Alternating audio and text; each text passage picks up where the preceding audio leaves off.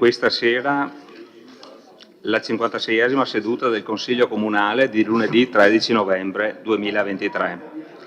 Silenzio in aula, per cortesia. Silenzio in aula. Silenzio in aula.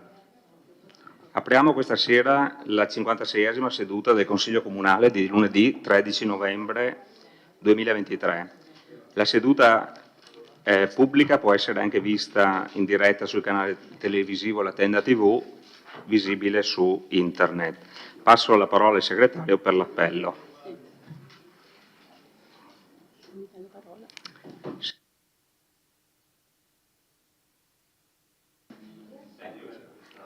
Casagrande Andrea. Vado. Dareggian Antonio. Arriva in ritardo, adesso non c'è. De Antoni Giulio. De Bastiani Alessandro. Denardi Barbara. Dus Marco. Miato Antonio. Presente. Pagotto Alberto. Parrella Roberto. Rasera Gianni. Rosset Mario. Salezze Silvia. Sant'Antonio Paolo. Presente. Scottà Giancarlo. Tonon Roberto. Varaschin Gianni. Numero legale c'è. Benissimo. Allora do il benvenuto questa sera al consigliere comunale Giancarlo Scottà, che oggi entra in Consiglio Comunale in sostituzione del consigliere Maurizio Gomiero, recentemente dimessosi. Per lui si tratta di un rientro in quest'Aula che lo ha visto protagonista in passate consigliature. Certo di interpretare il pensiero del Consiglio Comunale, auguro a lui buon lavoro in questi ultimi mesi di attività consiliare che ci separano dalle prossime elezioni amministrative ed in cui auspichiamo possano essere prese decisioni non solo importanti, ma soprattutto utili per la nostra città. Nomino gli scrutatori: Pagotto, Rasera, Denardi, va bene, grazie. Bene, se ci sono delle comunicazioni, prego.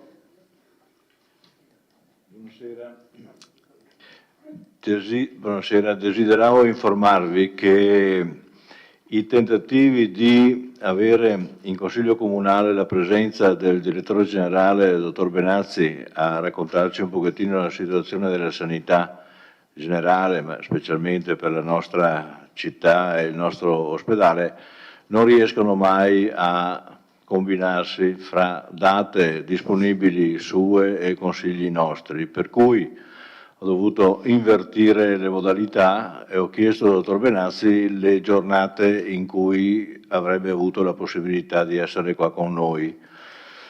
Nel mese di novembre la disponibilità residua sua era delle giornate del 27 e 28 di questo mese, per cui ho optato per il 27. Se il giorno del 27 ci sarà bisogno di fare un consiglio comunale, il dottor Benazzi verrà in quel consiglio comunale. Se non ci fosse il consiglio comunale, il dottor Benazzi comunque verrà e sarete invitati a una serata specifica per parlare di quell'argomento là. Quindi 27 novembre, ore 20, lo avremo qua. Comunico anche che il Fadalto è stato definitivamente riaperto un paio di ore fa.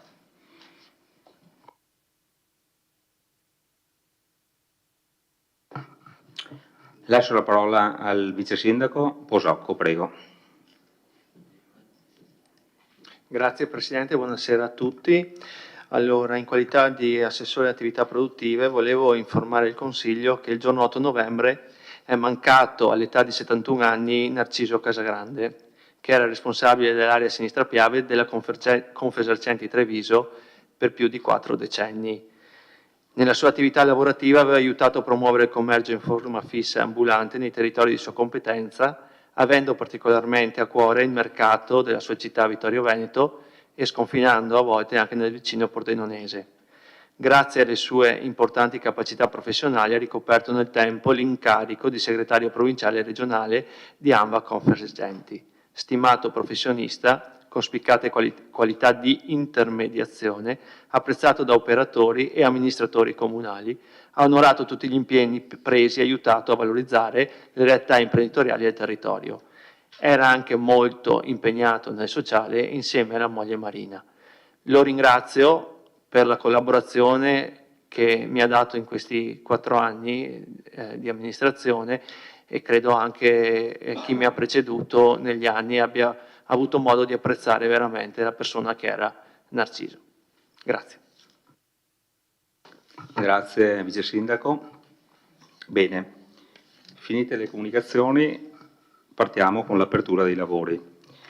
Allora, primo punto all'ordine del giorno, bilancio di previsione 2023-2025 allegati, variazione numero 4. Lascio la parola all'assessore, al Vice Sindaco Posocco per l'illustrazione della delibera. Prego, Vice Sindaco.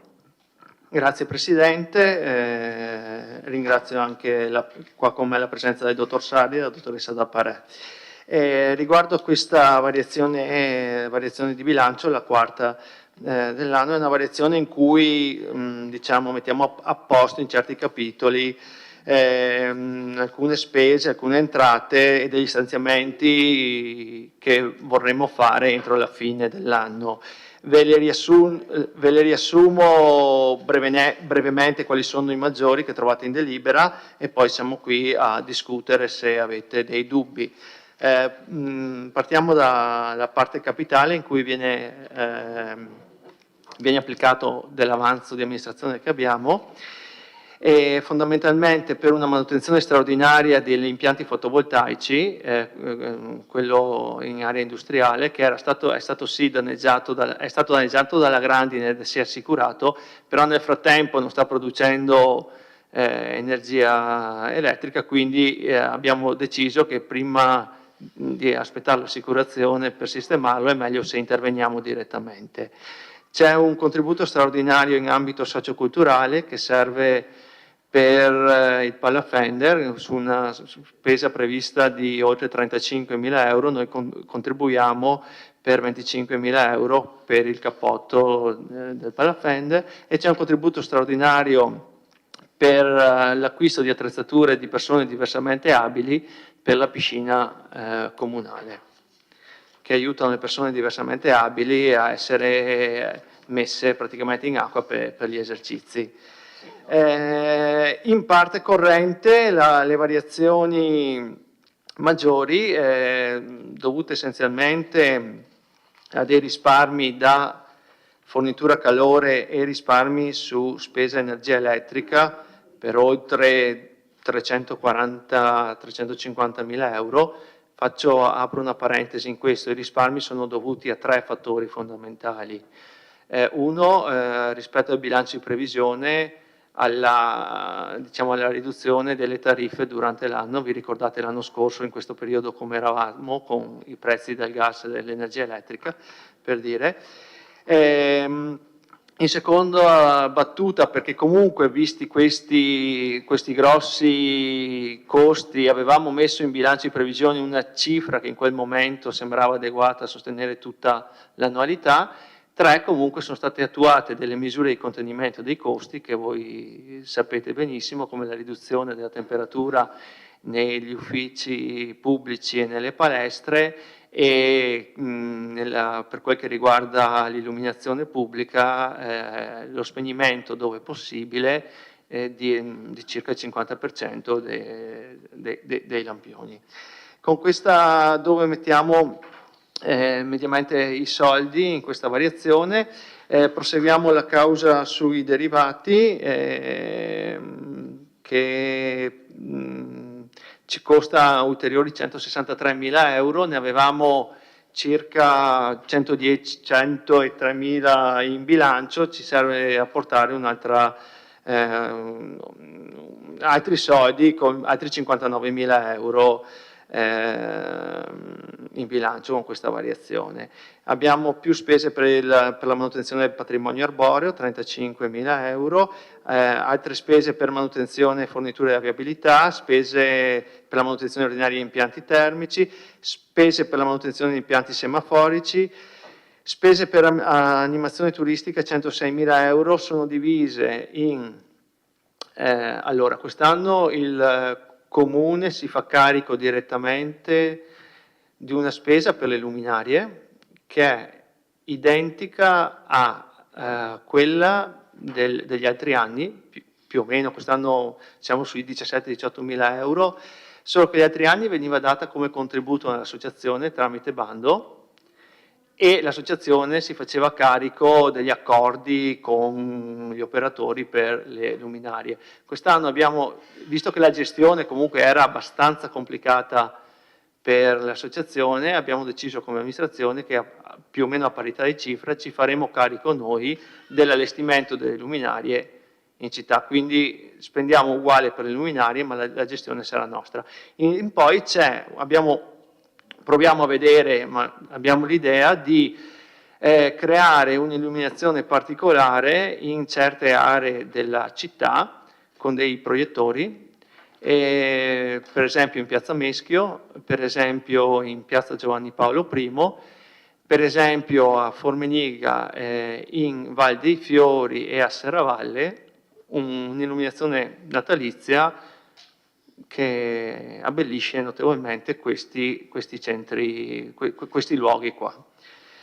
Dopodiché invece l'altra rimanente cifra, questo per un totale di circa 50.000 euro le due cose, l'altra cifra, 56.000 euro, viene assegnata a un bando per le manifestazioni natalizie che ci saranno, di cui alcune siamo a conoscenza, tipo gli eventi qua in centro, che c'è l'associazione Vittorio Veneto al centro che vuole organizzare, la Confartigianato, scusate, che si vorrebbe far carico di illuminare i giardini pubblici qua in centro, c'è l'associazione, credo la parrocchia di Meschio, che vuole fare qualcosa in Piazza Meschio, ci sono le lanterne a Serravalle per i mercatini in Piazza Minucci, Serravalle vive con il solito albero, se ce la fa, in piazza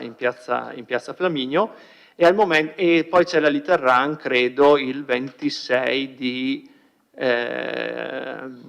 dicembre.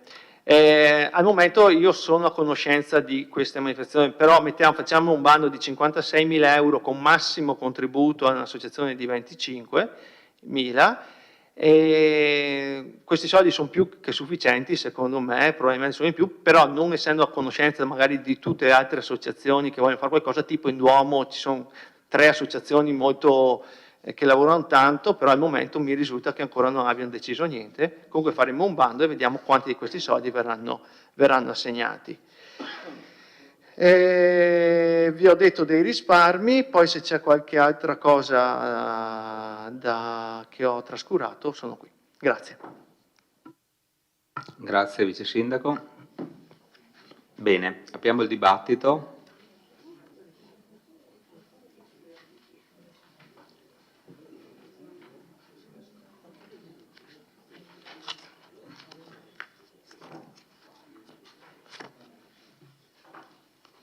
Prenotazioni?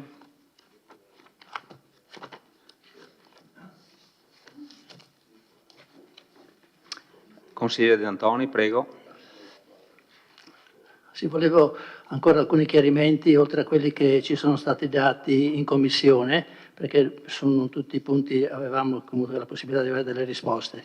Allora, il primo punto interrogativo è su quella riduzione di 102.000 euro per il fondo affitti, contributi che credo arrivassero dalla Regione o dallo Stato. C'è stata una riduzione dei fondi, diciamo motivati da qualche cosa, oppure cos'è successo? Seconda cosa, ho visto che quei 30.000 euro in meno di incassi sugli affitti, sono 30.000, sì. Minori canoni di locazione immobili sono 30.000 euro. Mi è stato detto in commissione che deriva da una rivisitazione, o se ho capito bene, del contratto di locazione con MOM. Mi chiedevo, per aver letto sul giornale nei mesi scorsi o negli anni scorsi, che era stato proposto a MOM di acquistare l'immobile uffici e forse anche l'autoparco, non so, chiedo, però è rimasto in piedi un contratto di locazione? Domando. E a che cosa si riferisce? E mi chiedo anche come mai non è stato poi trovato un accordo tra il Comune e MOM per la vendita degli uffici e dell'autoparco, visto che di qui non ne abbiamo mai parlato. Poi alla voce spese, prego? No, ho pensato io che si chiami autoparco, ci sono gli uffici e poi c'è una zona, questa qui in via Vittorio, in parcheggio, sì, parcheggio. Poi nella voce spese ho visto che ci sono 35.000 euro per manutenzione e patrimonio arboreo. Volevo sapere se l'assessore aveva un progetto particolare oppure se sono stati individuati degli interventi o se finalmente abbiamo predisposto un progetto che possa garantire una programmazione e una corretta manutenzione del verde. Una curiosità, ho visto questi 17.500 euro per manutenzione impianti semaforici, girando per Vittorio ci si accorge, verso tutti gli automobilisti, e soprattutto a certe ore, che i semafori non rispondono esattamente alle situazioni che ci sono. Nel senso che ci sono dei momenti in cui ci sono le code, ad esempio sul semaforo che c'è davanti a Gennaro, via Vittorio Emanuele, diciamo che si incrocia con via Dante, ci sono delle forti code, diciamo, sulla strada su via Dante, mentre sulla strada Vittorio Emanuele non ci sono code, anzi il semaforo resta verde, non ci sono auto, e ci sono altre ore della giornata in cui via Dante è scorrevole, mentre via Vittorio Emanuele è più, chiaramente a seconda degli orari, no? Degli uffici, delle scuole, eccetera. Volevo capire se i nostri impianti semaforici sono programmabili e se è stato dato mandato, ma spero di sì, alla polizia locale per capire se questa programmazione, così come è stata fatta, è sempre efficace oppure se non meriti di fare qualche verifica. Mi chiedevo come mai c'è questo risparmio di 60.000 euro per le rette di ricovero anziani e assistenza domiciliare, se c'è stato qualche motivo per cui c'è stato questo risparmio, oppure se non ci sono più anziani che vanno nelle case di riposo, e visto che c'è anche l'assessore, chiedevo, ogni anno ci troviamo alla fine dell'anno e io ogni volta glielo faccio presente, assessore Caldar, che ci sono questi risparmi sulla spesa per il personale, no? Mi è già stato detto che c'è un forte turnover, che ci sono le difficoltà alle sostituzioni, eccetera, eccetera. Ci sono 47.000 euro di minori spese per il personale. Mi chiedevo, stante la difficoltà che c'è sempre ad avere persone, quindi non è un problema diciamo, dell'ufficio, è questa difficoltà ma perché sapendo che c'è questo risparmio non troviamo delle modalità per assumere magari a tempo determinato del personale? Penso all'asilo nido che spesso deve ricorrere a personale che non ha mai sufficienza personale, ma penso anche, non so, anche agli operai. È chiaro, su certi lavori più semplici che non richiedono una grande professionalità, ma al limite per l'asilo nido basta il titolo insomma, di studio, avere delle persone che magari per 3 mesi o 6 mesi possono sostituire il personale che non c'è o comunque dare degli incarichi temporanei, credo che potrebbe essere un sistema. Non faccio nessuna critica, mi chiedo solo se questa cosa è possibile o perché eventualmente non è stata fatta. Facendo un conto semplice, insomma, 47.000 euro corrispondono a 15-18 mensilità medie di un dipendente, medio diciamo, quindi penso che pensando a questo modo forse qualche cosa in più si potrebbe dare agli uffici e quindi garantire una riduzione di quelli che sono i carichi di lavoro. Un'ultima osservazione, una richiesta di chiarimento volevo fare, o spero che sia un suggerimento accoglibile. Ho visto che nella parte annualità 2024 tra le spese di investimento c'è uno stanziamento di 45.000 euro per l'allestimento sede ufficio IAT. Ho chiesto in commissione, mi è stato detto che l'ufficio interessato è quello esistente in via della Vittoria, diciamo. mi chiedevo, alla luce anche di quell'incontro che è stato fatto alla presenza anche dell'assessore con i condomini come si chiama? Del quadrilatero, perché non pensare a sfruttare questi soldi per, ad esempio, prendere in affitto uno di quei locali che sono sfitti e cominciare a creare attorno a questo ufficio un po' di movimento? È, diciamo, una cosa che potrebbe poi essere, ampliando un po' anche le prospettive o l'investimento, potrebbe anche essere, visto che ce ne sono almeno 3 o 4 che sono non affittati, si potrebbe anche pensare, ad esempio, visto che siamo nell'UNESCO e siamo anche nella zona del Prosecco, magari fare, che so io, una mostra di prodotti tipici, dove c'è il vino che fa da padrone, ma potrebbero essere messe anche altre cose. Sarebbe un'ipotesi, piuttosto che trasferire l'anagrafe, come era stato proposto, no, in quella riunione, forse diciamo, realizzare lì questo ufficio IAT creerebbe un po' di movimento, è leggermente più distante dalla stazione, ma comunque con idonea segnaletica, diciamo, le distanze sono pressoché simili, insomma. Queste erano le domande. Grazie. Grazie, consigliere. Consigliere Dus. Sì, buonasera. Una considerazione, ho visto che tra la parte di investimento c'è questo contributo straordinario in ambito socioculturale per 25.000 euro, che è il cappotto del Palafender. No, mi fa piacere che si investa su questo edificio che, quando era stato pensato e iniziato a realizzare, era stato definito da taluni una marchetta. Adesso vedo che ci sia un investimento da parte dell'amministrazione e quindi bene che si continua ad investire, visto che poi è un'area che viene molto sfruttata sia dalla cittadinanza che dalle associazioni, e quindi credo sia assolutamente il caso che si completi come era stata ipotizzata fin dal suo inizio.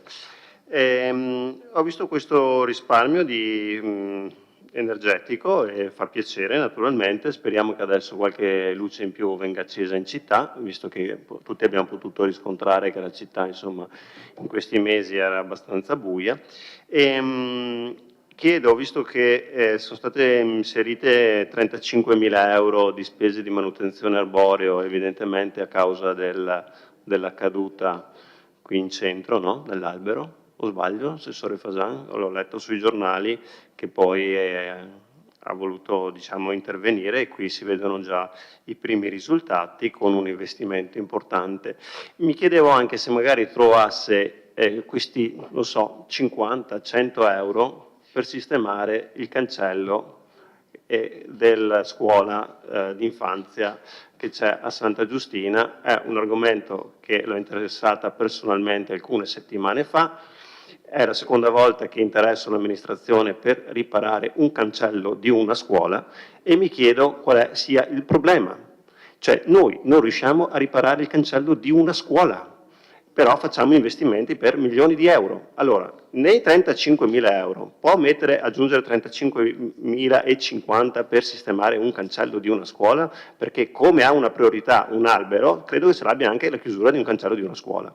Allora, un anno ci abbiamo messo per sistemare il cancello della scuola giù ai Vendran. Adesso ci mettiamo altri 6 mesi per sistemare quella a Santa Giustina. Io mi domando se si deve passare il tempo in Consiglio Comunale per sollecitare l'amministrazione a sistemare un cancello, che dovrebbe essere un'operazione semplice e rutinaria. No, non lo so, ditemi voi.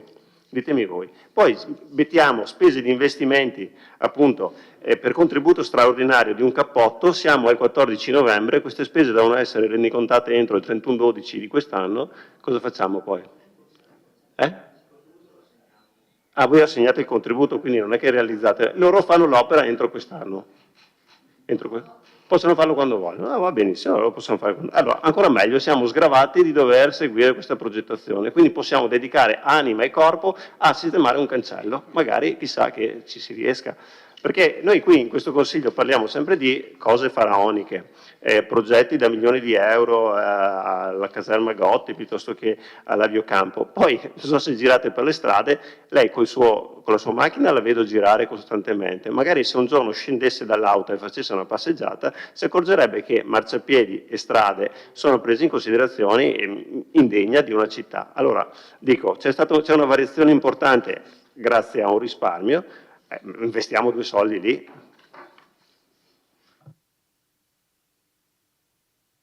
Grazie, consigliere. Ci sono prenotazioni? Bene, allora non ci sono interventi, allora prenotatevi. Allora lascio la parola all'assessore Caldart, prego. Grazie.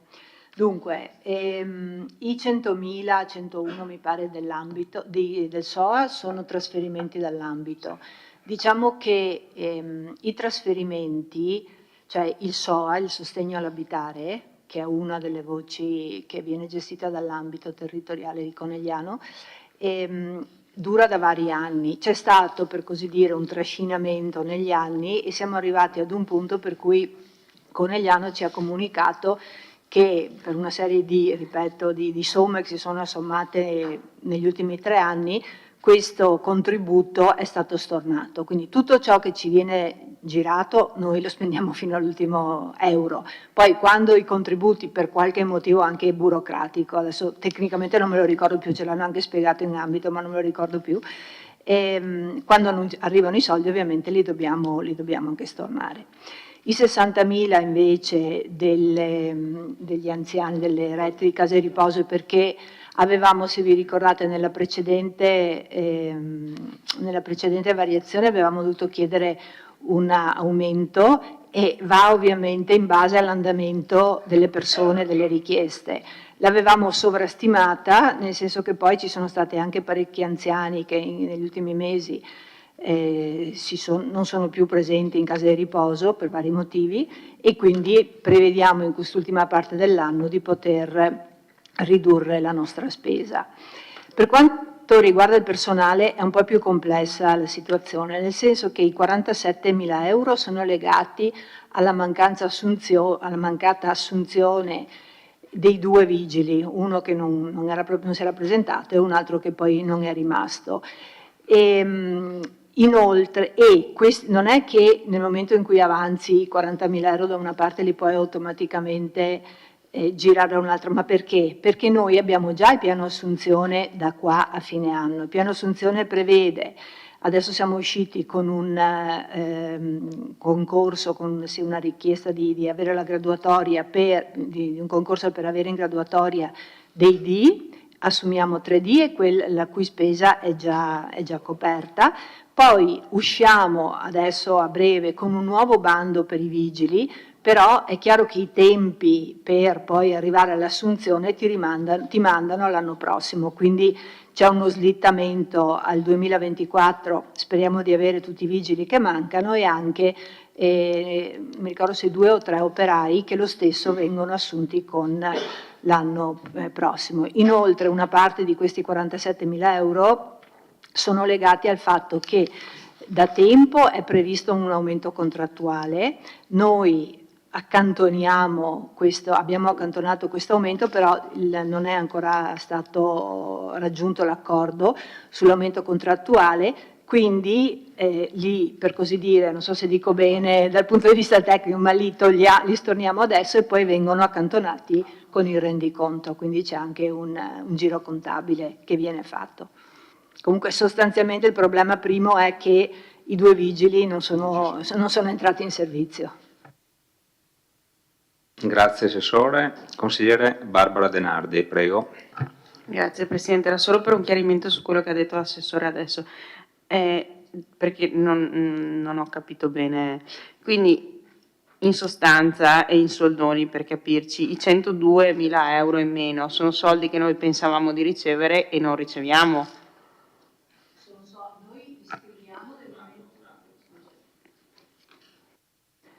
li iscriviamo in entrata nel momento in cui abbiamo la comunicazione dall'ambito. Nel momento in cui l'ambito ci dice non te li trasferiamo più, li dobbiamo cancellare, cioè i soldi dell'ambito, a parte alcune partite dove hai il cofinanziamento, arrivano e vanno con una... Sì, quindi ma non sono tutti di quest'anno, questo è il punto, sono una serie di, per così dire, avanzi che non sono stati usati dagli anni precedenti. E che pensavamo di ricevere? Che pensavamo di ricevere, però non abbiamo ricevuto. Sì, nel senso...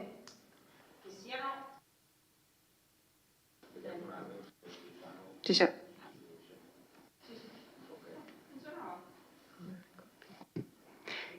Quindi per capirci, a prescindere dall'anno di imputazione, noi pensavamo che alla fine sarebbero un anno o l'altro, o quest'anno o l'anno scorso, arrivati in totale 102.000 euro, oltre a magari quelli che saranno arrivati, e di questi 102 in particolare non arriveranno più e quindi non li potremo più distribuire. Era solo per capirci nella pratica, grazie.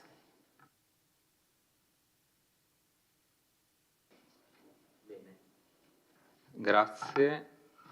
Consigliere De Antoni. Sì, non mi ritengo pienamente soddisfatto dalle precisazioni che mi ha dato Assessore, perché innanzitutto i 102.000 euro, da come mi è stato detto in Commissione, sono contributi fondo affitto, principalmente per la gran parte. Noi abbiamo fatto dei bandi, no, per intervenire a favore degli inquilini che sono in difficoltà, eccetera, ed è stato coperto, diciamo, c'erano anche pochi contributi concessi, forse per la mancanza di fondi. Questi però sono soldi, sono partite correnti, e questi soldi sono là e sono, diciamo, li abbiamo tolti, non è che poi si possono riportare negli anni successivi.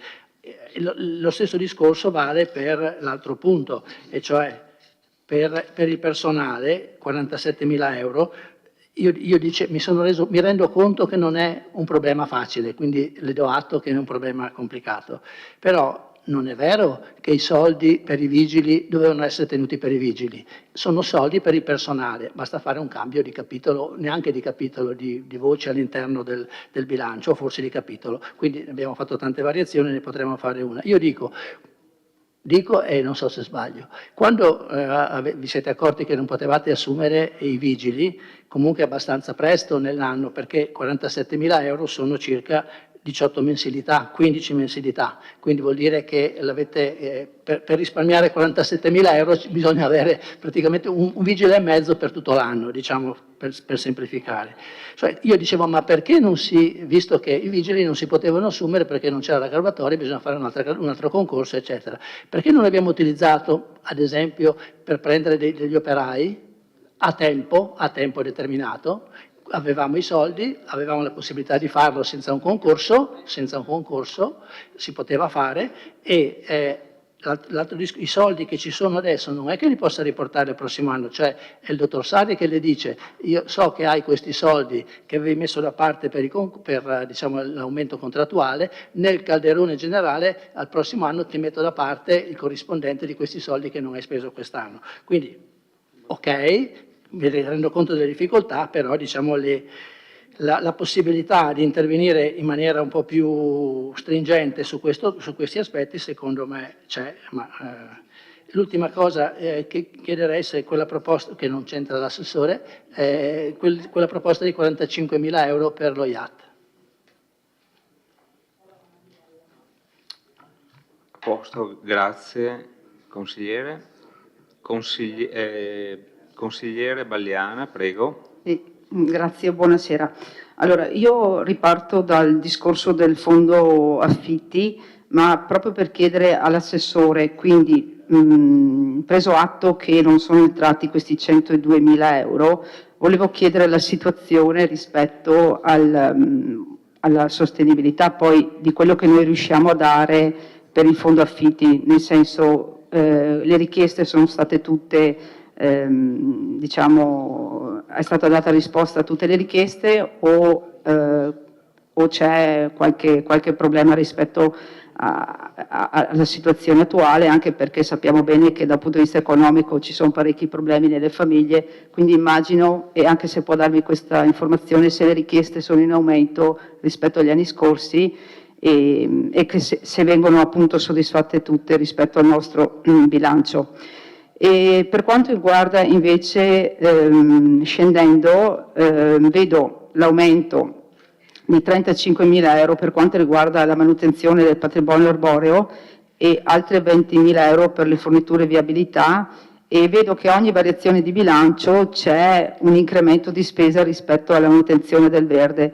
Questo sta a indicare che, come abbiamo sempre detto fin dall'inizio di questa consigliatura, l'aspetto del verde urbano è un aspetto essenziale per questa città, solo che continuare a fare variazioni così senza avere una pianificazione fin dall'inizio dell'anno o fin dall'inizio anche della consigliatura, mancando anche un piano strutturale del verde, un piano del verde che in ogni città adesso è obbligatorio, ci rende sempre necessario fare continuamente delle variazioni di bilancio per rincorrere a quella che è la necessità poi di manutentare il verde. E quindi avevamo chiesto fin dall'inizio di questa consigliatura la possibilità di fare un piano del verde, ripeto, con tutto quello che necessita un vero piano, perché è veramente tipo un piano urbanistico, insomma, no? E so che è impegnativo farlo, però secondo me una volta fatto si avrebbe un'idea di quello che è l'intervento poi annuale fisso da fare sulla manutenzione. E quindi questo è una cosa. Invece per quanto riguarda gli altri aumenti di spesa, mi trovate d'accordo sull'aumento, però mi vengono anche dei dubbi come consigliere, nel senso che si trovano assessore al turismo e assessore allo sport 106.000 euro per fare il Natale, e mi sta bene, se fossero anche di più non sto contestando la metodologia, però mi chiedo, da 2 o 3 anni ci sono situazioni, faccio l'esempio delle palestre, che mi rifaccio un po' il discorso che ha fatto il consigliere Dus, dove ci sono situazioni che non vengono sistemate da 2-3 anni. Faccio l'esempio della palestra di Pontavai, inaugurata poco tempo fa e intitolata a Giuseppe Bortoluzzi, doverosa intitolazione, però poi se noi entriamo nella palestra vediamo una situazione veramente di degrado, io direi, al di là anche della manutenzione dell'attrezzatura stessa della palestra. Lei sa bene che sono i canestri che non sono manutentati da 4 anni, da 3-4 anni abbiamo fatto richieste più di una volta, c'è stata da parte della società, poi ci sono situazioni in quella palestra da sistemare. Quindi io mi chiedo, è un po' quello che diceva il consigliere Dus, in questo consiglio comunale, in questa amministrazione, avete sempre continuato a tenere un filo conduttore che si è dimostrato molto alto su investimenti che poi vedranno la luce forse più avanti, però su quella che è la manutenzione ordinaria della città, delle strutture, delle strade, dei marciapiedi, mi sembra che sia davanti agli occhi di tutti che siamo in una situazione veramente al limite della decenza, direi, al limite. Quindi, ripeto, ho difficoltà a dare l'ok per una variazione di questo tipo. Ripeto, non voglio togliere nessun contributo a nessun capitolo, però le cose essenziali vanno fatte. Voglio dire, mi ripeto, su Pontavai c'è gente che gioca sul parquet, anche i ragazzi delle scuole che respirano la polvere che sale il pavimento è rotto in mezzo, la polvere sale, quindi voglio dire siamo in situazioni ormai veramente al collasso, direi, se non quasi. Poi la stessa cosa per quanto riguarda i risparmi sulle spese dell'energia elettrica. Abbiamo 213.000 euro di risparmio, ora è da più di un anno, direi, che dopo c'è stata la variazione della spesa della corrente elettrica, che i lampioni stradali sono accesi uno sì, uno no, e ci sono, penso che avrete avuto anche voi delle lamentele rispetto all'oscurità poi che ci sono in certi viali, al di là che gli impianti elettrici sono ormai obsoleti e quindi sono da sistemare, però motivo in più perché i lampioni siano accesi a questo punto, perché ripeto, ci sono persone anche anziane che assolutamente non riescono a vedere dove camminano, insomma, ecco. E mi fermo qua, grazie. Grazie, consigliere. Assessore vuole replicare? Dopo. Consigliere Tonon. Sì, grazie Presidente, buonasera. Mi soffermo solo su 2 punti. Allora, uno, quello della Fender. Ha già sottolineato il mio capogruppo come dire, la diversità di opinioni a seconda della posizione in cui si è seduti. Noi eravamo d'accordo allora, parlo di oltre 5 anni fa, e siamo ovviamente d'accordo adesso. Qualcuno l'aveva definita letteralmente una marchetta, l'investimento che la nostra amministrazione aveva fatto nel Palafender, e adesso invece evidentemente ha cambiato idea. Non è più una marchetta, ma è un contributo straordinario. E ben venga il contributo straordinario, anche perché, lo ricordo, quell'immobile è in un terreno di proprietà comunale, è interamente di proprietà comunale, costruito con buona parte con contributi di privati e associazioni. Punto. Vado all'altro punto, è quello che riguarda gli affitti. Allora, da un lato, se non ho compreso male, Assessore, noi abbiamo di fatto una mancata entrata che era prevista di 102.000 euro per la gran parte, che per la gran parte sarebbe stata inserita nel fondo affitti, e quindi non sarà possibile contribuire a sostenere chi si trova in difficoltà nel pagare i canoni di locazione.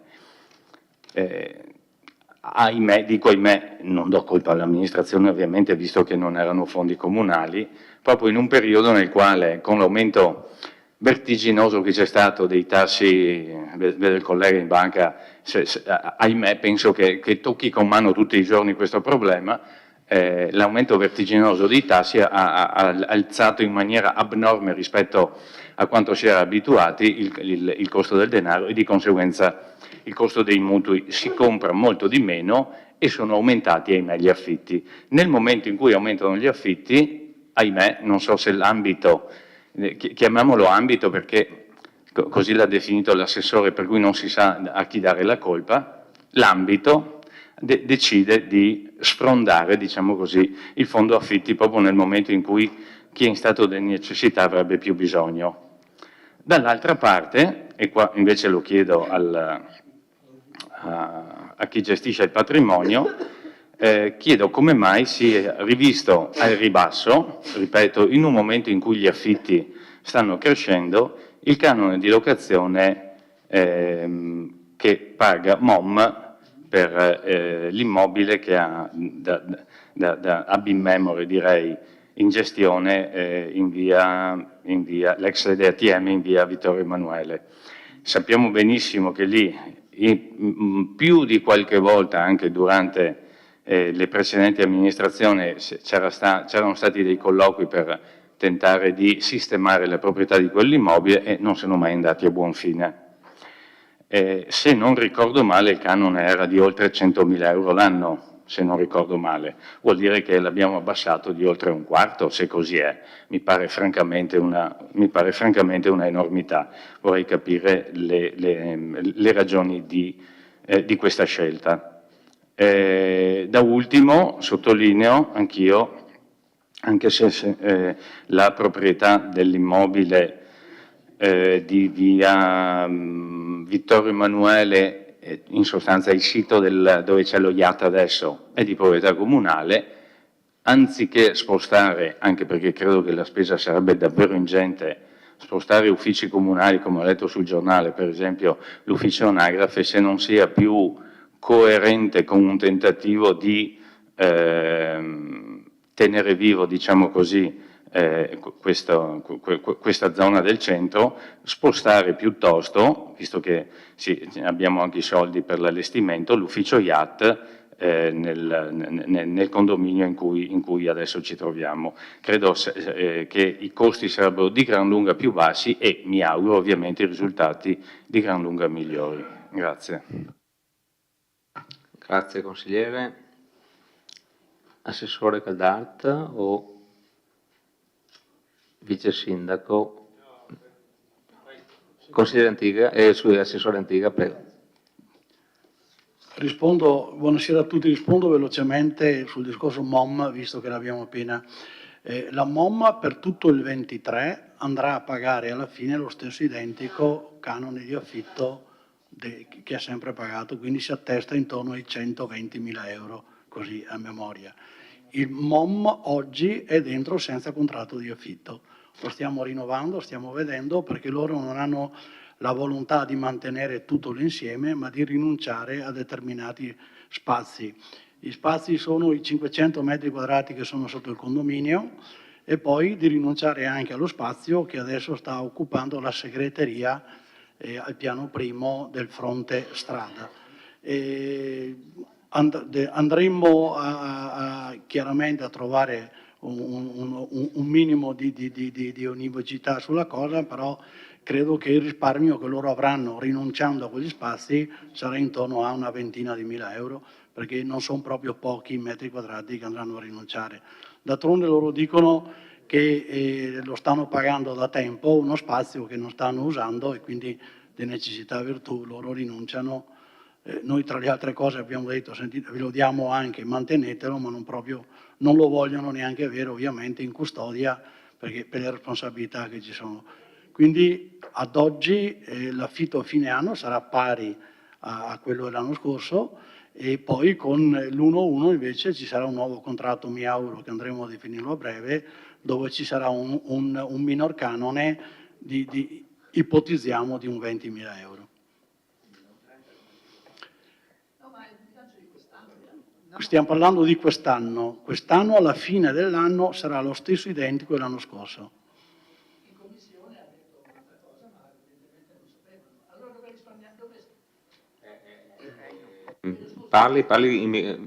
Prenoti il microfono. Scusate se sono intervenuto. No, in commissione mi è stato detto che i 30.000 euro in meno di affitti per il 2023 derivano da una rivisitazione del contratto MOM. Questo, se ho capito male, correggetemi, ma questo è stato detto in commissione. Ok, dopo. Sì, no, era per... Sì, cercate di inserire il badge, altrimenti poi nei verbali vengono fuori nomi a caso e questo non va bene. Quindi visto che ci sono i badge, inserite il badge, esce il nome corretto e poi nel verbale troviamo il nome corretto. Stupendo. Prego. C'era prima raccaldata. Vai tu, dopo farò anch'io. Vai. No, aspetta, fammi rispondere dopo gli passo la parola. Sì, voleva... Paolo? No, vorrei iniziare io. Paolo, posso iniziare io? Mi fate la parlare. Prego, assessore. Sì, grazie, così poi passo la parola al dottor Sarri e conclude anche il discorso sul personale. Allora, per il SOA vorrei tranquillizzare nel senso che tra l'altro sono soldi che arrivano dalla Regione agli ambiti, quindi l'ambito fa un po' da distributore, nel senso che mette in piedi il progetto e poi suddivide i fondi, però i soldi arrivano a monte, sono destinati a monte.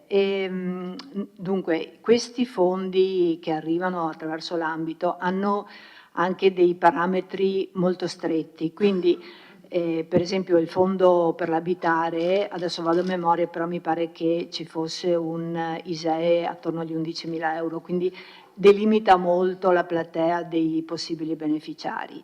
Ovviamente noi continuiamo con fondi nostri a far fronte alle richieste di contributi. Voi sapete che non è automatico che una persona arriva lì col conto e il giorno dopo gli dai tanto quanto, c'è tutta un'istruttoria da parte giustamente degli assistenti sociali che valutano il caso per caso ed intervengono.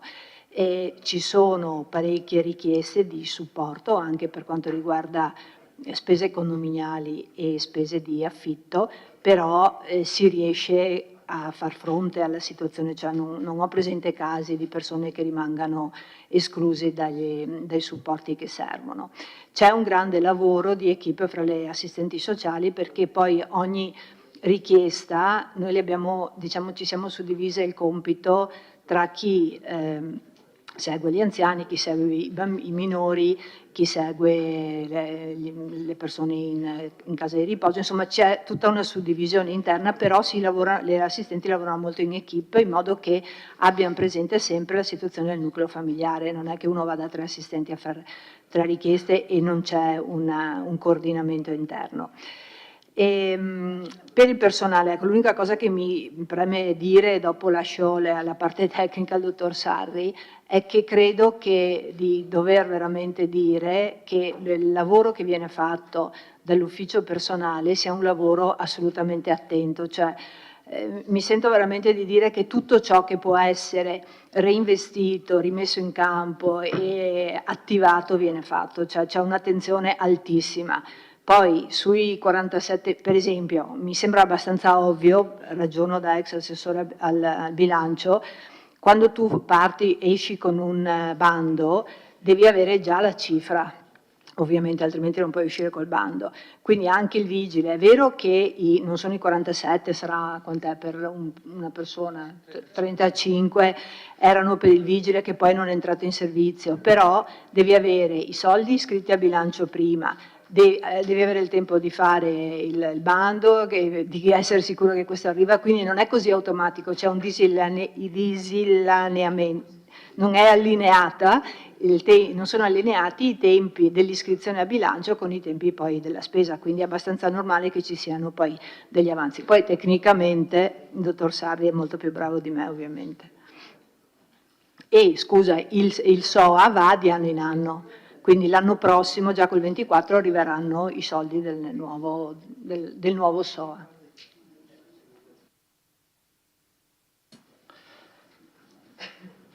Allora, buonasera a tutti. Faccio 2 precisazioni veloci tecniche sul quanto riguarda i fitti attivi e sulla spesa di personale.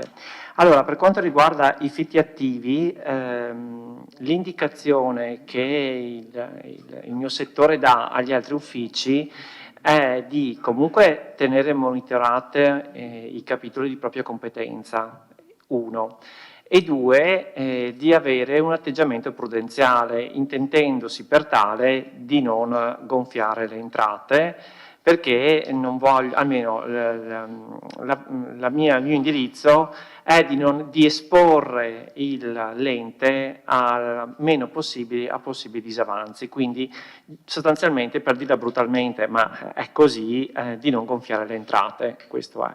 Quindi per quanto riguarda il capitolo dei fitti attivi che è oggetto di variazione questa sera, il Servizio Patrimonio ha fatto un esame di tutte le convenzioni accertate in quel capitolo e di fatto manca da accertare solo la MOM, per la quale il contratto è scaduto e quindi, come diceva l'assessore, attualmente c'è una occupazione senza titolo. Ora, premesso che l'Ufficio Patrimonio mi riporta che il futuro contratto andrà registrato, sarà stipulato, diciamo, con una metratura inferiore rispetto al precedente e quindi è plausibile ipotizzare che la relativa entrata sia minore, pur essendo vero che un'occupazione senza titolo di solito generalmente si applica il canone del contratto scaduto, ma non sempre, io francamente ho invitato l'Ufficio Patrimonio ad avere un atteggiamento prudenziale, da qui a sottostimare l'entrata, dopodiché se ci saranno maggiori entrate, buon per noi, confluiranno nel risultato d'amministrazione. Questa è la spiegazione delle indicazioni della variazione di bilancio. Per quanto riguarda il personale, che insomma la situazione è anche già stata spiegato dall'assessore, mi permetto solo di sottolineare che non è sufficiente una variazione di bilancio, perché fare un simile spostamento, fra virgolette, di risorse, così volgarmente detto, esula da un principio fondamentale che è quello della programmazione, nel senso che non la fa questo Consiglio, la fa la Giunta Comunale, e quindi attraverso il piano integrato di attività e organizzazione, nel momento in cui il concorso di vigili sia andato deserto, spostare risorse significa cambiare la programmazione, cioè la Giunta deve dire per quest'anno non assumo più vigili e mi riservo di fare le future assunzioni con la programmazione dell'esercizio successivo. Ecco, per carità tutto è fattibile, ma questo è un segnale che l'amministrazione dà di fatto, anche se il concorso è andato deserto, cioè rinuncia ad investire su determinati settori, indirizzo che non è stato dato, e quindi il piano integrato di attività e organizzazione è rimasto tale. Aggiungo anche un'altra cosa, assunzioni a tempo determinato. Ci sono dei vincoli di finanza pubblica dato da una vecchia legge del 2010 che ammette, esulando alcune fattispecie di servizi essenziali, ma comunque vincola le assunzioni al tempo determinato al 50% della spesa sostenuta nell'anno 2009 oppure 100% se si è virtuosi. Detto questo, le assunzioni, cioè non è che si possono fare assunzioni a tempo determinato per 6 mesi, perché abbiamo dei vincoli di finanza pubblica, ad oggi mi risulta con il budget completamente saturo. In più, anche diciamo che la modalità ordinaria di assunzione nella pubblica amministrazione è il tempo indeterminato e il tempo determinato costituisce l'eccezione. Quindi di fatto non è che possiamo destinare risorse a tempo indeterminato a contratti a tempo determinato se non ricorrono le fattispecie di legge. Quindi di fatto queste sono le motivazioni tecniche relativamente a questi risparmi. Aggiungo un terzo aspetto, nel senso che per quanto riguarda, siamo comunque sia personale dirigenziale che non dirigenziale in vacanza contrattuale, è una delle metodologie utilizzate dall'ente per la copertura dei rinnovi contrattuali è prevedere tali aumenti nei vari capitoli di bilancio. Naturalmente dalla bozza del disegno di legge di bilancio è certo che non si arriverà alla stipulazione del contratto entro il 31/12 e quindi anche qui dovremo fare un accantonamento che lo faremo col rendiconto al fondo rinnovi contrattuali, ancorché non obbligatorio, e comunque anche qua abbiamo avuto dei risparmi sui capitoli. Queste le motivazioni tecniche di risparmio, insomma, grazie. Grazie, dottor Sarri. Vice Sindaco Posocco, prego. Sì, rispondo al consigliere De Antoni riguardo l'ufficio IAT, fa parte del progetto regionale delle Porte dell'Accoglienza, il cui accordo è stato sottoscritto il 25 gennaio del 2021, indicando in quella data l'immobile in Viale della Vittoria 110.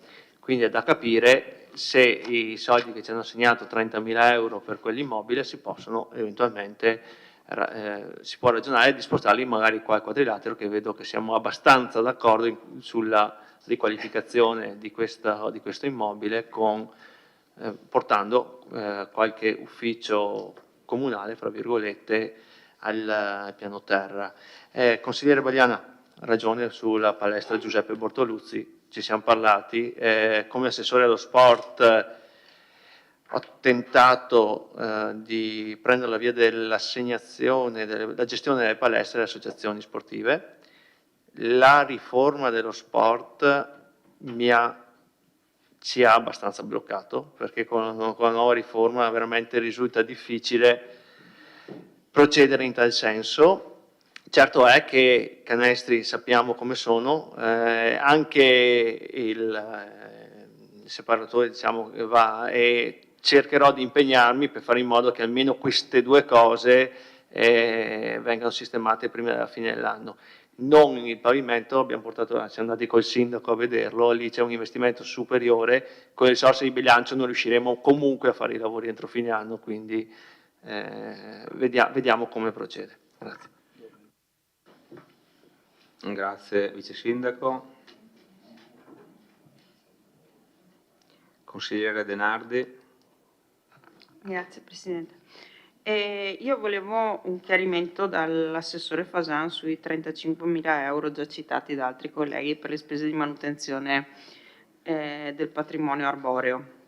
Mi spiego, perché vorrei capire se sono soldi che avete già diciamo così, determinato come spendere o se state ancora ragionando come fare, visto che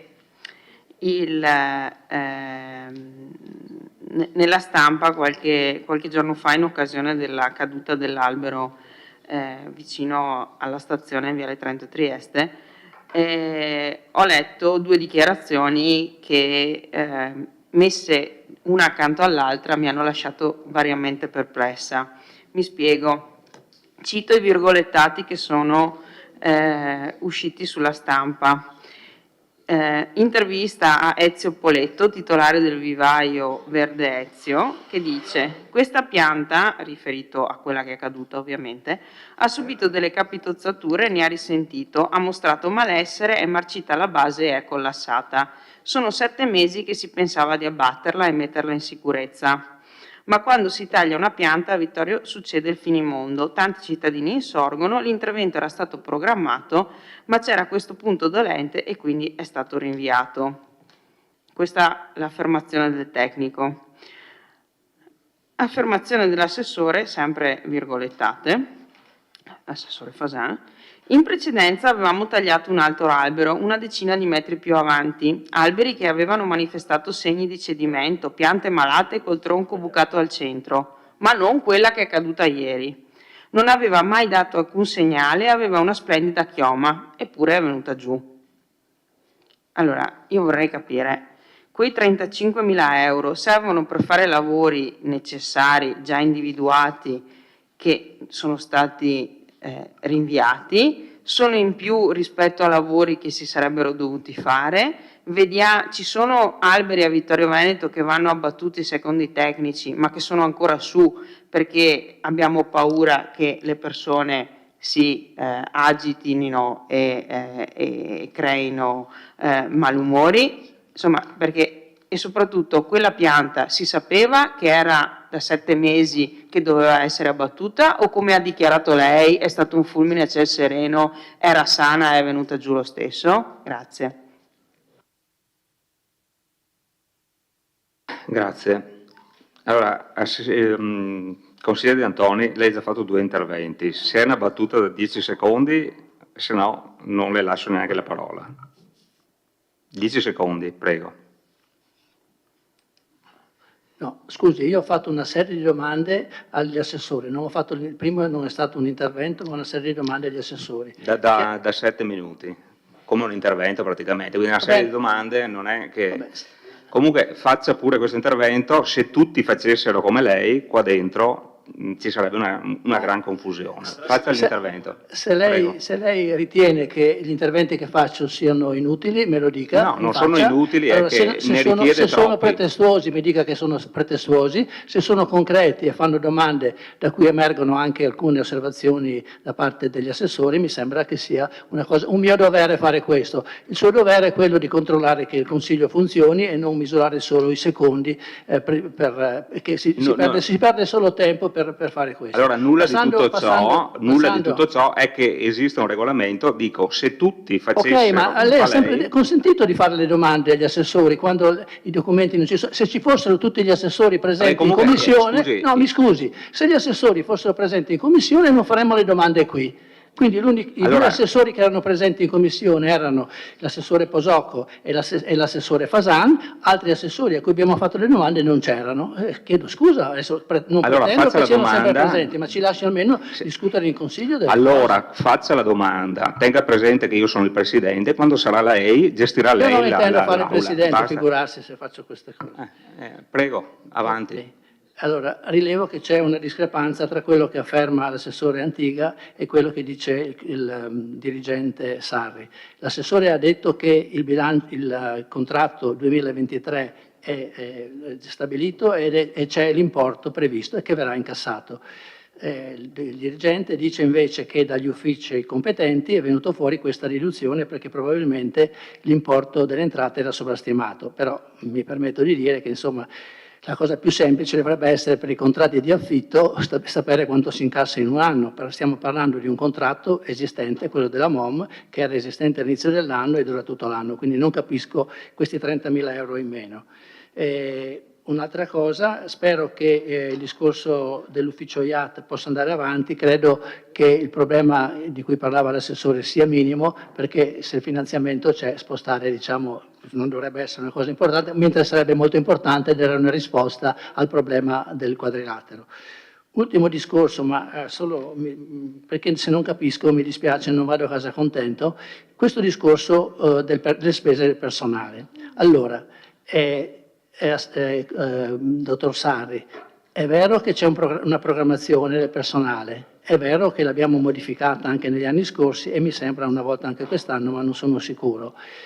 Io credo che le assunzioni a tempo determinato possano essere fatte con i limiti che lei mi dice, non mi risulta che ci siano tante assunzioni in corso a tempo determinato, quindi per qualche servizio essenziale, ad esempio l'asilo nido, che anche qui in questa sede si è parlato di questa, della scarsità di personale perché alcune signore erano malate, eccetera, eccetera, credo che una sostituzione di 3 mesi o di 6 mesi possa essere fatta senza stravolgere il bilancio e senza andare contro a quelle che sono le indicazioni della legge per quanto riguarda il fabbisogno di personale. Basta. Consigliere Tonon. Grazie.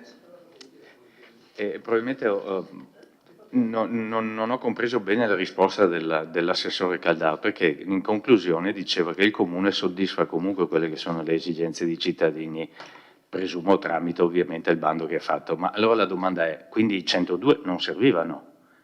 Perché se il Comune comunque soddisfa, e questa era la fine del suo intervento, mi chiedo, e i 102 a cosa sarebbero serviti allora?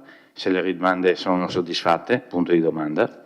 Anche perché, se non ricordo male, questo è un fondo affitti tagliato, diciamo così, non so se sia il medesimo, dal Ministero delle Infrastrutture a settembre di quest'anno per affitti 2022, fra l'altro. E quindi tagliamo il 22 e tagliamo anche il 23, visto che è già stato annunciato, se non ho capito male, almeno leggendo qualche giornale, tagliati anche per il prossimo anno a livello nazionale in questo caso. Di conseguenza non arriveranno neanche alle regioni se non mettono dei propri fondi. Altra cosa, dottor Sarri, io capisco la questione prudenziale, però anche se c'è un'occupazione senza titolo perché il contratto è scaduto, posto che poteva essere rivisto prima, ma può succedere che scada, è normale che uno incassi esattamente la stessa cifra che aveva stabilito col contratto di locazione. Quindi, ripeto, non capisco essere prudenti, ma in questo caso mi pare francamente eccessivo, a meno che non dica, tiriamo via 30.000 così dopo siamo sicuri che li rimettiamo più avanti, visto che l'assessore ha detto MOM per quest'anno pagherà esattamente tutto quello che ha pagato negli anni scorsi, quindi tutto il canone completo. Qualora chi occupa senza titolo pagasse meno di quanto era stato stabilito con contratto scaduto, l'amministrazione, meglio il locatore, avrebbe buon gioco a chiedere di reintegrare ovviamente quanto manca. A me pare francamente, ripeto, che in questo caso si sia stati eccessivamente prudenti. Grazie. Grazie. Dottor Sari vuole rispondere subito? Allora, mi dispiace che probabilmente mi sono interpretato male per quanto mi sono spiegato male per quanto riguarda proprio la spesa di personale, nel senso che c'è una programmazione, ripeto, è possibile cambiarla, assolutamente sì, con deliberazione di giunta comunale. Il cambio di programmazione presuppone di dare un segnale alla programmazione, quindi un indirizzo, quindi nel momento in cui si tolgono le risorse per la polizia locale, evidentemente si vuole dare un segnale di non voler assumere nell'anno della polizia locale.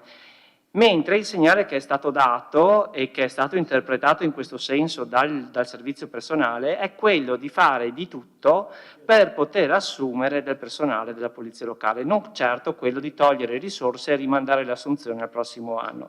Dopodiché, per tutta una serie di fattori che abbiamo conosciuto, non si sia potuto procedere alle assunzioni perché la graduatoria si è esaurita, perché non ci sono graduatorie disponibili, perché i bandi di mobilità non sono dati a un buon fine, di fatto sicuramente, come ha detto prima l'assessore, l'ufficio ha fatto tutto il possibile per adempiere a quello che era previsto nella programmazione. Dopodiché i vincoli di finanza pubblica ci sono, le motivazioni ci sono, nel senso che il contratto a tempo determinato deve avere una sua motivazione e certo tutto si può fare a questo mondo nel rispetto dei vincoli di finanza pubblica e nel rispetto della programmazione. Anche qui per quanto riguarda la programmazione delle assunzioni a tempo determinato, mi sembra che il servizio personale abbia fatto tutto ciò ivi previsto. Eventuali future e ulteriori assunzioni potrebbero, perché non sono state valutate, essere state possibili previo cambiamento della programmazione, che però, ripeto, non è avvenuta. Per quanto riguarda invece il discorso degli affitti, dello IAT, sì, può essere, non dico di no francamente, però di fronte a un ufficio patrimonio che mi chiede, allora io ho dato l'indirizzo di essere sicuramente prudenziale, ho fornito all'ufficio tutti gli accertamenti fatti ad oggi sulla base di un titolo giuridico e quindi di cui ho titolo ad accertare in entrata. Se l'ufficio patrimonio per tutta una serie di valutazioni mi ha fornito al servizio questo importo, io non ho fatto altro che prenderne atto. Dopodiché gli uffici sono a disposizione sulle valutazioni effettuate, nel qual caso loro mi hanno assicurato che appunto era il problema della MOM, rimaneva da accertare solo il contratto MOM. Sulle valutazioni mi è stato riportato questo, se hanno fatto valutazioni diverse sicuramente gli uffici sono a disposizione, insomma. Grazie. Grazie.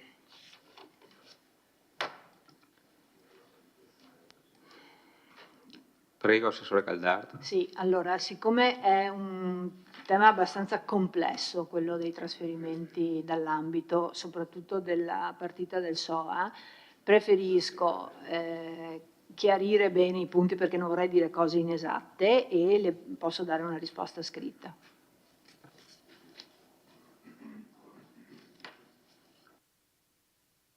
Assessore Fasan. Grazie. Ho preso un po' di appunti, ci sono parecchie domande, speriamo di rispondere a tutti, altrimenti mi solleciterete. Cominciamo con la scuola di Santa Giustina. Mi sembra che ne abbiamo parlato 2 settimane fa. Adesso io non so se sono sfortunato, sono andato 2 volte in quella scuola, per entrare ho suonato il campanello, mi hanno aperto. Ho parlato con l'insegnante e mi dice qui 10 giorni fa è arrivato un addetto, ha sistemato, però bisogna cambiare la serratura. Noi non abbiamo più, fra le figure del comune, un elettricista, ci affidiamo a una ditta esterna.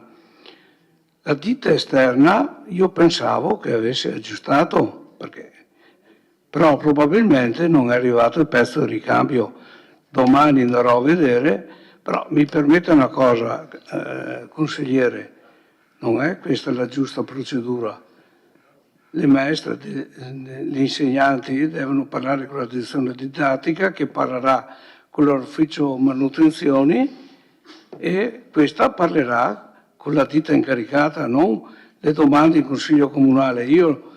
Saranno 10 giorni che non vado più a vedere se il cancello è stato aggiustato. Quanti giorni è lei? Speriamo che l'abbiano aggiustato nel frattempo, la domanda è rimasta inutile. Marciapiedi e buche. Lei non se ne sarà accorto, però anche in collaborazione con TIM e Open Fiber un paio di chilometri di marciapiedi li abbiamo fatti a Vittorio Veneto. Probabilmente, come lei dice, mi ha detto scendi dalla macchina e comincia a camminare per Vittorio, lei non l'ha fatto, cominciamo da via De Nadai per entrare in tutte le vie dove è operato Open Fiber. Buona parte dei marciapiedi sono stati sistemati, non basta, però è sempre una questione di bilancio.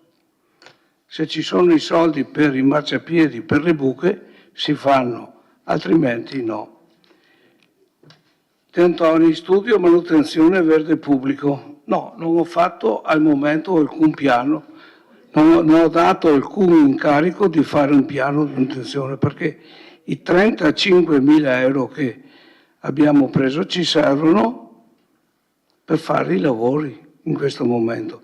Il prossimo anno, nel prossimo bilancio, probabilmente daremo un incarico per fare un piano del verde, probabilmente, però sì, è caduto e si è schiantato quell'albero, però non mi sembra che il verde di Vittorio Veneto sia così male, sa.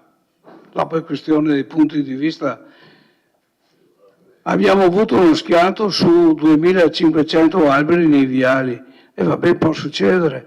Poi se Poletto Ezio dice che hanno fatto delle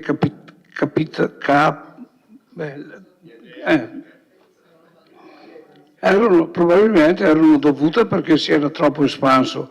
È chiaro che quando, lo dico e lo ripeto, si piantumano alberi sui viali si decide già la loro fine.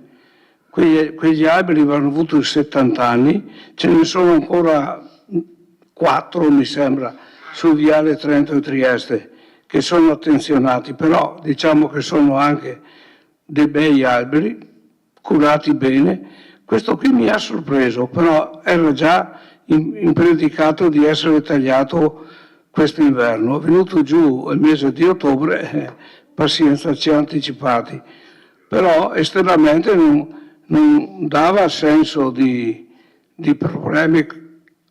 In questi giorni abbiamo tagliato di fianco il Terme un albero, che ho mandato anche le foto dei consiglieri di minoranza, dove crescevano i funghi. Bisogna attenzionare.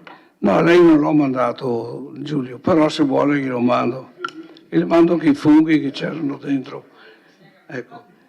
Poi, allora, chiarito che non ho fatto il piano del verde, però nei 4 anni che sono assessore al decoro e all'ambiente abbiamo tagliato circa un centinaio di piante, però ne abbiamo piantate 300. Mi sono messo a contare tutte le piante dei viali di Vittorio, mi sono fermato a poco più di 2000 perché ormai ne avremo 2500 minimo.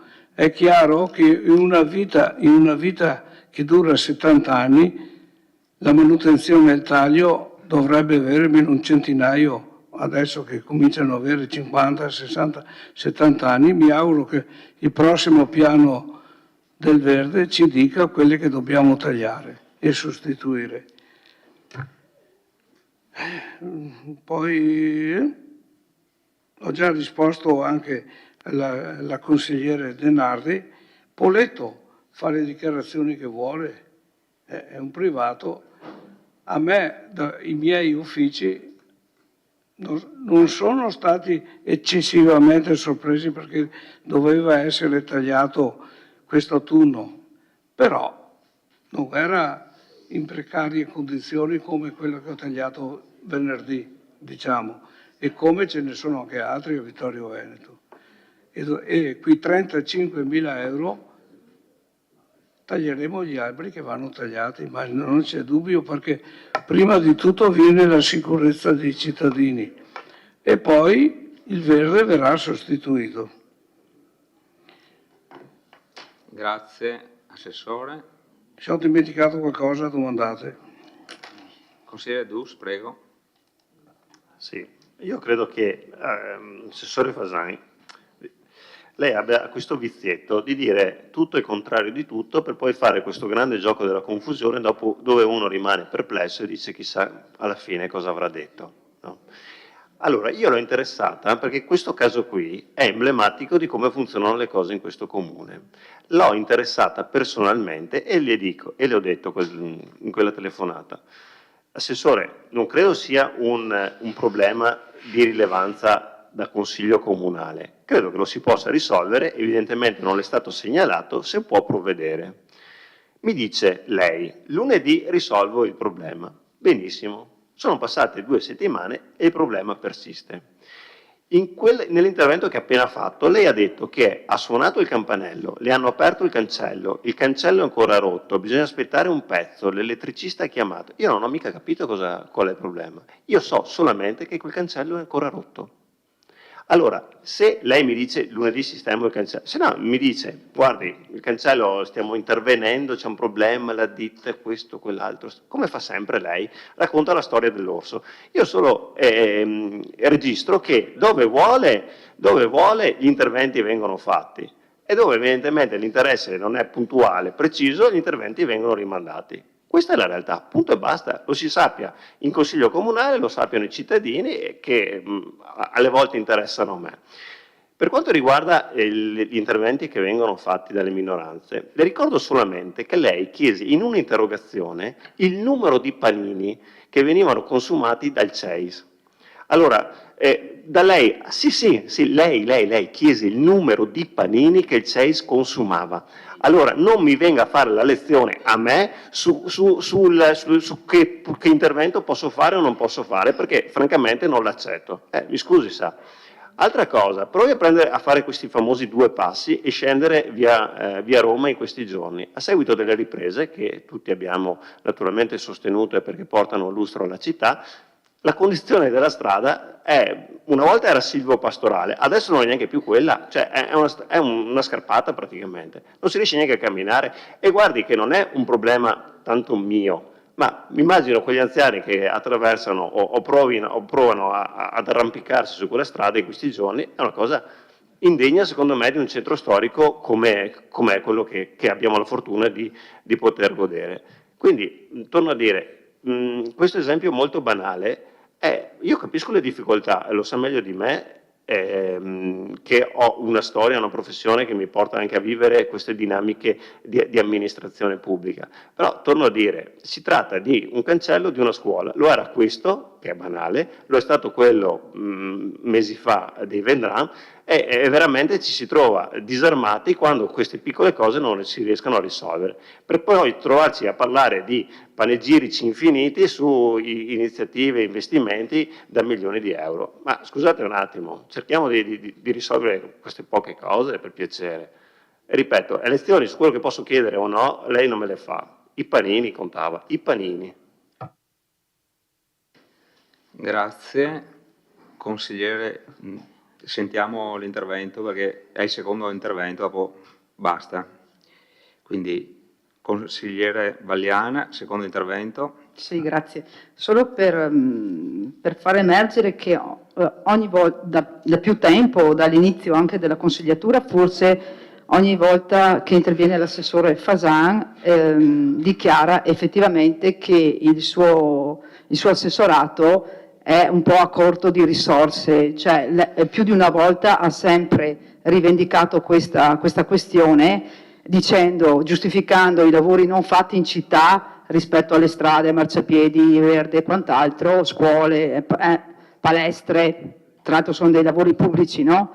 E gli interventi, dicendo appunto che il suo assessorato è a corto di finanziamenti. Quindi io vorrei chiedere qui anche all'assessore al bilancio a questo punto, cioè da un punto di vista anche amministrativo e politico, ci rendiamo conto che l'assessore Fasan continua sempre a denunciare questa mancanza di fondi e di investimento, contributi di soldi nel suo capitolo e il specchio lo abbiamo in città, insomma, di quello che è la situazione. Quindi questa sera ancora una volta c'è una questione politica che viene posta, tra l'altro questione politica che era stata posta anche votando una mozione a maggioranza in questo Consiglio Comunale, tra la quale non ho avuto esito rispetto a quella mozione, cioè non abbiamo avuto esito come Consiglio Comunale rispetto alla mozione in cui chiedeva all'amministrazione di delineare il piano degli interventi e se i fondi fossero stati sufficienti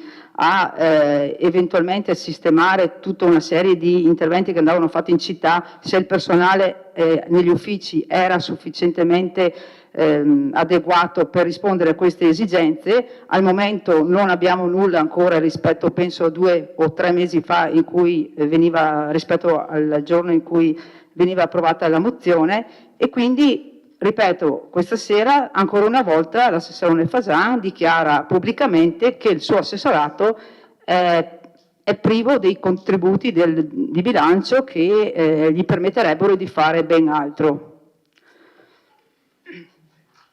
Grazie. Consigliere. Assessore Fasan, se vuole rispondere, prego. Cominciamo da via Roma, che ho preso un appunto. I lavori su via Roma sono stati sospesi perché dovevano essere fatti il mese di ottobre per le riprese del film. Poi abbiamo fatto un incontro con i commercianti di Serravalle. Ho detto li facciamo via dei Martiri e via Roma il mese di novembre. Non è possibile perché è il mese che si hanno più incassi. Il mese di dicembre è Natale, il mese di gennaio è troppo freddo per fare i lavori, verranno fatti. No, ma capisci le difficoltà?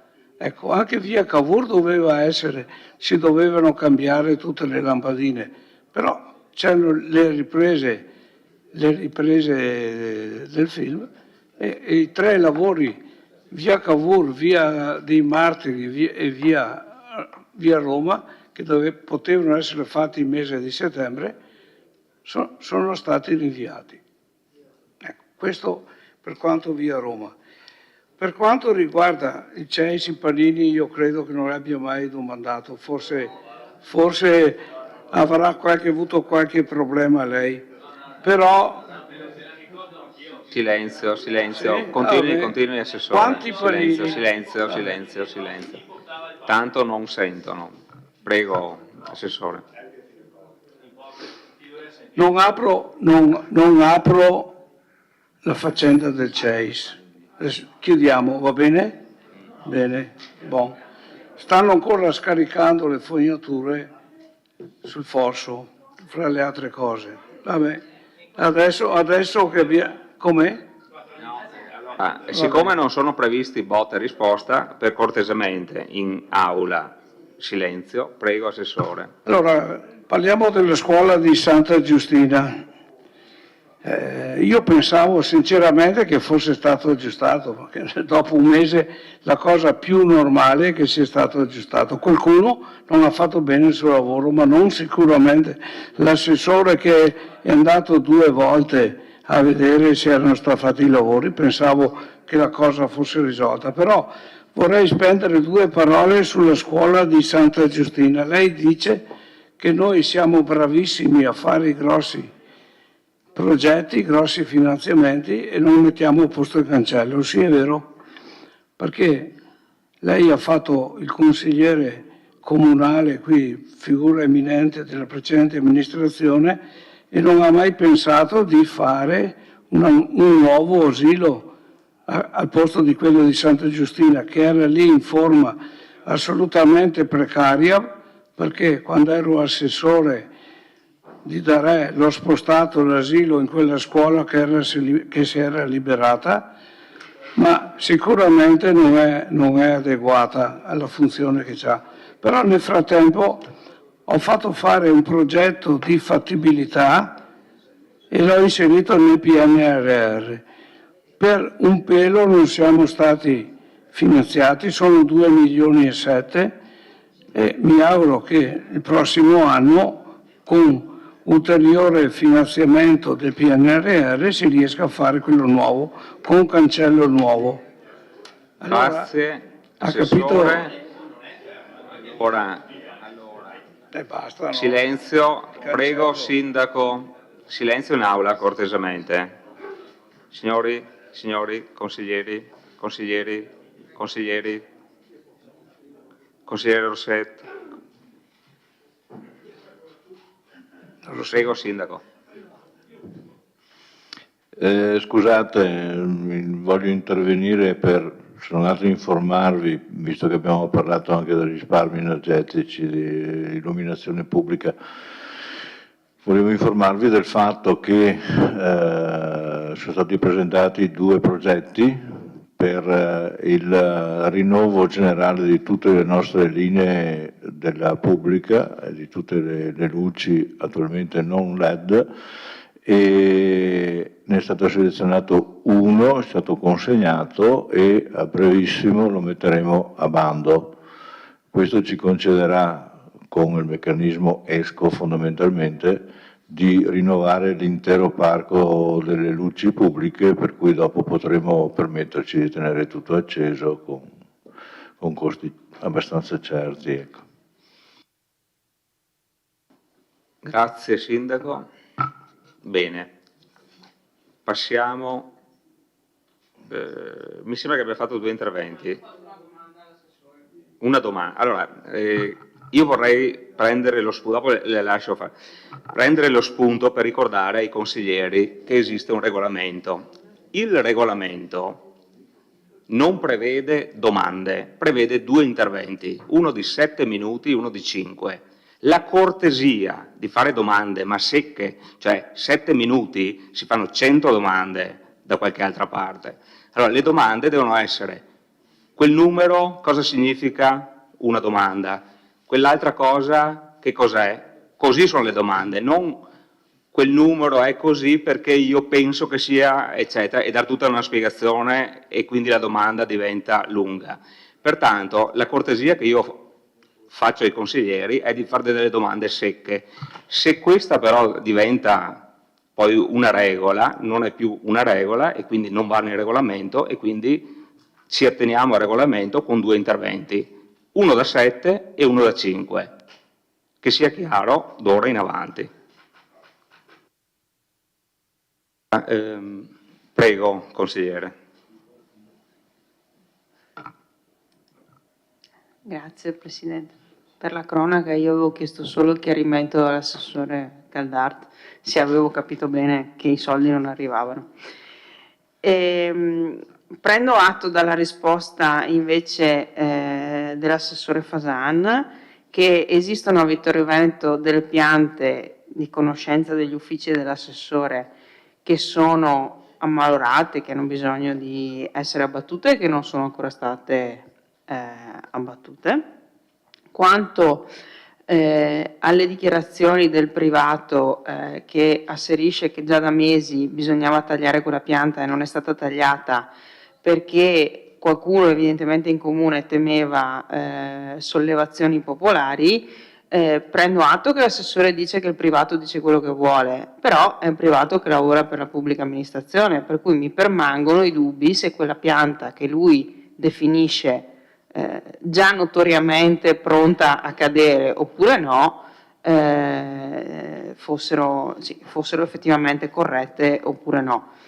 Certo è che non capisco perché un privato dovrebbe andare a dichiarare ai giornali che la pianta si sapeva già da 7 mesi che doveva essere immediatamente abbattuta, quando questo non è vero. Mi pare sinceramente abbastanza strano che possa verificarsi. Non capisco che interesse avrebbe a dichiarare alla stampa qualcosa di contrario rispetto a quello che si è verificato. Spero che anche grazie a questi 35.000 euro vengano prontamente eliminate le piante che sono effettivamente ammalorate e che stanno per cadere, per evitare pericoli alle persone e anche alle cose, e soprattutto per evitare che ci ritroviamo tutti quanti nella stessa situazione dell'altro giorno, perché non mi pare che sia che il Comune ci faccia una bella figura se poi si verificano episodi come quello che si è verificato relativamente alla pianta. Quanto ai fondi 102.000 euro che sono stati citati, credo che non sia mai bello quando un ente superiore riduce le destinazioni verso gli enti inferiori. Abbiamo sentito tante volte qui parlare di Roma che taglia i fondi e ragionamenti vari quando i governi erano di un altro colore.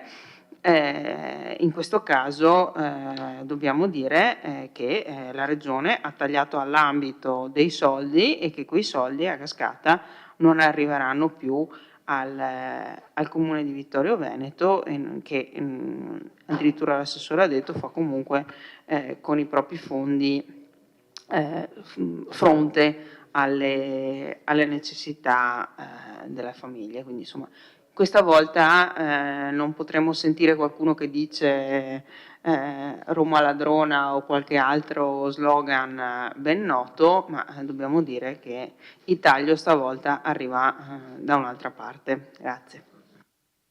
Grazie consigliere. Bene, passiamo in dichiarazione di voto. Dichiarazione di voto, prego. Non ci sono dichiarazioni.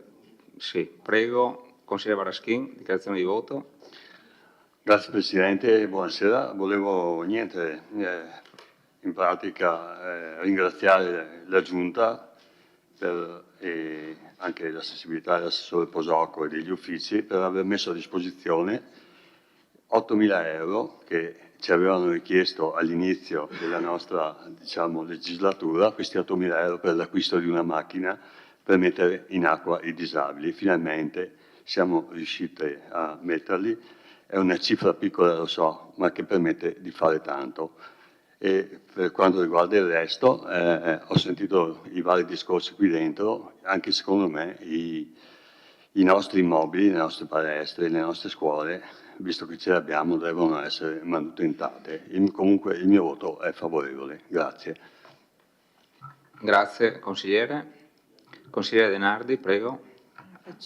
Faccio io la dichiarazione a nome del PD su indicazione del mio capogruppo. Noi ci asterremo, ci sono una serie di poste che ci vedono ovviamente favorevoli. In primis, come ha citato il consigliere Varaschin, il contributo per le attrezzature per le persone disabili per la piscina. Da sempre siamo favorevoli agli investimenti sulla piscina, in questo caso ci sono 2 motivi per esserlo. Un altro esempio delle poste che riteniamo per i quali abbiamo un parere positivo è quello relativamente al Palafender. Siamo stati noi l'amministrazione che ha dato il contributo più rilevante a favore di quella struttura che, ricordo, è di proprietà del Comune, non di altre associazioni, ma tutta una serie di poste di questa variazione di cui abbiamo parlato largamente ci lasciano vagamente, non vagamente, veramente perplessi, e quindi il nostro sarà un voto di astensione. Grazie consigliere. Bene, passiamo in votazione.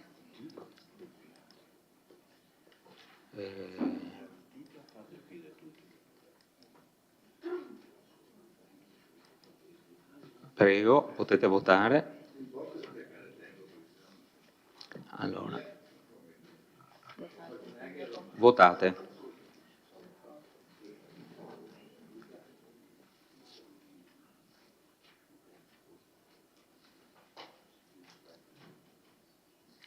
Ok, allora la delibera è approvata con favorevoli 11, contrari 0, astenuti 5. Votiamo ora per l'immediata eseguibilità.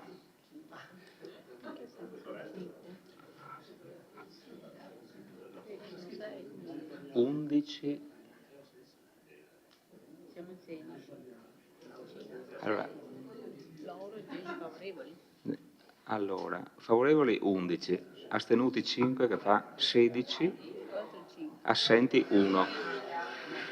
Guardi che c'è. Sì, Giulia Dell'Antonio ha votato a favore. Scusi. Qual è il problema? No, ha votato, risulta favorevole. Va bene così o rifacciamo? Va bene così. Votiamo per la immediata eseguibilità. Apre votazione.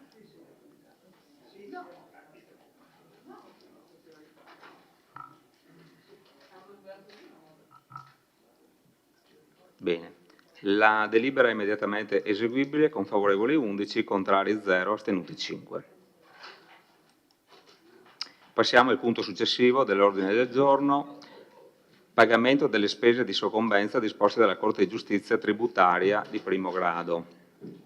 Debito fuori bilancio. Lascio la parola all'assessore, al vice sindaco Posocco per l'illustrazione della delibera. Un attimo. Prego. Come Comune di Vittorio Veneto nel 2021 abbiamo messo un avviso di accertamento per un omesso parziale versamento dell'IMU per l'anno 2017 nei confronti della Regione Veneto, per un importo complessivo di ben 1.372 euro. La Regione del Veneto ha impugnato questo provvedimento dinanzi alla Corte di Giustizia Tributaria di Treviso, di primo grado di Treviso, per difetto di motivazione, non essendo indicato precisamente nel titolo nell'immobile per il quale si procede, rilevando anche che il terreno risultava privo di reale vocazione edificatoria e comunque a destinazione pertinenziale con conseguente esclusione dell'IMU. La Corte di Giustizia Tributaria ha accolto il ricorso presentato dalla Regione Veneto, annullando l'avviso di accertamento e condannando il Comune di Vittorio Veneto alla rifusione delle spese processuali quantificate in euro 500. Per il Comune si tratta di un debito fuori bilancio che stasera riconosciamo tramite questa delibera. Poi, se vogliamo entrare più specifico nei particolari, c'è il dottor Sarri. Grazie, Vice Sindaco. Prenotazioni, prego. Consigliere Dus, prego. Sì, una curiosità.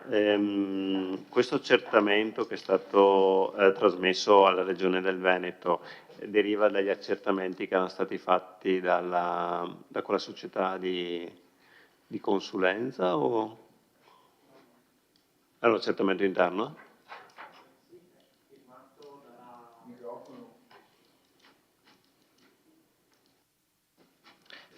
Sì, è un accertamento effettuato dal nostro servizio tributi e firmato dall'allora responsabile del tributo del 2021.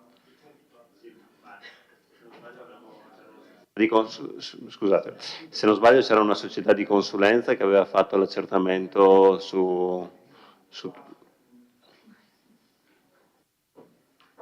Ecco. Guardi, non l'ho verificato, io mi sono attenuto al fatto che l'avviso di accertamento è un avviso emesso dal Comune di Vittorio Veneto e riporta la sigla del responsabile del tributo, quindi a tutti gli effetti è emesso dal Comune di Vittorio Veneto. Se poi ci sia stato un supporto nella redazione dell'avviso, francamente non l'ho verificato, anche perché non c'ero, insomma, ecco. Quindi potrebbe essere, ma non l'ho verificato, mi sono semplicemente limitato a verificare che fosse un atto emesso dal Comune di Vittorio Veneto. Chi materialmente l'abbia composto, io presumo il servizio tributi. Se poi si è valso di un'attività di supporto di una ditta esterna, potrebbe anche essere, ma francamente in questo momento non glielo saprei rispondere. Le do una... Sì, mi riservo di risponderle quanto prima, insomma. Sì, se vado a memoria, ma era stata incaricata una società per appunto l'accertamento su tutte le pratiche. La solita, esatto. Questa società qui immagino abbia rilevato anche che c'era stato questo presunto, questo punto problema.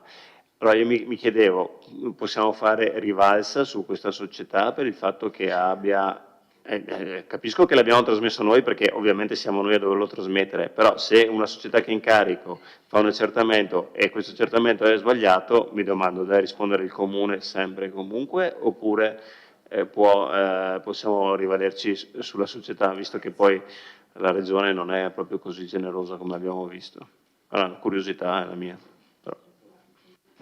Beh, qui siamo nell'ambito dell'appalto di servizi, quindi un'attività di supporto nell'elaborazione, fermo restando che il provvedimento finale lo firma il responsabile del tributo. Ora, il responsabile del tributo non deve firmare gli avvisi di accertamento ancorché tanti a cuor leggero in primis, quindi io, dopodiché il ricorso è stato trattato, e questo ne sono certo, dal servizio tributi, quindi tutta la fase del ricorso è stata trattata internamente, quindi se ci fosse stato effettivamente un errore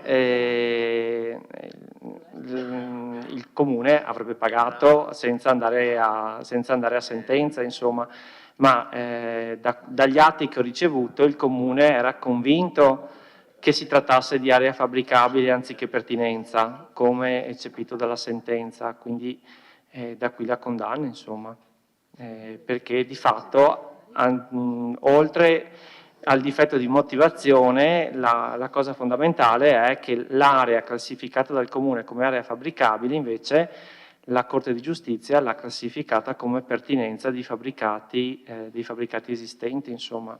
E quindi da qui l'annullamento dell'avviso di accertamento e l'esenzione IMU. Grazie. Consigliere De Antoni, prego. Sì, la domanda del consigliere Dus sorge spontanea perché in effetti la motivazione, dice, come ha detto adesso il dottor Sarri, era non essendo indicato precisamente nel titolo, nell'immobile per il quale si procede a questa richiesta. Quindi diciamo sembrava quasi certo che questa inesattezza fosse legata a un soggetto esterno, conoscendo anche l'attenzione e la precisione con cui lavora il nostro ufficio tributi. L'altra domanda che sorge spontanea è come mai non ci siano state dei colloqui, delle scambie di corrispondenza con la Regione, perché io lamento quando il Comune fa ricorso ad altri enti pubblici, no? Tipo o enti pubblici oppure giustizia, tipo il TAR o cosa. Adesso è successo il contrario, cioè la Regione è ricorsa alla Corte di Giustizia Tributaria di primo grado per recuperare 1.200 euro, che è una sciocchezza, no?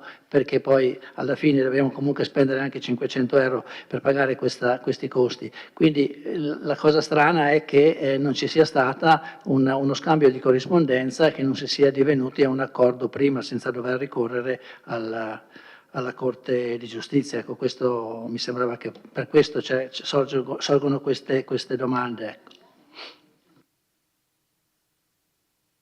Consigliere De Nardi.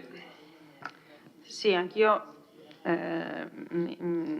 faccio sostanzialmente una richiesta simile a quella del collega De Antoni. Faccio un esempio perché mi è capitato un paio di settimane fa con una cliente che aveva ricevuto un avviso di accertamento da un comune per una multa che in realtà aveva pagato. Evidentemente il comune si era in qualche modo perso il pagamento o nella trasmissione degli atti alle solite agenzie alle quali i comuni si affidano, il dato era saltato sostanzialmente.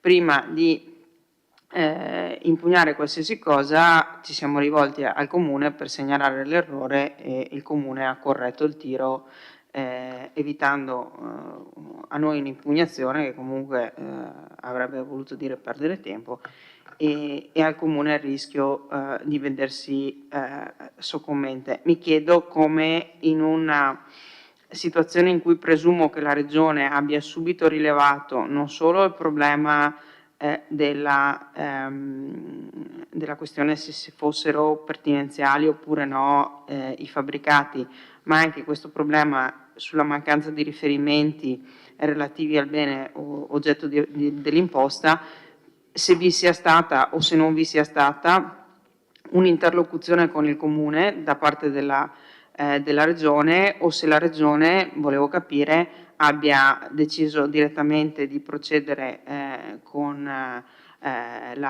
via della Corte di Giustizia tributaria o se abbia tentato in qualche modo di interloquire con il Comune per raggiungere una risoluzione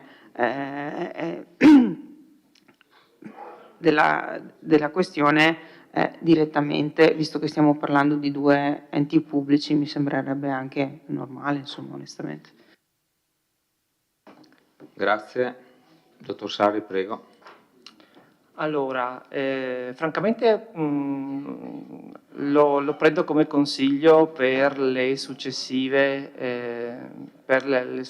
orientamenti che farà l'ufficio. Francamente, che sia Regione Veneto o che sia un qualsiasi altro contribuente in questa sede, per quello che mi riguarda, sono esattamente in un piano paritario, perché non è che per me la Regione Veneto è un contribuente, esattamente come lo è qualsiasi altro cittadino di Vittorio Veneto, quindi non capisco, ci rifletterò e poi cercherò di capire naturalmente nell'ambito tributario.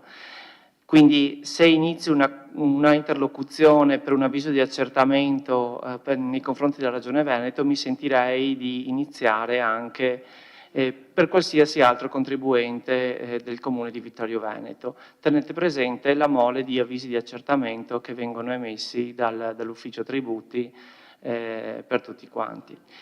Detto ciò,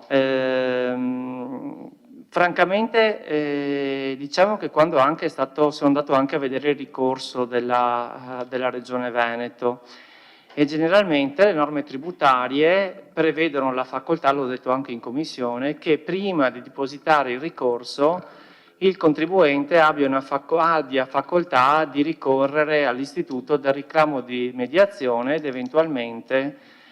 eventualmente fare una proposta di mediazione nei confronti dell'ente, cosa che nel ricorso non mi sembra ci sia, insomma, ecco, non mi pare proprio ci sia, quindi è stata una volontà della Regione andare diretto al ricorso.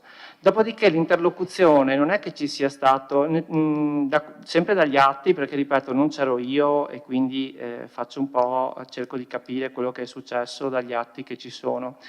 Non è una questione il Comune ha sbagliato, cerchiamo un accordo. C'era un'area fabbricabile che l'Ufficio Tributi ha ritenuto come tale, quindi soggetta a imposizione fiscale. Sicuramente non c'era un accorpamento sul fabbricato, tale per cui facesse presagire che a livello urbanistico fosse una pertinenza su cui insistono i fabbricati.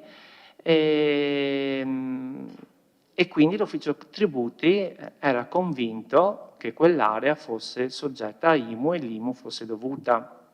Ecco. Da qui l'avviso di accertamento e dopodiché, ripeto, nel deposito del ricorso non ho visto, almeno non mi pare di aver visto, una proposta di mediazione da parte della Regione Veneto. Sulle modalità con cui l'ufficio tributi gestisce gli avvisi di accertamento, magari ci penso su e vedremo di accogliere come consiglio questo tipo di iniziare un'interlocuzione prima dell'emissione di avvisi di accertamento. Naturalmente però poi cioè, se decidiamo di intraprendere questa strada, logicamente è una strada che dovremo percorrere anche per gli altri contribuenti, insomma, perché, ripeto, per me adesso la Regione Veneto è un contribuente sullo stesso piano degli altri. Grazie. Paolo, dico una cosa. Prego, Vice Sindaco. Sì, consigliere Denardi, io in pratica la Regione Veneto, da quello che mi risulta, ha ricevuto l'accertamento, non ci ha chiesto cosa fate, ci ha mandato subito a Treviso. Ecco, questo da quello che mi risulta è andata così. Consigliere Denardi.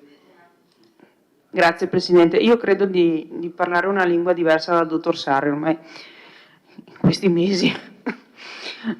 Non è la prima volta che... Dottor Sarri, io non le ho detto di interloquire con la Regione Veneto, vorrei essere chiara. Io ho detto, e è quello che ha capito anche il Vice Sindaco, la Regione, prima di depositare il ricorso, ha per caso contattato il Comune dicendo guardate che secondo me avete preso un granchio perché uno, non avete indicato quali erano i beni oggetto dell'imposta, due, secondo me l'area è pertinenziale o quello che è? Sì o no? Non le ho detto, dottor Sarri, lei ha chiamato la Regione prima di fare l'avviso di accertamento. Non l'ho mai detto. Ho detto esattamente il contrario. Mi aspettavo dalla Regione, ente pubblico, che prima di fare un ricorso alla Commissione tributaria contro il Comune, altro ente pubblico, quantomeno gli facesse una telefonata e gli dicesse guarda che secondo me hai preso un granchio. Questo che ho detto. Come io ho fatto per conto di una cliente la stessa cosa con un comune che aveva sbagliato a fare l'avviso di accertamento di una multa già pagata.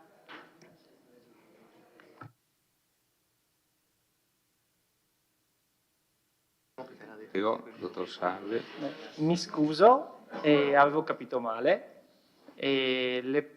Sempre da quello che ho trovato agli atti, perché non ero presente nel 2021, non ho trovato richieste di annullamento in autotutela da parte della Regione. Punto. Bene, vuol dire che la Regione avrà un'altra procedura rispetto, evidentemente.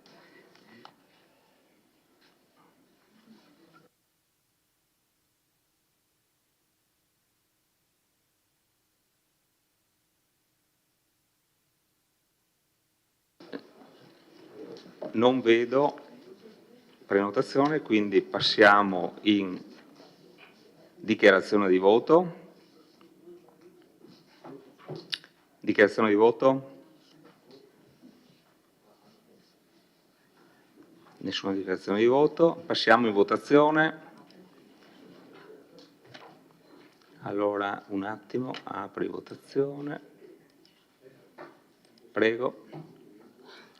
Votate.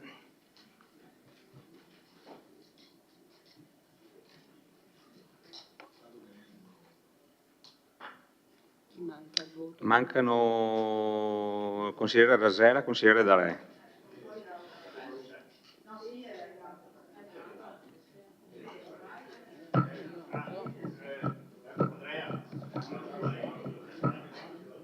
Comunque quando si esce dall'aula bisognerebbe togliere il badge, così evitiamo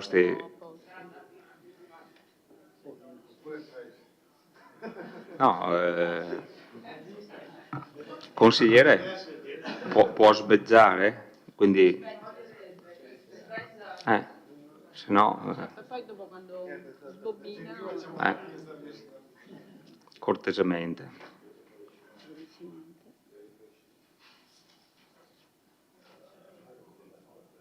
Bene.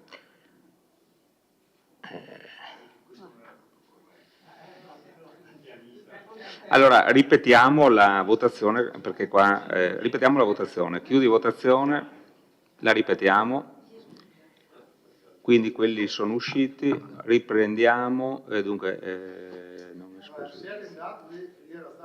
Eccoli qua. No, non votano, adesso rimangono fuori.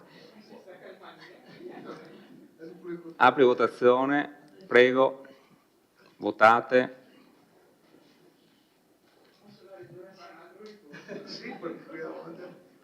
Ok, favorevoli 15, contrari 0, astenuti 0, la delibera è approvata, votiamo per la immediata eseguibilità, chiudi votazione, finché non mettono il badge non li vedo, quindi.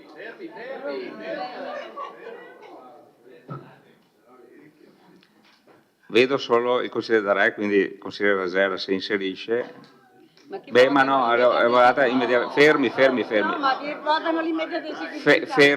Fermi, uscite, per sì. Starghedrio. Cortesemente uscite dai sistemi.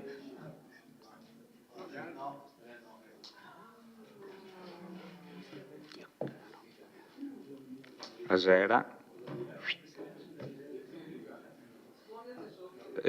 Consigliere Rasera può uscire dal sistema cortesemente. Eccolo qua, perfetto. Apri votazione per la immediata eseguibilità.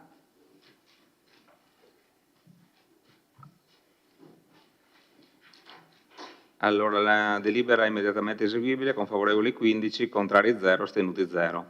Grazie, passiamo al prossimo punto dell'ordine del giorno. Allora, punto numero 4. DUP 2023-2025, programma triennale ed elenco annuale dei lavori pubblici 2023-2025. Approvazione della seconda variazione.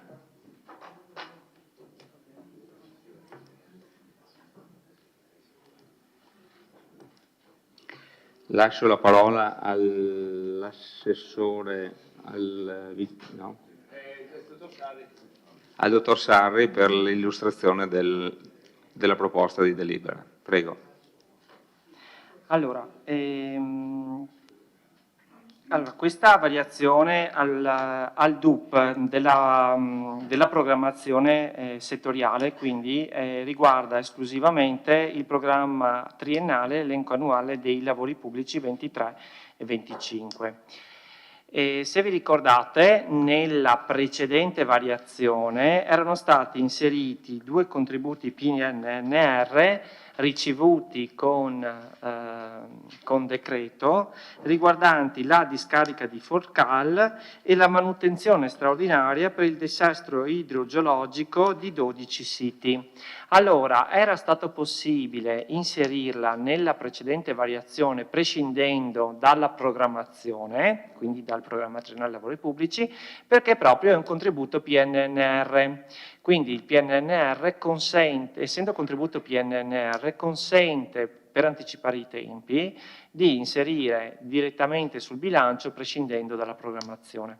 Quindi da qui la variazione della volta scorsa. Ora la programmazione va avanti e la presente variazione afferisce solo al piano lavori pubblici andando a inserire discarica di Forcal e il contributo Forcal e la messa in sicurezza dei 12 siti. Non c'è altro. Grazie. Grazie, dottor Sarri. Prenotazioni per gli interventi. Consigliere De Antoni, prego. Sì, l'unica variazione consiste nel fatto che l'importo che conoscevamo per la sistemazione della discarica era di 1.300.000 e quindi avevamo anche approvato la delibera che approvava il progetto tempo fa, o no, non l'abbiamo approvato noi, l'ha approvato la Giunta, però adesso nel piano invece che inserire 1.300.000 inseriamo la cifra di 1.589.000. E mi domandavo appunto anche in commissione per quali lavori fosse inserita questo importo maggiore, che poi è la differenza che c'era, diciamo, a carico del comune, no? Prima. E quindi mi è stato detto che non c'è, anche dall'assessore, che non c'è un progetto, un preliminare, un atto che definisce il nuovo quadro economico. Mi è stato anche detto che comunque verrà presentato entro la fine dell'anno questo documento.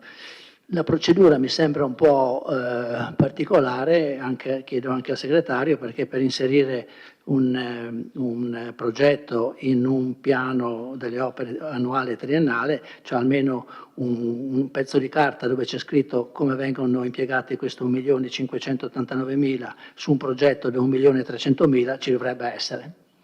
Prendo atto che verrà presentato e mi auguro che venga presentato.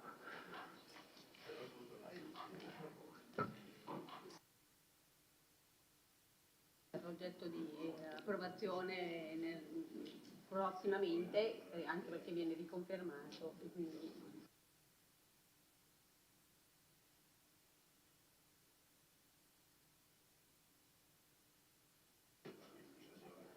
Assessore Fasan. Tento di spiegare io.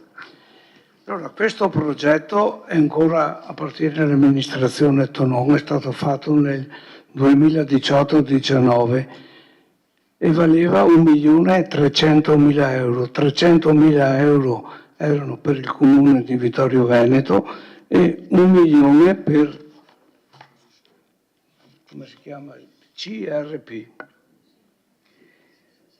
Ecco, allora noi abbiamo concorso con la legge per un finanziamento, la legge numero 145, in cui ci davano, una volta era finanziata, qui è il Busillis, una volta era finanziata con soldi del governo, però dallo scorso anno il governo ha passato il finanziamento nel PNRR. Cos'è che è successo? Ci hanno finanziato il CUP di 1.300.000 euro e pertanto non si poteva cambiare né il CUP né il progetto. Allora noi abbiamo messo 1.289.000 euro nel PNRR perché nel frattempo avevamo speso 11.000 euro, no? E 301.000 euro sono già a bilancio del comune di Vittorio Veneto, che abbiamo fatto i primi lavori. I primi lavori sono stati il posizionamento delle acque bianche e delle fognature lungo la strada e il cappotto che abbiamo messo sopra, quello provvisorio che abbiamo messo sopra la cava. Ecco, adesso dovremmo fare un bando per assegnare i lavori, chiaramente mi permetta dal 2018-2023 qualcosa sarà aumentato, lei che ne pensa? No, non sarà più il milione che è quello che penso io. Comunque prudenzialmente abbiamo 1.300.000 di PNRR e 301.000 del comune di Vittorio Veneto. Il progetto c'è, è ancora del 2018. Grazie, Assessore. Consigliere De Antonio. No, sì, non la faccio lunga, cioè il progetto è di 1.300.000 ed è stato riapprovato comunque anche dalla Giunta non tanto tempo fa. Sono soldi, come diceva lei, 300 devono essere a carico del comune, 1 milione a carico del CPR o come si chiamava quella. Quindi superata quella cosa si era parlato anche in questa sede che dovevamo trovare i soldi, 1.300.000 per fare questi lavori. Fortuna vuole, grazie che abbiamo trovato questo finanziamento del PNRR e quindi si liberano anche quei 300.000 euro che avevamo già stanziato. Okay? Allora io dico, se il progetto è di 1.300.000 e adesso invece nel piano lo inseriamo per una cifra di 1.589.000, quali sono i lavori in più che facciamo? Se lei mi risponde sono i maggiori costi dovuti alla revisione dei prezzi, ma è una risposta valida, no? Però però, mi scusi, deve essere supportata da un quadro economico in cui dico se prima i lavori erano 1.000, adesso sono aumentati del 10% e quindi sono 1.100.000. Non c'è, ci sarà, va bene.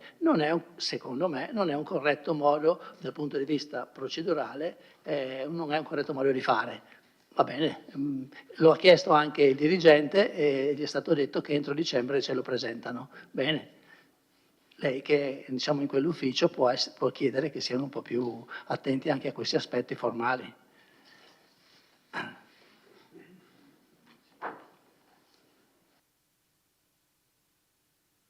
Deve replicare? No?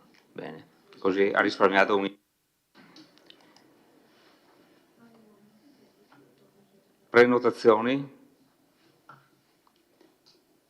Bene. Allora passiamo in dichiarazione di voto. Dichiarazione di voto, prego. Consigliere Varaschin. Grazie Presidente, una battuta, a volte i miracoli avvengono. No, volevo ringraziare di nuovo, mi ripeto, la Giunta e gli uffici per i 780.000 euro che sono stati messi per le frane, perché 11 siti sono nella Val dei Fiori e sicuramente gli abitanti della Val dei Fiori ringraziano. Il mio voto sarà sicuramente favorevole. Grazie.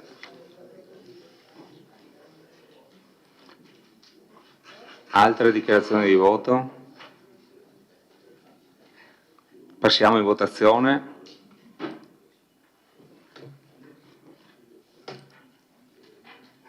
Votazione, prego.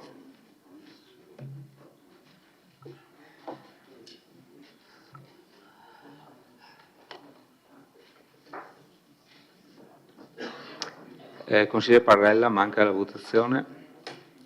Bene, la delibera è approvata con 17 favorevoli, 0 contrari, 0 astenuti. Votiamo per l'immediata eseguibilità.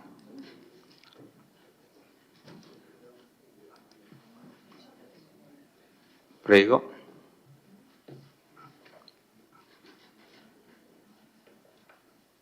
(17 favorevoli, 0 contrari, 0 astenuti), la delibera è immediatamente eseguibile.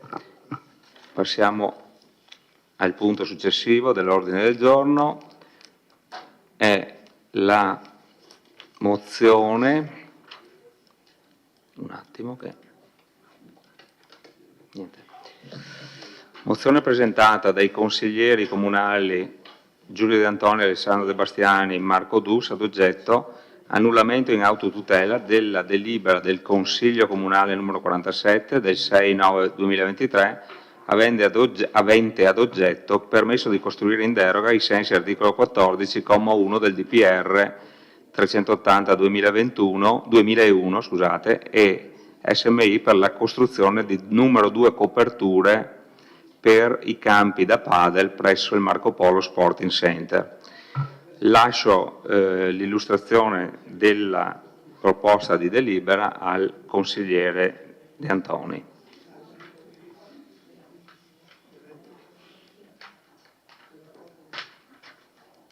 Prego.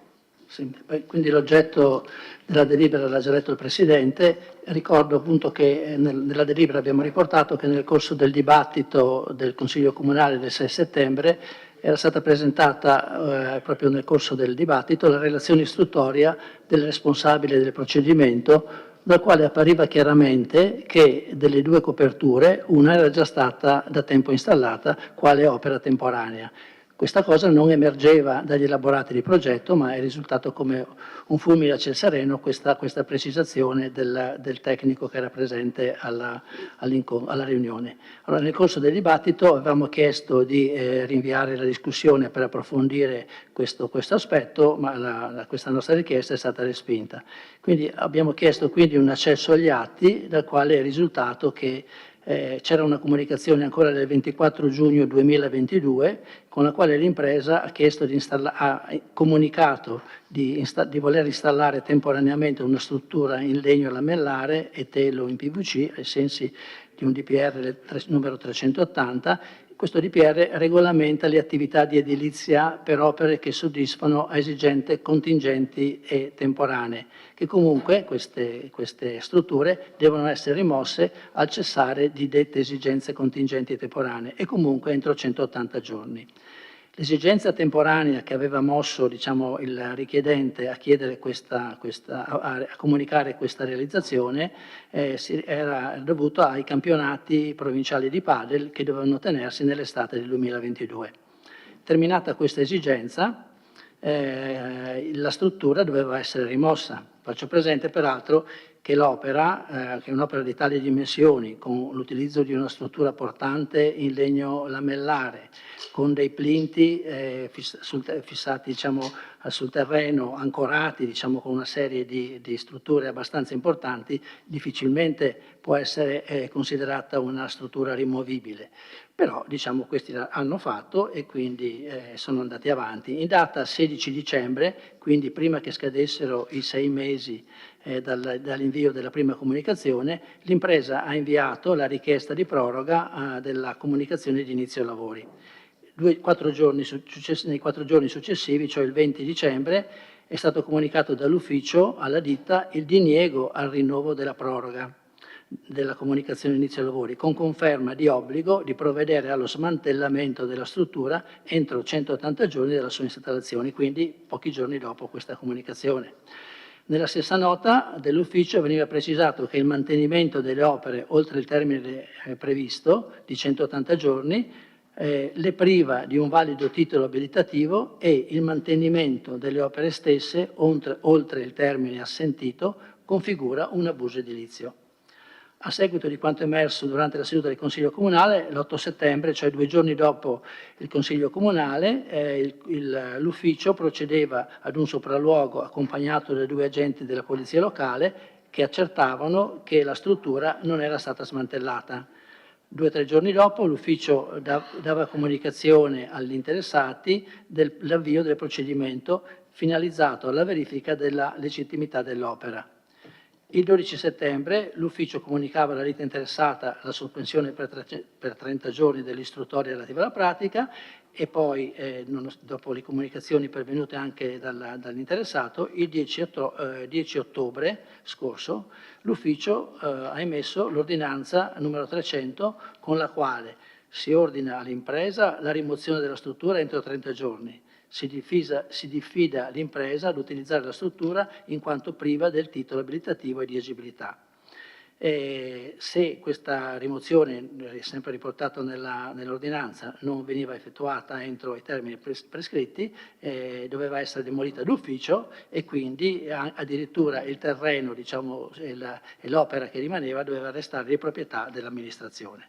Allora, preso atto che in relazione a quanto esposto nella delibera 47 del 6 settembre 2023 definisce di interesse pubblico una costruzione che sulla base dell'ordinanza sopra richiamata viene definita abusiva, ritenuto opportuno, in attesa di eventuali pronunciamenti diversi dell'autorità competente, di intervenire annullando la propria richiamata delibera numero 47, si chiede di annullare in autotutela detta delibera per evitare che ci sia un riconoscimento di interesse pubblico su una struttura abusiva. Questa precisazione è importante perché, poi lo dirò nell'intervento, adesso sto illustrando solo la mozione, lo dirò nell'intervento, ci sono molte sentenze e c'è una giurisprudenza consolidata che dice che il riconoscimento dell'interesse pubblico può essere riconosciuto alle strutture che devono essere costruite, non alle strutture esistenti. E quindi mi sembrerebbe opportuno che anche il Consiglio Comunale prendesse atto di questa cosa e procedesse alla revoca della delibera. Fermo restando quelli che saranno poi i risultati dell'iniziativa legale che l'impresa ha già iniziato, quindi chiedendo la sospensiva sulla delibera, cosa che il TAR, credo, l'ho letta sul giornale, ma poi il sindaco ci preciserà meglio, il Tribunale amministrativo ha già deciso sulla sospensiva, e credo che il dibattito, se è giusto quello che è scritto sui giornali, dovrebbe avvenire entro il 30 novembre. Però ci troveremo, qualunque sia l'esito di questo dibattito, ci dovremmo comunque aver dato una dichiarazione di interesse pubblico a una struttura che i nostri uffici hanno dichiarato abusiva. C'è davvero un contrasto tra quello che stiamo facendo come Consiglio Comunale e quello che fanno gli uffici. Per questo mi sembrava corretto prendere questa decisione. Grazie. Grazie. Consigliere, prego le prenotazioni.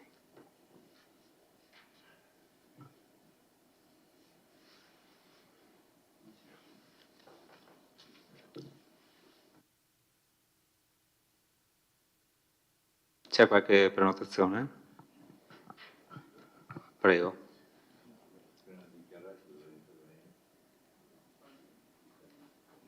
Altrimenti... Sì. Comunico al Consiglio che nel corso della conferenza dei capigruppo, prima della riunione del Consiglio, ho fatto presente un aspetto contenuto nella delibera numero 47, sul quale il Presidente si è riservato di valutare e non mi ha dato alcuna risposta. Comunque anche il Segretario è a conoscenza di questa cosa, non ritengo comunque di approfondire questo tema in questa sede.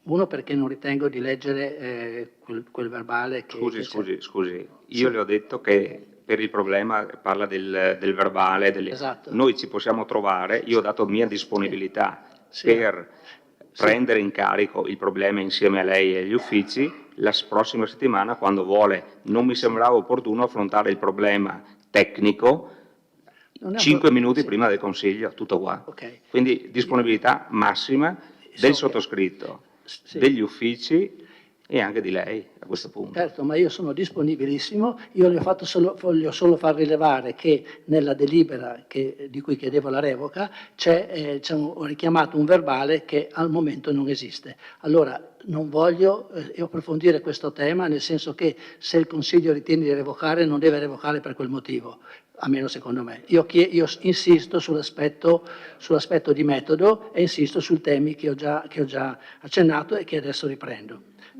Mi abboni qualche secondo per il suo intervento. Assolutamente. Benissimo.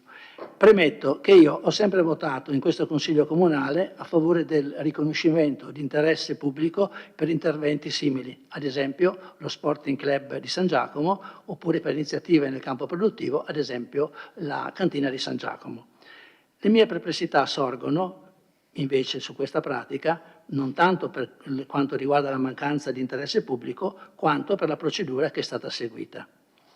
Il Consiglio Comunale ha espresso il suo parere favorevole al riconoscimento del pubblico interesse su un'opera che di fatto è abusiva, e questo non può essere fatto sia a buon senso, sia perché ci sono sentenze del Consiglio del Stato, di Consiglio di Stato e della Cassazione Penale e un consenso giurisprudenziale pressoché unanime in merito al fatto che la facoltà di accordare un permesso in deroga possa essere esercitata dall'amministrazione solo in via preventiva, ossia prima di realizzare le opere edilizie. Non viene ritenuto legittimo, invece, il rilascio di un permesso a costruire, ex articolo 14 dell'IPR 380, al fine di sanare ex post interventi edilizi già eseguiti. Difficile da capire è anche il senso del parere contrario alla nostra mozione, sottoscritto dal dirigente responsabile della struttura, che stasera non c'è, che da un lato firma... Ah, c'è, eccola, vabbè, non l'ho vista, eccola, non l'ho vista, ah, eccola qua, però... Okay. La stavo criticando in sua assenza, non volevo. Dicevo che il parere è sottoscritto dal dirigente responsabile della struttura tecnica, che da un lato firma l'ordinanza di demolizione della copertura dei campi da padel, considerandola quindi un'opera abusiva. Dall'altro afferma che l'atto del Consiglio Comunale di riconoscimento dell'interesse pubblico di una struttura abusiva è legittimo, quando, come ho detto, tutti sono d'accordo nel dire che in effetti questa sarebbe una illegittimità. Di fronte a questa pratica chiedo che la delibera venga... Silenzio in aula, cortesia, per cortesia. Di fronte a questa pratica chiedo che la delibera venga revocata. Decidete voi se il provvedimento, come scrive la responsabile del servizio nell'esprimere il suo parere contrario alla revoca della delibera, è stato adottato in violazione di legge o viziato da eccesso di potere o da incompetenza. Sicuramente la pratica è stata gestita con molta superficialità, mi permetta Ingegner Curti, mettendo tra l'altro in contraddizione l'amministrazione comunale e i suoi uffici.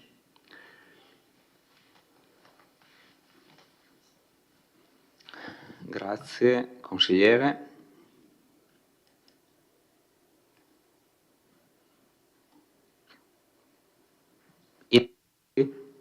Prenotazioni, prego.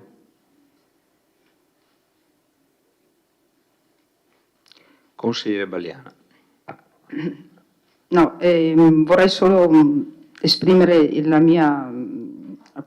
mio sostegno alla mozione presentata dai capigruppo di minoranza, in quanto effettivamente il Consiglio Comunale all'epoca, quando votò il provvedimento, secondo me era mal informato rispetto all'effettiva situazione in atto della costruzione, insomma. Tanto è vero che anche il consigliere Rossetti intervenne in aula chiedendo delle delucidazioni rispetto a questo, ma effettivamente dal mio punto di vista non furono completamente esaustive e dal mio punto di vista sempre diciamo che il Consiglio è stato indotto, tra virgolette, a prendere una posizione senza alcuni elementi fondamentali, tanto è vero che poco dopo, cioè il 10 ottobre, c'è questa ordinanza di abbattimento, praticamente di rimettere il luogo in situazione come era prima del fabbricato, no? Quindi di rimettere lo stato dell'area come era antecedente alla costruzione. Quindi voglio dire, il fatto che c'è stata un'ordinanza dei nostri uffici rispetto a una delibera del Consiglio Comunale presa da un mio punto di vista con elementi conoscitivi non a sufficienza, un po' viziata, se passatemi il senso della questione, fa in questo momento, dal mio punto di vista, sarebbe opportuno appunto che questa delibera del Consiglio Comunale fosse, tra virgolette, ritirata e si andasse in autotutela rispetto a questo. Motivo per cui c'è appunto questa ordinanza. Sappiamo che i ricorrenti hanno fatto ricorso al TAR e ho letto sui giornali che c'è una prima, tra virgolette, sospensione rispetto al giudizio del TAR, all'applicazione dell'ordinanza, che mi sembra, non so se gli uffici possono darmi informazioni, tra l'altro sarebbe passati i 30 giorni da quando è stata messa, perché è il 10 ottobre, oggi siamo al 13 novembre, quindi in teoria sarebbero stati passati, sono passati i famosi 30 giorni, quindi si andrebbe attraverso addirittura il sequestro, tra virgolette, dell'area. So, appunto, leggendo i giornali, che c'è stata una prima sospensione, ma non immagino del collegio, ma bensì comunque dell'ufficio del TAR, e quindi chiedo a questo punto, ribadisco il concetto che dal mio punto di vista, anche per tutelare il Consiglio Comunale, per tutelare i consiglieri comunali, sia, io almeno mi sento in dovere di dirlo, sia utile andare verso l'accoglimento di questa mozione e quindi andare in autotutela rispetto alla delibera approvata dal Consiglio.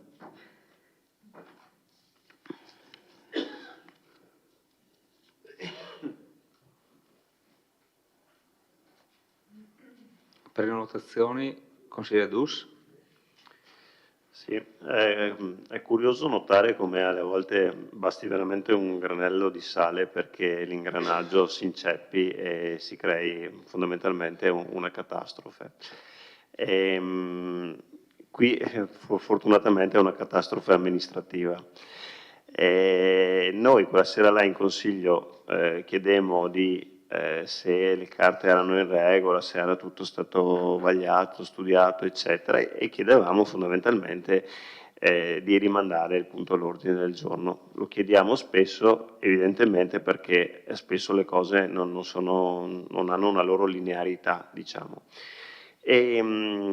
Questa volta le cose hanno avuto un'accelerata notevole e siamo arrivati al risultato che abbiamo tutti appreso poi, tutti noi quantomeno della minoranza, appreso dai giornali, e cioè che gli uffici avevano chiesto di rimuovere la copertura che era fondamentalmente installata da molti mesi.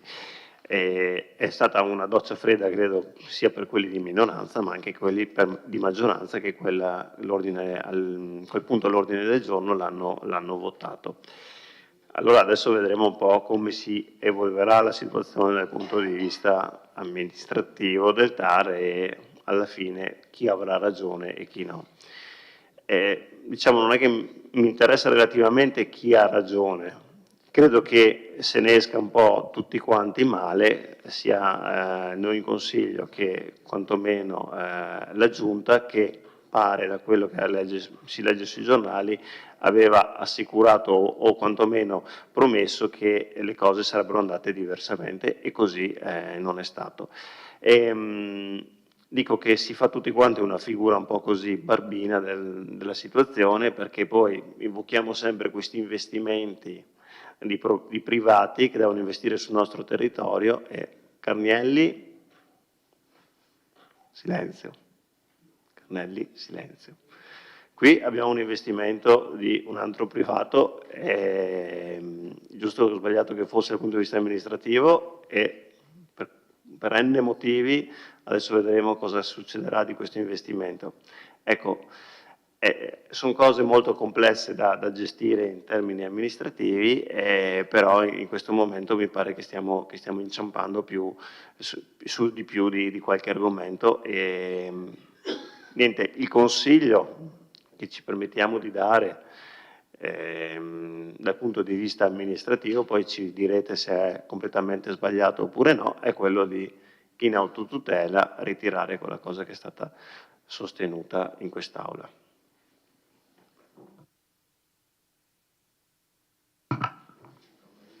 Grazie.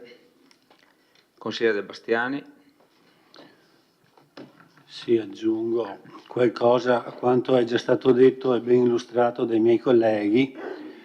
Mi riferisco al fatto che probabilmente tutti noi conosciamo amici, conoscenti o parenti che sono incappati in incidenti così di questioni amministrative burocratiche per aver magari costruito nel proprio giardino una tettoia per un'automobile oppure una rimessa per gli attrezzi dell'orto fatto in maniera irregolare e che giustamente avendo creato un abuso edilizio sono stati costretti a rimuovere.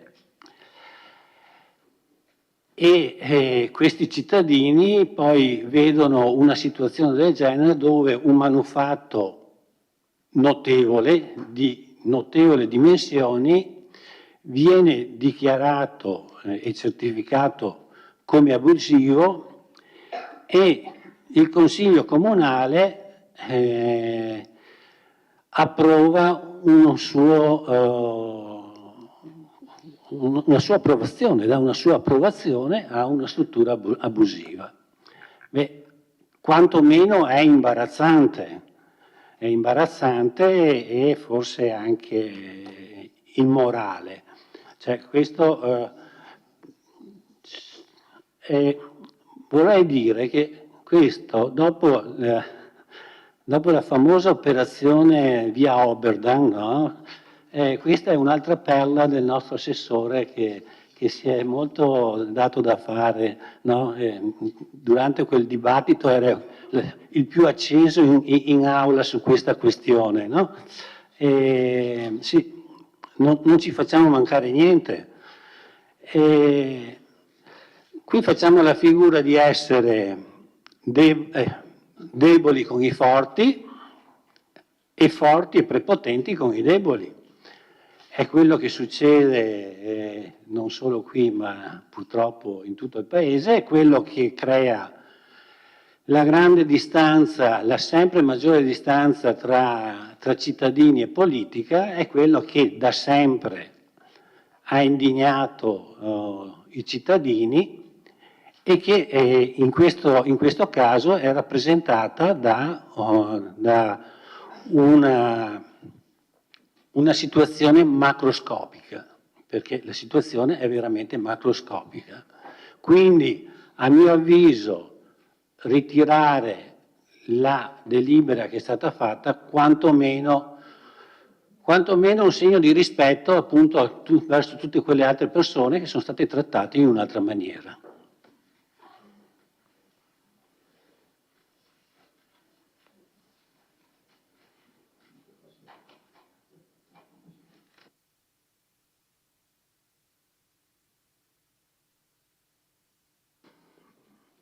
Altre prenotazioni? Prego. Non vedo nulla, quindi vedo. Consigliere De Nardi.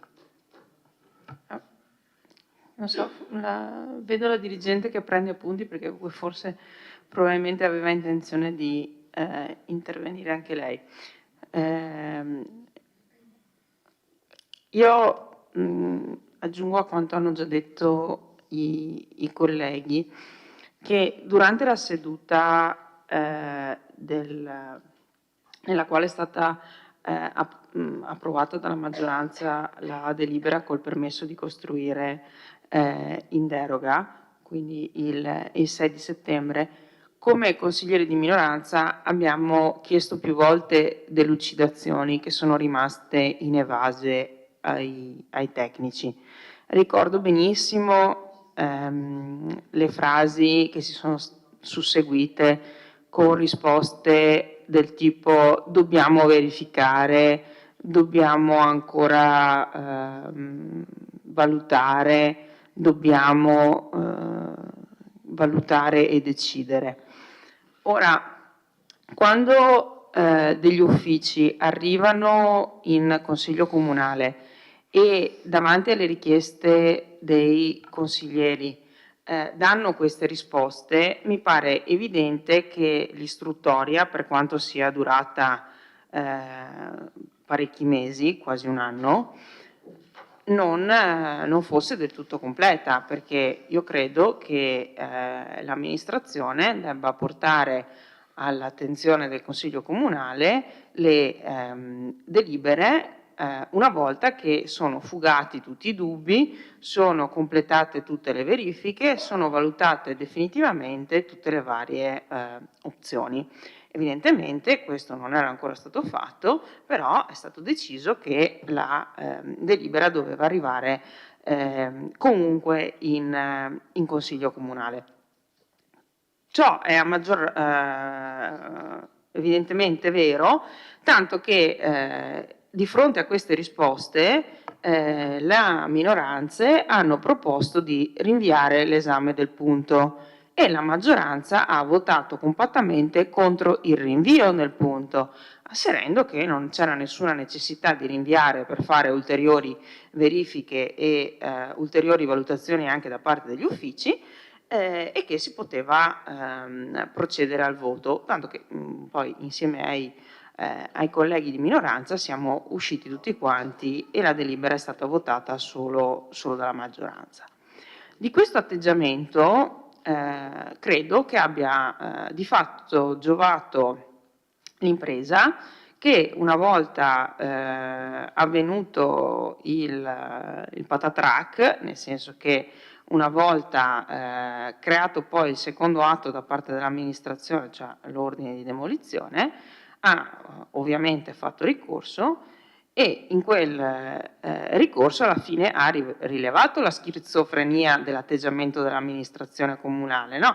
Per mesi l'amministrazione non dice niente, c'è un'opera che è perfettamente visibile a tutti, l'amministrazione sa che c'è stata una richiesta di permesso a costruire temporaneo, che c'è stata una richiesta di proroga dell'autorizzazione temporanea, che è stata rifiutata, che è stata fatta nel frattempo una richiesta di permesso a costruire in deroga. A fronte di tutto questo si fa una delibera e 2 giorni dopo il dirigente che ha dato parere favorevole alla delibera col permesso a costruire in deroga gli uffici vanno a fare il sopralluogo, accertano che la struttura è su, ma l'avevamo detto tutti quanti noi in Consiglio Comunale, non è che fosse una novità, si vede anche da ben distante, e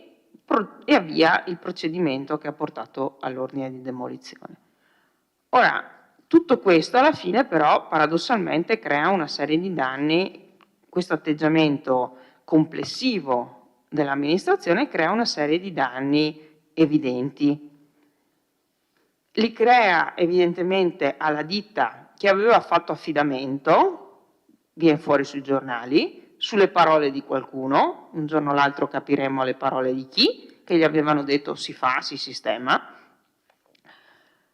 Crea un danno alla città che rimane invischiata nell'ennesimo episodio di un pantano amministrativo, a prescindere da quelle che siano nel merito le ragioni o i torti. E in questo ricordo un'altra storia, Edilvi, un altro pantano amministrativo vittoriese che ha portato avanti la città per anni, fa danni anche agli sportivi che alla fine rischiano di non avere più i campi. Allora, tutto questo perché? Io mi chiedo, l'amministrazione credeva veramente quando ha portato in Consiglio Comunale che non ci fossero nessun problema?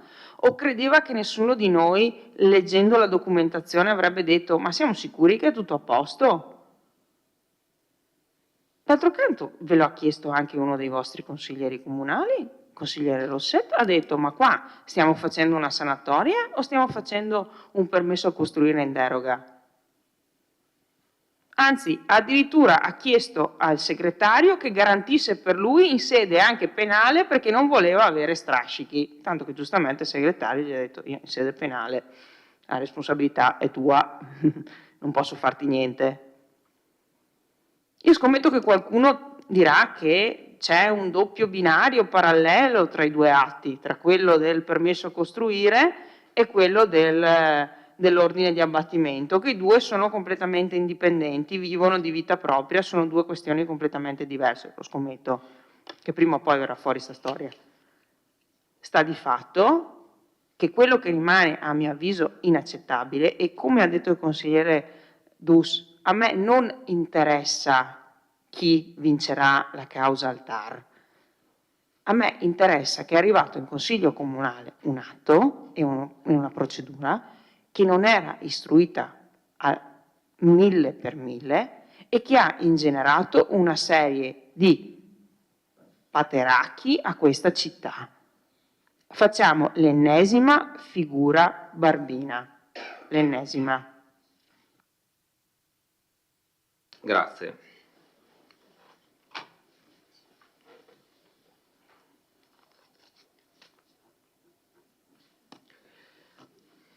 Altri interventi? Bene, non vedo nessun altro intervento. Il sindaco vuole... Prego. Non vorrei tirare tanto lunga. Il Consiglio Comunale, a nostro avviso, è stato investito di una decisione che era finalizzata a riconoscere una cosa perfino banale, che era l'utilità, alla fin fine, che una struttura del genere potesse arricchire il panorama esistenti in città di strutture sportive. È sotto gli occhi di tutti che quella struttura là, al di là del bello o brutto, non voglio entrare in merito, però è estremamente utile per l'esercizio di quello sport, e quindi il Consiglio Comunale ha deciso che c'era l'interesse generale a che rimanesse. Probabilmente le discussioni che si sono ingenerate hanno ingenerato negli uffici la necessità di attenersi alla lettera della norma. Però sta di fatto che, come mi chiedevate prima, e io confermo che è arrivata la sospensiva, che non è stata una sospensiva redatta in modo secco, tradizionale, ma era lunga pagine e pagine, dove andava ad analizzare ogni singolo punto portato dalla ditta a sua difesa, e praticamente sembra di riconoscere già una sentenza del modo in cui tratta l'argomento. Per cui la certezza di parlare di abuso, io prudenzialmente aspetterei un attimo. Io aspetterei un attimo, perché quello che sembra certo, e cioè una cosa già realizzata, probabilmente se in difformità, in carenza di autorizzazioni o in carenza di documentazione, è una cosa. Quella lì era una struttura che è stata fatta regolarmente, presentando i documenti necessari, una CILA, quello che era stata presentata. E nell'ambito della semestralità concessa è partita la richiesta anche di deroga, quindi è un caso un po' particolare, per cui effettivamente io sarei un pochettino prudente e proporrei al Consiglio di non ritirare il provvedimento. Se la mia dirigente volesse fare delle aggiunte tecniche,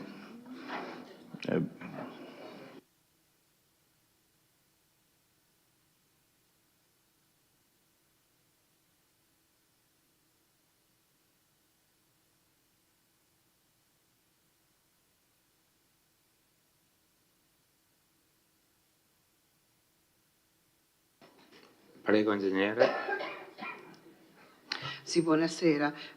Rispetto a quello che ha già anticipato il sindaco, volevo solo 2 punti velocissimi. La consigliera Bagliana parlava dei 30 giorni che sono decorsi, è vero, ma prima dello scadere dei 30 giorni è arrivato il decreto del Presidente della seconda commissione del TAR che ha sospeso i termini, quindi i termini in questo momento sono sospesi e saranno sospesi probabilmente fino a fine mese, quando poi ci sarà effettivamente l'udienza. A questo punto non sappiamo se ci sarà l'udienza solamente per la sospensiva o se entreranno anche nel merito, questo lo sapremo solamente il giorno dopo o per chi sarà presente quel giorno, insomma. Confermo quanto diceva la consigliera Denardi sul doppio binario, ma non... Sì, lei l'ha detto in maniera anche provocatoria, ma giustamente, quando noi abbiamo presentato questa pratica, come ha ricordato prima il sindaco, quello che si chiedeva era effettivamente se per questa amministrazione c'era l'interesse pubblico a quell'intervento.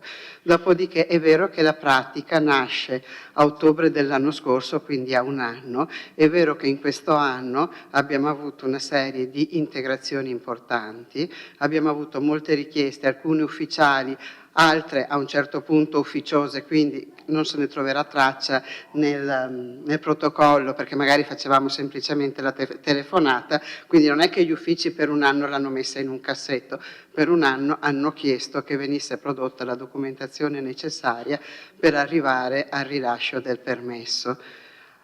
Probabilmente, anzi potrei anche togliere il probabilmente, si sarebbe potuti uscire prima con la verifica se era stato o meno rimosso. Io personalmente, ma questa non è una scusante, non passo di là perché prendo il treno, quindi io scendo dalla stazione ed è un posto che non conosco, magari qualche mio collega lo conosceva, è stata forse un'ingenuità quella di non uscire prima, dopodiché una volta che la cosa mi è venuta a conoscenza, mi sono mossa subito, e so che il sindaco dice che ho letto in maniera troppo restrittiva, cioè letterale la norma, purtroppo a me non è dato di interpretarla diversamente.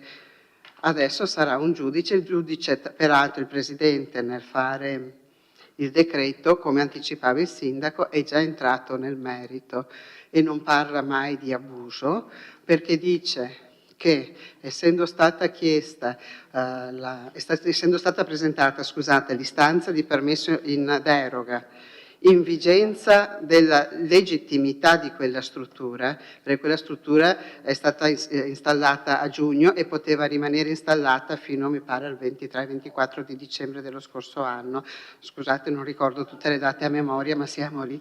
Allora il Presidente del TAR dice, poiché è stata presentata quando la struttura era legittimamente presente, viene di fatto cristallizzata la situazione fino a che il Comune non termina l'istruttoria e stabilisce se è rilasciabile o non è rilasciabile il permesso. Non parla mai di sanatoria e fa un distinguo con quello che può essere una struttura effettivamente abusiva. Noi al momento abbiamo quindi fatto l'ordinanza che è sospesa dal TAR, abbiamo fatto una comunicazione di improcedibilità della pratica di permesso in costruire, nel senso che fino a che non si sia chiarita questa situazione, che il TAR poi ci dia ragione o torto lo stabilirà il giudice, insomma, dopodiché per noi la pratica va chiusa normalmente, perché al Consiglio noi abbiamo chiesto no, è legittima o non è legittima la struttura, no, può restare su un abuso o non può restare su, abbiamo chiesto questo tipo di proposta riveste un interesse pubblico, perché per noi quella era la discrimine per poter poi chiudere il procedimento aperto.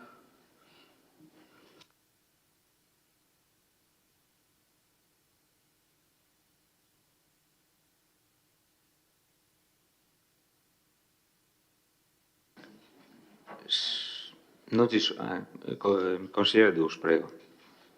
Sì, francamente spero di aver capito male l'intervento del sindaco quando dice che gli interventi fatti dalla minoranza o in consiglio hanno generato poi dei dubbi negli uffici. No, perché che adesso sia colpa nostra perché gli uffici fanno... Mi piacerebbe poter dire agli uffici fate così, fate colà, però non mi pare di avere questo potere, mi pare che a lei sia stato conferito questo potere, non a noi. Quindi capisco che adesso di fronte all'opinione pubblica sia facile dire per colpa della minoranza hanno dovuto tirare giù il tendone del padel. Sì, pian però, sì, adesso. Il consigliere Rossetto, fino a prova contraria, non fa parte della minoranza e ha giustamente posto delle domande in questo consiglio. Allora, è colpa anche sua? E è una colpa fare delle domande, chiedo? No, non lo so. Quindi, come ho detto all'inizio, era una situazione complessa, come diceva Andreotti, e si dovrà trovare una soluzione. Ma no, la minoranza ha fatto delle domande agli uffici che hanno generato poi una conseguenza di che questi fanno l'ordinanza di abbattimento della struttura. Sì, perché se no, mi fa piacere scoprire a fine mandato che ho questi poteri.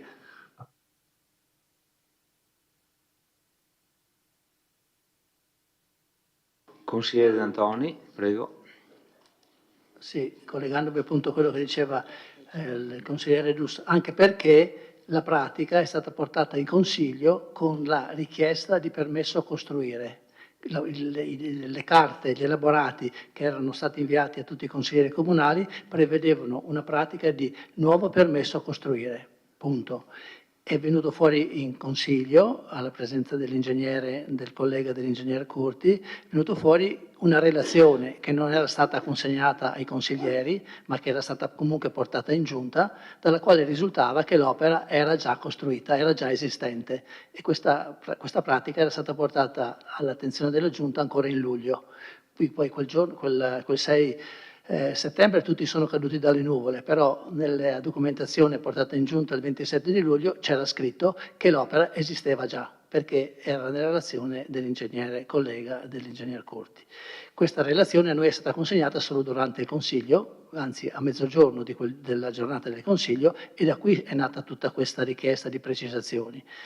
Di fatto, come è stato detto, qualunque sia l'esito del giudizio del TAR, comunque abbiamo fatto una grande confusione, abbiamo fatto perdere un sacco di tempo agli uffici e abbiamo avviato delle procedure che sembra che il braccio destro non sappia quello che fa il braccio sinistro, il braccio dell'amministrazione non sa quello che fa il braccio ufficio, e sicuramente sarà sicuramente una cosa negativa.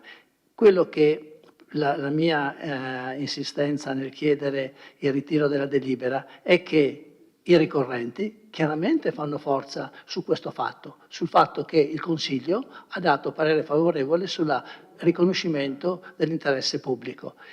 No, ma è stato fatto, signor Sindaco, diciamo, da parte vostra, cadendo dalle nuvole, dicendo, non sapendo che quell'opera lì era già stata realizzata. E comunque, al di là di quello che ha detto forse l'ingegner Curti, diciamo, c'è scritto in alcune sentenze che è possibile in qualche modo sanare l'intervento qualora l'interessato si munisca prima della scadenza dei 6 mesi, il tempo previsto per una costruzione temporanea, l'interessato si munisca di idoneo titolo che mi permette il titolo costruttivo, insomma, di idoneo titolo. Qui c'è stata solo una richiesta fatta pochi giorni, un mese prima che scadesse quel termine. Da lì sono passati mesi e mesi, e evidentemente quella pratica, così come era stata presentata, era, come dice lei qualche volta, un pezzo di carta, no, che volava e che ha avuto bisogno di ben 4 o 5 richieste di chiarimenti e presentazione di altra documentazione. Sembra una procedura che sembra, diciamo, un po' agita seguita in maniera abbastanza leggera e diciamo, che ci fa pensare, in sostanza, ecco, la richiesta di ritiro poteva essere un modo pulito per uscire. Se l'opera non è un abuso, se l'opera è stata realizzata correttamente, se la legge consente di sanare in quel modo in cui ha tentato di sanare l'impresa l'opera, se è vero tutto questo, va bene, torniamo a portare in consiglio l'opera una volta che non è dichiarata abusiva e ridichiariamo l'interesse pubblico. Io per primo voterò a favore, ma questo fatto di aver votato su una cosa incerta, questo interesse pubblico, dico io, su un abuso, perché così è stato dichiarato dagli uffici, aver dichiarato l'interesse pubblico su un'opera abusiva, secondo me è un grosso errore che in qualche modo favorisce anche la richiesta del richiedente. Grazie. Consigliere Balliana. Eccoci qua. Allora, io avrei 2 considerazioni da fare. La prima, quella che mi sfugge in assoluto, è perché la ditta non abbia seguito un iter normale, cioè voglio dire, no, nel senso, ha seguito l'iter di permesso di costruzione temporanea, ok? Però dopo si è andati avanti un anno, ok? E come no, con le richieste, va bene, e voglio dire, dopo più di un anno si è arrivati a fare la richiesta di variante urbanistica. Non capisco perché, non so, o gli uffici o chi per essi, perché non è stato detto, non è stato suggerito alla ditta di procedere in un modo normale, cioè voglio dire di fare la richiesta di variante fin da subito. L'hanno fatta, e perché è arrivata in consiglio così tardi? Punto di domanda. Questo mi sfugge, anche questo mi sfugge sinceramente, prima cosa. Seconda cosa che vorrei dire è relativa al discorso quando lei, ingegner Curti, sulla sua risposta sul parere contrario rispetto alla mozione, dichiara che un provvedimento amministrativo adottato può essere annullabile solo se in violazione di legge o viziato da eccesso di potere o da incompetenza. Però a me viene da dire che la delibera votata in Consiglio Comunale è stata viziata non da un eccesso di potere sicuramente, ma da una mancanza di elementi fondamentali. Cioè, quindi non è una delibera, e quindi c'è un vizio. Quindi secondo me i riferimenti che lei fa rispetto all'atto amministrativo sono sbagliati, perché c'è un vizio in cui i consiglieri comunali sono stati indotti a votare su una cosa che non sapevano fosse un abuso o sapevano fosse un abuso, tanto è vero che poi è emersa l'ordinanza, dopo è emersa l'ordinanza, invece l'ordinanza doveva emergere prima in teoria. Quindi veramente secondo me c'è un vizio di forma sulla delibera votata in Consiglio Comunale.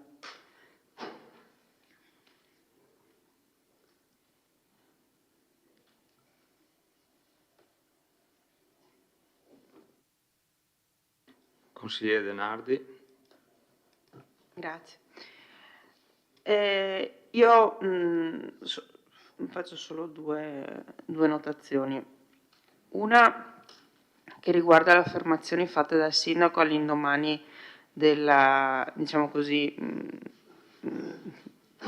divenuta nota al pubblico emanazione dell'ordine di abbattimento, che si è diciamo, rammaricato con gli uffici della decisione, affermando: spiace che ancora una volta si insegua la regolarità di un documento.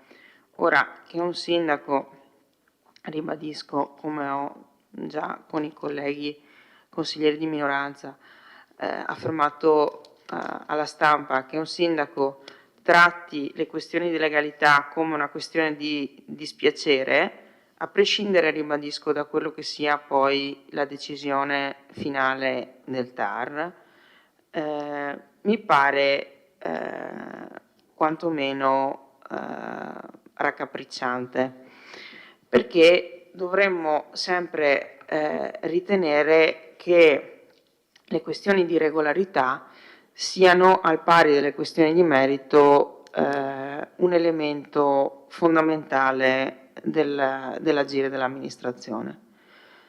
Oltre a questo,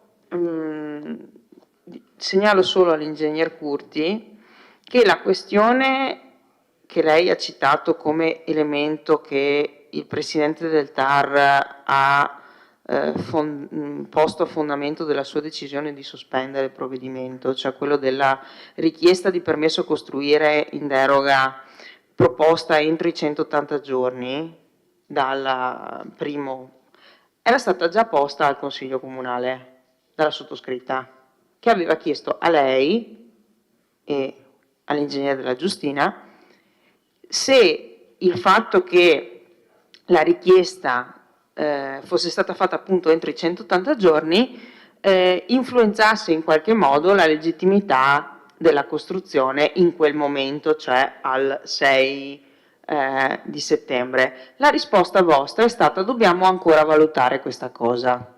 Allora, questa è l'ennesima dimostrazione del fatto che se aveste finito come amministrazione, non dico lei perché non è lei che fa l'ordine del giorno del Consiglio Comunale, se l'amministrazione avesse ponderato meglio il procedimento, avesse terminato l'istruttoria del procedimento, anche se ci avete messo comunque 10 mesi, per cui qua dovremmo aprire un ragionamento sulla nota efficienza della pubblica amministrazione, non staremmo qui a parlare, perché avreste valutato più ponderatamente o meno se era giusto o meno questa cosa. Non è stato fatto. Il fatto che fosse stato rilevato in consiglio comunale da un consigliere di minoranza rende ancora più grave questa cosa.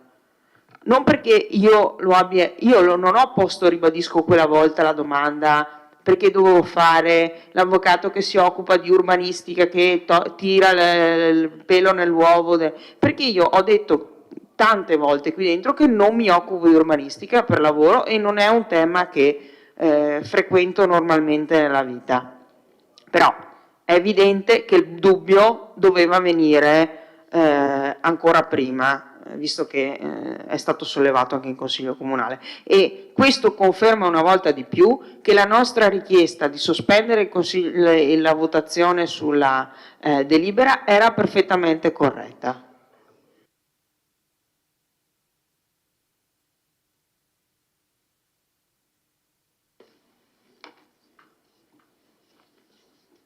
Prenotazioni altre? Bene. Non ce ne sono, quindi passiamo. Assessore, prego. Perdoni Presidente, ma credo che una risposta a De Bastiani sia dovuta, perché tutte le volte che ha l'occasione nomina l'assessore Antiga e parte sempre da via Oberdan. Quindi bisognerebbe sbloccare questo senso di sudditanza su via Oberdan. Io le posso dire solo una cosa, che se oggi via Oberdan ha un incrocio con via Garibaldi dignitoso di una città, senza ricettacolo di zanzare, e se ad oggi abbiamo un marciapiede che si chiama marciapiede, dove le carrozzine ci possono salire e scendere senza andare in pista ciclabile, già quella è una grande vittoria.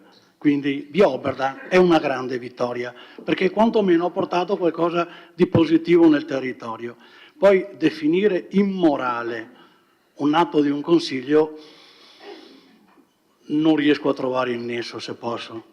Non riesco a trovarlo, perché l'immoralità per me è tutt'altra cosa. Forse sono stato, no, sicuramente sono stato educato in maniera diversa. Poi qua dentro io ho sentito già l'udienza, il dibattimento, manca la sentenza, non so chi poi la vuole scrivere, ma siamo quasi in un tribunale. Io le dico che non è vero e non corrisponde sempre che un abuso edilizio, anche della tettoia, anche di un nesso a casa sua, pregiudica la demolizione, perché all'accertamento di un abuso c'è la possibilità di una deroga, di una variante in deroga, si paga la penale e se quell'immobile si può fare, si sana. Quindi togliamoci dalla testa che tutto quello che è abuso si deve togliere. Non è proprio così. Le varianti in sanatoria sono sempre state, sono sempre esistite. Quindi, morale, non credo che sia il corretto. Via Oberdan ormai lo sorpassiamo, giusto? Perché sennò è un'altra nota che ho visto ricorrente sui giornali, è sempre l'Antiga, che Deus Machina unico, no? Sul Piazza Meschio. Cortesemente, gliel'ho già detto un paio di volte, si riveda tutti quei atti di Piazza Meschio, perché continuare a dire che i posti, i due appartamenti si sono persi, tutto colpa di Antiga. Io le posso dire che nel 2016 lei era in commissione e non ha sollevato nulla di quello che dice dopo. Quindi il 7 marzo 2016 c'era l'occasione per dire e contestare e far forza su tutto quello che si poteva fare, però ha fatto dei commenti, poi gliene do la carta perché è quasi da sorridere, ha parlato di tutto fuori delle cose che poi gli sono rimaste non so come qua, che ne so. Comunque lasciamo perdere sempre personalmente le persone. Grazie. Grazie. Consigliere De Bastiani. No, lasciamo perdere un corno, voglio dire, troppo comodo cioè, avere delle responsabilità e dire vabbè lasciamo perdere. Cioè, se adesso il capolavoro è che per via Oberdan c'è un incrocio che è meglio di prima, serviva a fare tutto quell'ambaradan e sollevare una guerra civile per fare un incrocio un po' meglio di quello che era, beh, se questo è il suo sistema, assessore Antiga, mi sembra che siamo un po' fuori strada.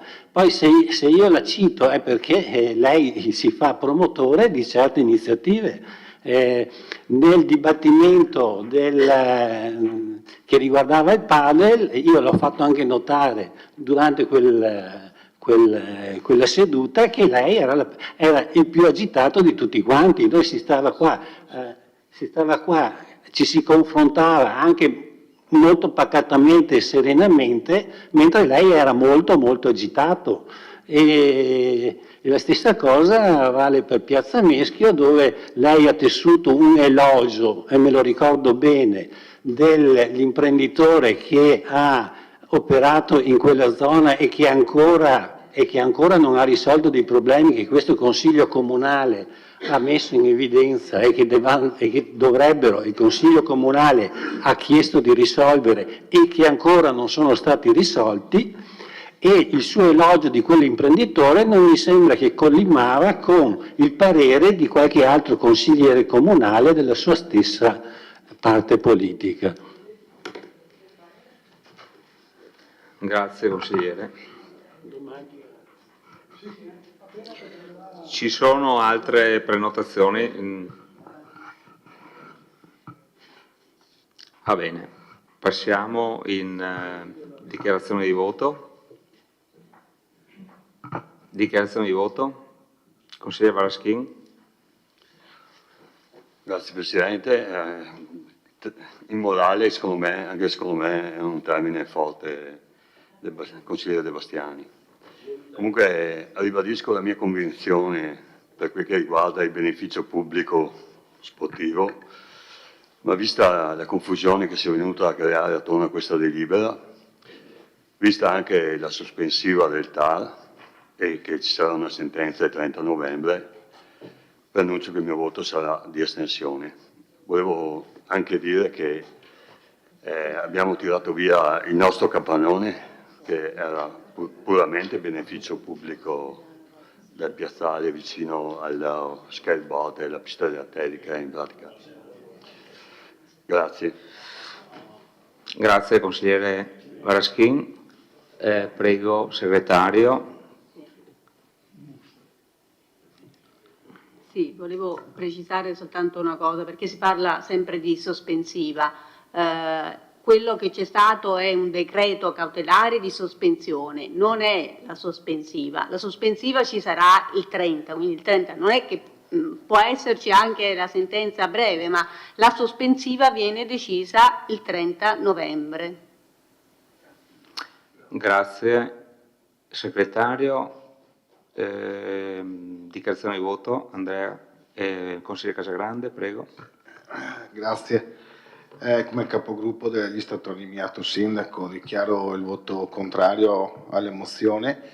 In particolar modo ribadiamo la convinzione del voto che quella sera ha espresso la mia collega Silvia Salezze, al quale io non ho potuto partecipare per impegni lavorativi, ma chiaramente il beneficio pubblico è una convinzione che rafforziamo sia con la collega Salezze, e assolutamente se l'aggettivo da essere immorale, io personalmente sono orgoglioso di essere immorale nei suoi confronti, cosa che già abbiamo già espresso più volte nei consigli comunali, quindi rafforza la distanza di opinioni della quale sono molto fiero, e anche la mia collega. Una piccola nota in merito agli investimenti privati, perché non ho capito le note del collega Dus. A Vittorio Veneto ci sono diversi immobili che sono stati costruiti negli anni. Credo che sia lodevole quando un soggetto, come è successo a Marco Polo, che negli anni ha portato sicuramente sport e ha nobilitato la città, un'area di Vittorio con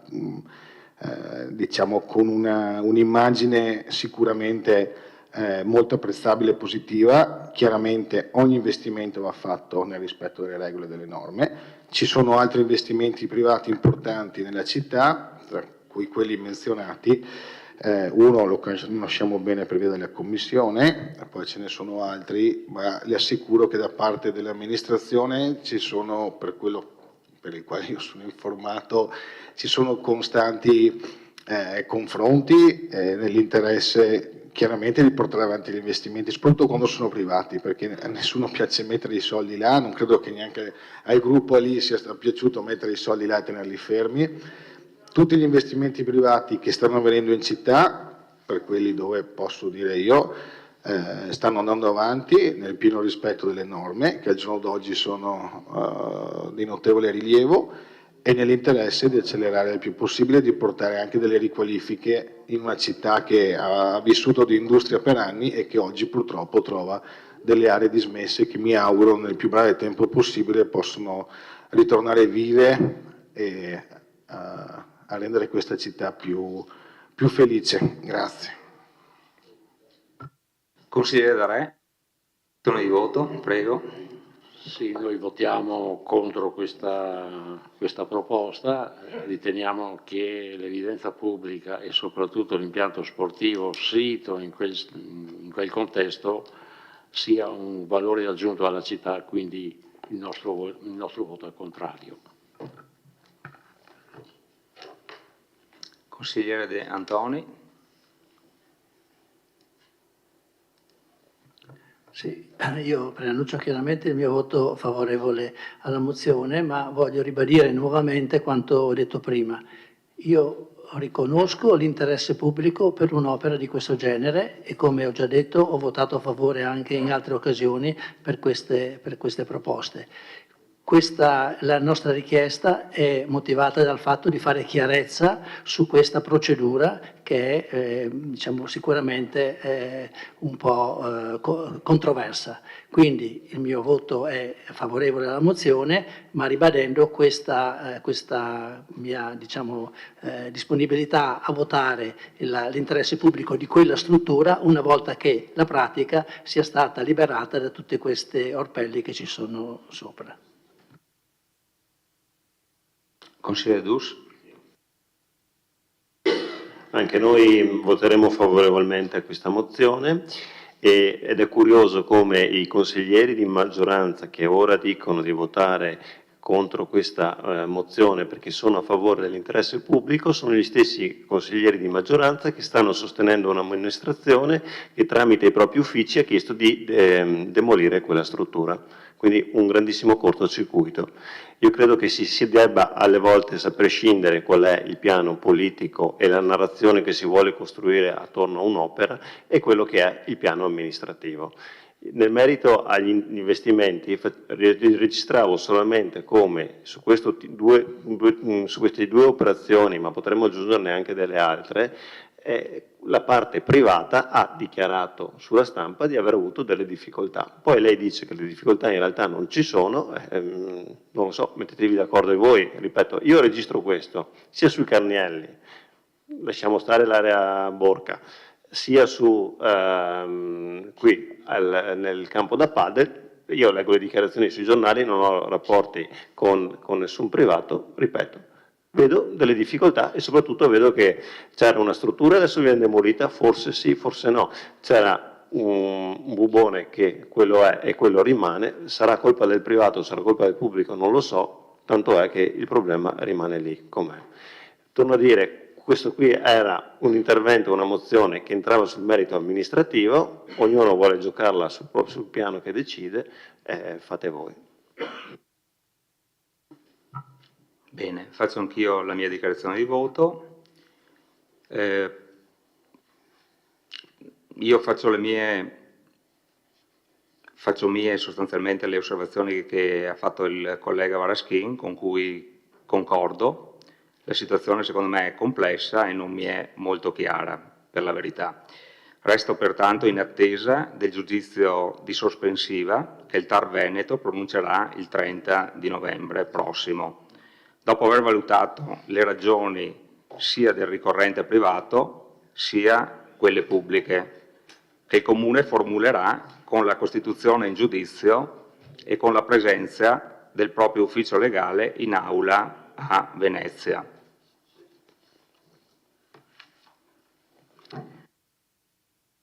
Procediamo col voto.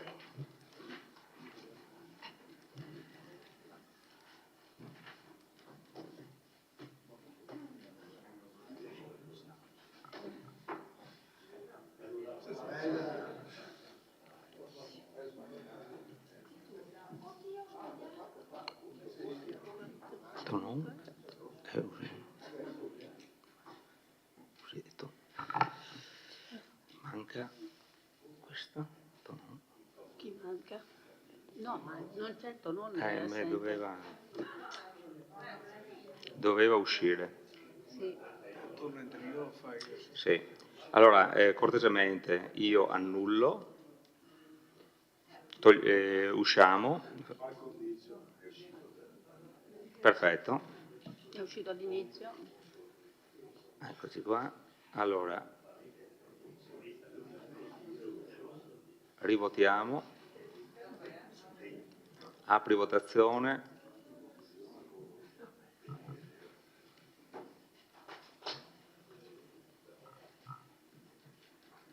Bene.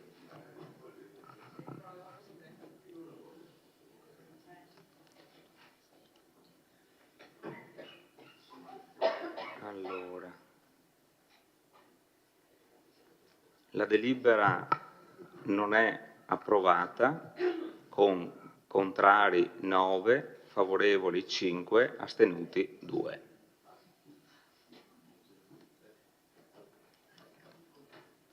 Passiamo al prossimo punto dell'ordine del giorno.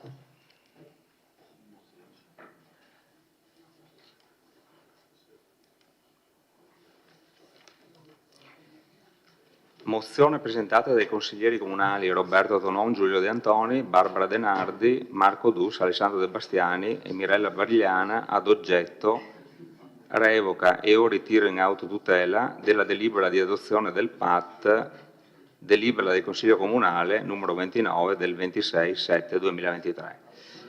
Chiedo al consigliere De Nardi di illustrare la proposta di mozione.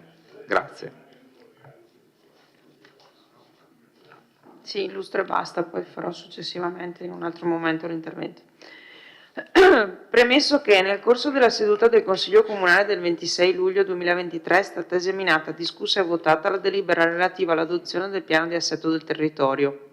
Prima della seduta e nel corso della seduta stessa i consiglieri De Antoni, De Nardi, Dus e Tonon hanno proposto un notevole numero di emendamenti. Tra gli emendamenti depositati nel corso della seduta si rinviene l'emendamento numero 16, che recita sulla carta della trasformabilità 4.3 eliminare l'area idonea per interventi di qualificazione e riconversione compresa tra la Mafile e Villaggio Margherita, individuando la medesima area come servizi di interesse comune di maggior rilevanza, articolo 39 NTA. Successivamente al deposito degli emendamenti, gli uffici e i tecnici esterni incaricati della redazione del PAT hanno esaminato gli emendamenti stessi e predisposto i prescritti pareri di regolarità. Alla luce del fatto che il parere predisposto dagli uffici comunali e letto nel corso della seduta in relazione all'emendamento numero 16 era contrario. In particolare, la motivazione data dalla dirigente del settore infrastruttura e gestione del territorio è stata la scelta di individuare l'ambito come area idonea per interventi di qualificazione e riconversione, anziché come area per servizi, fa sì che non si verifichi la decadenza quinquennale del vincolo. Tale motivazione risulta errata in quanto l'individuazione nel PAT di un'area come servizi di interesse comune di maggiore rilevanza costituisce un vincolo conformativo e non espropriativo. La distinzione tra la struttura dei due tipi di vincoli è pacificamente individuata in giurisprudenza, come ricorda ad esempio la recente sentenza del Consiglio di Stato 6793 del 2023, che afferma la differenza fra vincolo conformativo e espropriativo è già stata chiarita in giurisprudenza, rilevando che i vincoli conformativi si differenziano dai vincoli espropriativi o sostanzialmente espropriativi, atteso che i primi sono quelli che dividono in tutto o in parte il territorio comunale in zone assoggettate a una disciplina dello ius edificandi omogenea, cosiddetta zonizzazione, e che dunque si connotano per il fatto di incidere su una generalità di beni, potenzialmente appartenenti a una pluralità indifferenziata di soggetti, beni che vengono accomunati in ragione delle caratteristiche intrinseche degli stessi e del contesto nel quale si inseriscono, mentre i secondi, quindi quelli espropriativi, sono quelli che riservano alla mano pubblica l'edificazione in una specifica area, cosiddetta localizzazione, o che svuotano sostanzialmente il contenuto del diritto di proprietà su un determinato bene. E qui c'è una serie di riferimenti giurisprudenziali al riguardo. L'emendamento non mirava a riservare alla mano pubblica l'edificazione in quell'area, ma a garantire l'individuazione di limiti all'edificabilità dell'area stessa, sia che l'edificazione avvenga da parte del privato sia del pubblico. Ciò è confermato indirettamente dal fatto che nel corso della seduta analogo emendamento, il numero 17, relativo all'area Fender, è stato accolto con parere favorevole dalla medesima dirigente. Che sia questa la cornice dell'emendamento è confermato anche da un consolidato orientamento del Consiglio di Stato, anche di recente ribadito. I vincoli di destinazione imposti dal piano regolatore generale per attrezzature e servizi, quali ad esempio gli impianti sportivi, realizzabili anche ad iniziativa privata o promiscua in regime di economia di mercato, pur avendo carattere particolare, sfungono allo schema ablatorio e alle connesse garanzie costituzionali in termini di alternatività fra indennizzo e durata predefinita,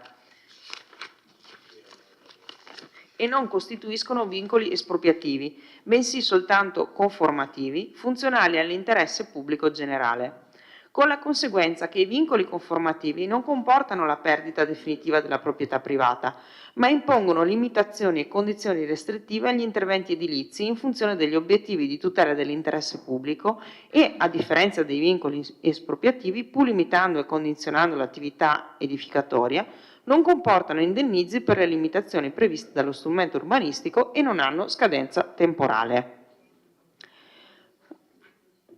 Conseguenza della diversa natura dei vincoli è anche un diverso regime degli stessi, posto che il vincolo espropriativo o preordinato all'esproprio è presupposto per emanare il decreto di esproprio, secondo quanto disposto dall'articolo 9 del testo unico, a durata di 5 anni, mentre al contrario, come accennato prima, il cosiddetto vincolo conformativo ha una durata indeterminata e quindi non è sottoposto alla predetta decadenza quinquennale. Considerato che tale erronea dichiarazione si è inserita nel processo di formazione della volontà dei consiglieri comunali, inducendoli a credere che un vincolo di tal fatta fosse di durata predeterminata e limitata, 5 anni, e non permanente, quindi meno saldo di un vincolo finalizzato a interventi di qualificazione e riconversione.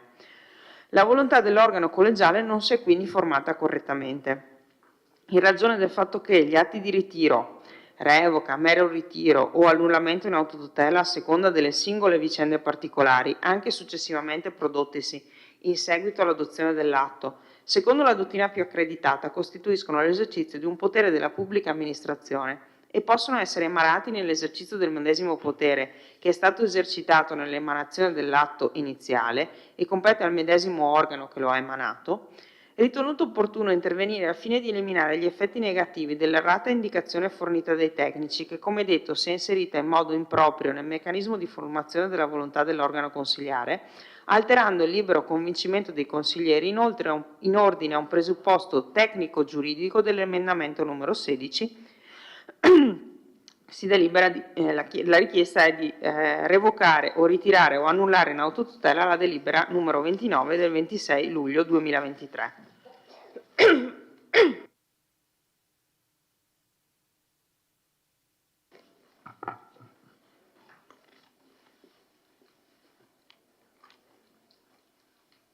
Grazie, consigliere.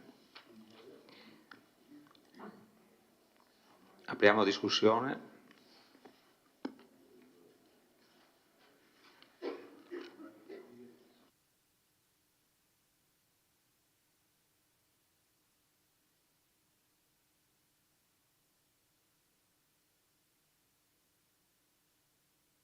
Consigliere De Antoni.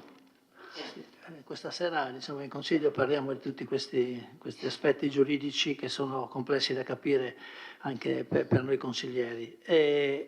Il tema è, quando noi abbiamo presentato quell'emendamento, c'è stato il parere contrario da parte del tecnico perché ha precisato la scelta fatta dall'amministrazione di individuare l'ambito come area idonea per interventi di qualificazione e riconversione anziché come area per servizi fa sì che non si verifichi la decadenza quinquennale del vincolo.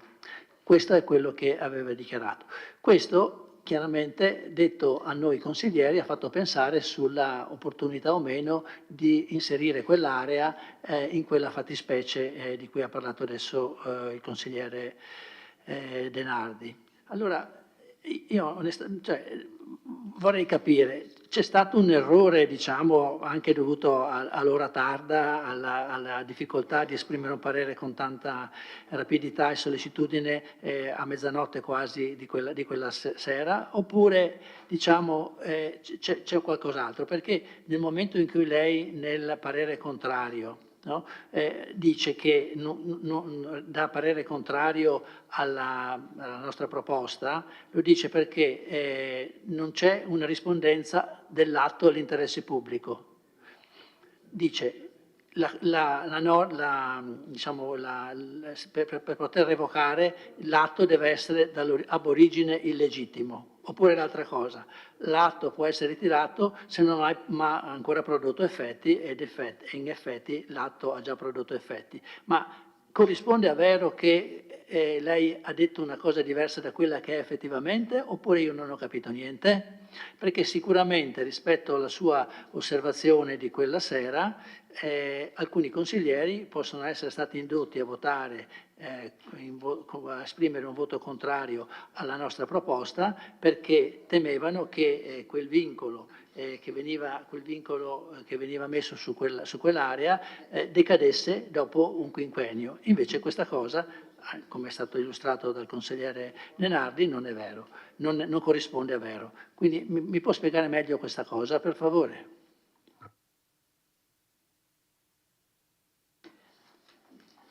Grazie.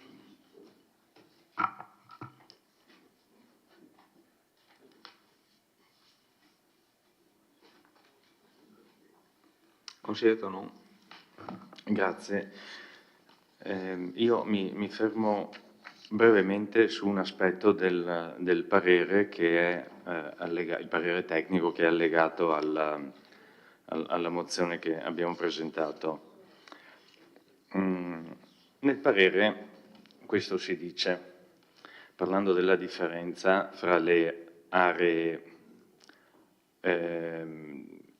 che hanno come destinazione servizi di interesse comune di maggior rilevanza e le altre aree idonee per interventi di riqualificazione e riconversione. E c'è scritto le prime, cioè quelle aree di interesse comune di maggior rilevanza, sono le aree e o attrezzature dedicate ai servizi istituzionali pubblici e privati, considerati strategici per la comunità, sia esistenti che di progetto.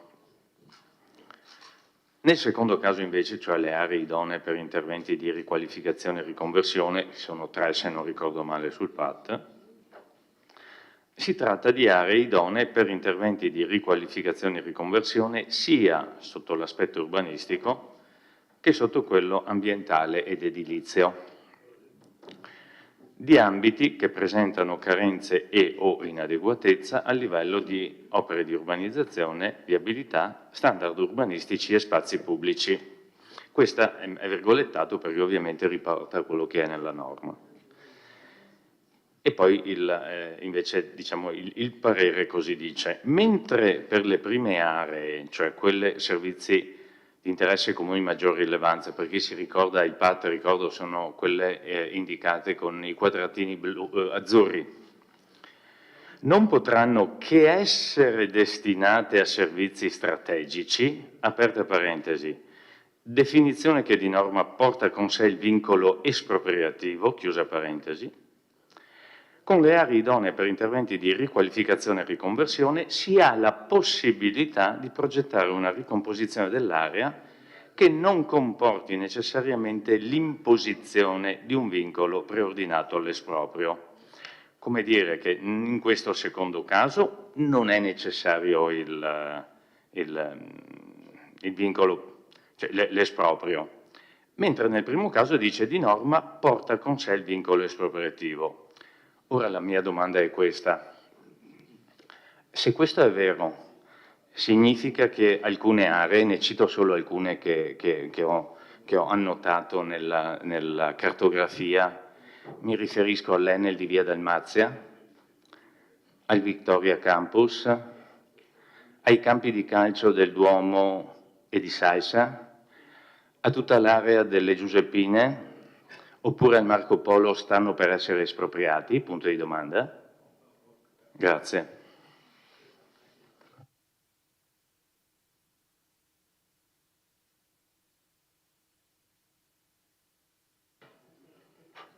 Prego, Ingegner Curti. Parto dall'ultima domanda del consigliere.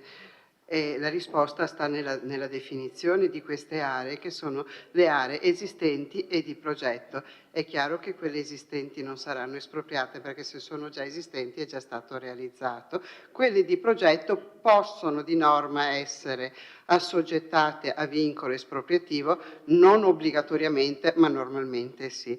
Il fatto di aver scelto, quando abbiamo fatto questa progettazione, di definire quell'area come un'area idonea per interventi di riqualificazione e riconversione era proprio per lasciare una certa libertà progettuale. Dopodiché, e vengo a quello che diceva prima il consigliere De Antoni, è chiaro che il PAT per sua natura non impone vincoli preordinati all'esproprio. È chiaro che in una discussione che è durata non ricordo quante ore, a un certo punto ho sintetizzato. Ora, finché la consigliere prima ci illustrava la differenza fra vincoli espropriativi e conformativi, devo dire francamente io non l'ho seguita, ma conosco la materia. Se quella sera mi mettevo a discutere se il vincolo era conformativo o espropriativo, probabilmente saremo ancora qua a parlarne. Quello che io intendevo dire era che la scelta era proprio di lasciare la libertà di non creare a priori la necessità di andare poi con un vincolo per espropriare e realizzare l'ALE, ma di lasciare una certa libertà. Ma questa è stata proprio una scelta fatta quando abbiamo progettato quell'area specifica per capire se ci potesse essere una collaborazione anche pubblico-privato per dotare un'area che è in carenza di strutture, di un qualche cosa che la possa riqualificare. Questa era la scelta. Ho espresso in maniera troppo sintetica, sì, purtroppo, ma consigliere, mi scusi, proprio lei mi dovrebbe capire da ingegnere. Io purtroppo sono molto sintetica e a quell'ora, erano le 11 passate, forse ho peccato di sintesi, ma questo era quello che io e l'architetto De Zan, che con me ha guardato tutte quante le proposte di emendamento, intendavamo dire, ma perché era quello a cui abbiamo pensato proprio quando abbiamo pensato a quell'area, non è che abbiamo pensato ad altro. La nostra idea era proprio lasciamo questa apertura e secondo noi la seconda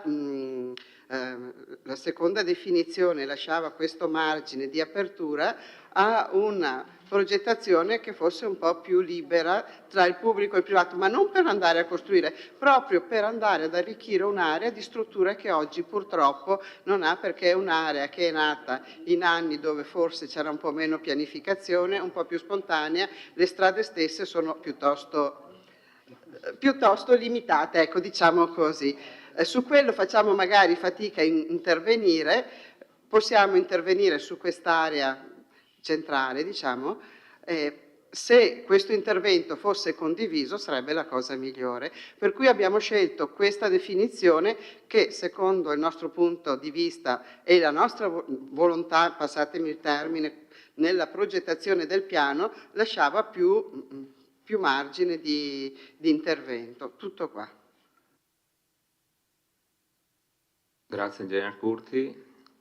Consigliere Denardi, prego. Grazie Presidente.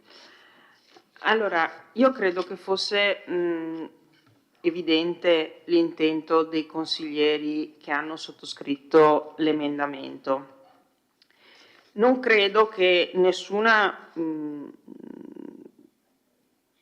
soggetto avrebbe potuto ipotizzare che noi volessimo vincolare l'area a un futuro esproprio. Lo dico molto tranquillamente. Se c'era questo dubbio, bastava domandare in ogni caso, perché eravamo qua tutti quanti, tutti coloro che l'avevano firmato. Mi permetta, ingegnere, ma credo poco alla questione della eccessiva sinteticità. Mi sembra tanto una versione che esce ex post, perché nessuno di noi ha costretto voi a sintetizzare, nessuno di noi ha costretto voi a ridurre la lunghezza dei pareri. e nessuno di noi si è rifiutato di interloquire con voi, qualora ci fosse stata la necessità, su quello che era il significato della nostra proposta. La nostra proposta, tra l'altro, era anche stata di fatto discussa durante il Consiglio Comunale, era fare in modo che su quell'area vi siano servizi, che siano fatti dai privati o che siano fatti dai pubblici. A noi sinceramente interessa ben poco. Interessava ben poco all'epoca, interessa ben poco adesso. Possiamo anche pensare che siano pubblico e privato insieme che si mettano a costruire. Niente, l'importante era che fosse un'area non votata, che ne so, all'ennesima edificazione residenziale, ma a servizi. Tra l'altro non siamo neanche stati a disquisire se erano servizi sportivi o di altra natura. Servizi, punto e basta. Come il consigliere Tonon ha fatto una serie di esempi su quelle che sono le aree a servizi. Sono d'accordo anch'io che quelle lì ormai sono servizi che esistono e non sono di programmazione di servizi, ma un tempo a loro volta sono state in programmazione, perché non è che esistono da sempre. E Victoria, abitando tra l'altro vicino, l'ho visto crescere pian pianino con tutte le polemiche, e qui io non facevo ancora parte del Consiglio Comunale, con tutte le polemiche che ci sono state nella sua fase molto travagliata di realizzazione e anche di riempimento con le attività. Per cui anche il parere che lei ha formulato, la revoca presuppone che sussistano contemporaneamente una non rispondenza dell'atto all'interesse pubblico e un attuale interesse alla rimozione dello stesso. Nel caso di specie non si ravvisa l'interesse alla rimozione dell'atto, ben potendo in sede di PI fornire una destinazione diversa. Ma per me non è la stessa cosa, me l'ha detto lei. Perché quando abbiamo presentato ai consiglieri comunali il progetto del PAT, la prima riunione che è stata fatta per decisione del allora presidente della commissione Gomiero, poi dimesso, sì? Ci avete detto, abbiamo sulla falsariga di quanto abbiamo imparato dei PAT realizzati prima del comune di Vittorio Veneto, deciso che tutta una serie di decisioni andavano demandate al PI per evitare di ingessare eccessivamente le decisioni, perché mentre il PAT per ogni modifica ha bisogno di una procedura di revisione analoga a quella della sua approvazione iniziale, la modifica sul PI è molto più semplice, è molto più sbrigativa anche dal punto di vista procedurale, per cui mi sta dicendo di fatto che la forza delle statuizioni inserite nel PAT non è assolutamente uguale alla forza di resistenza, diciamo, delle statuizioni decise nel PI. Questo ci avete insegnato voi. Quindi dirmi che è esattamente la stessa cosa, casomai inserire un provvedimento del genere nel PI invece che nel PAT, mi dispiace ingegnere, mi ha detto lei che non è vero, me l'ha insegnato lei. È vero che lo posso inserire nel PI, ma non è la stessa cosa. È come, facendo le proporzioni debite ovviamente, stabilire con legge costituzionale una norma o stabilirlo con legge ordinaria. Non è la stessa cosa. Primo perché la resistenza rispetto alle modifiche è un pochino più complicata, e seconda perché nella gerarchia delle fonti non sono la stessa cosa. Quindi anche il suo parere, mi dispiace, ma qualche problemino me lo dà. Non mi convince neanche con questo parere, mi dispiace.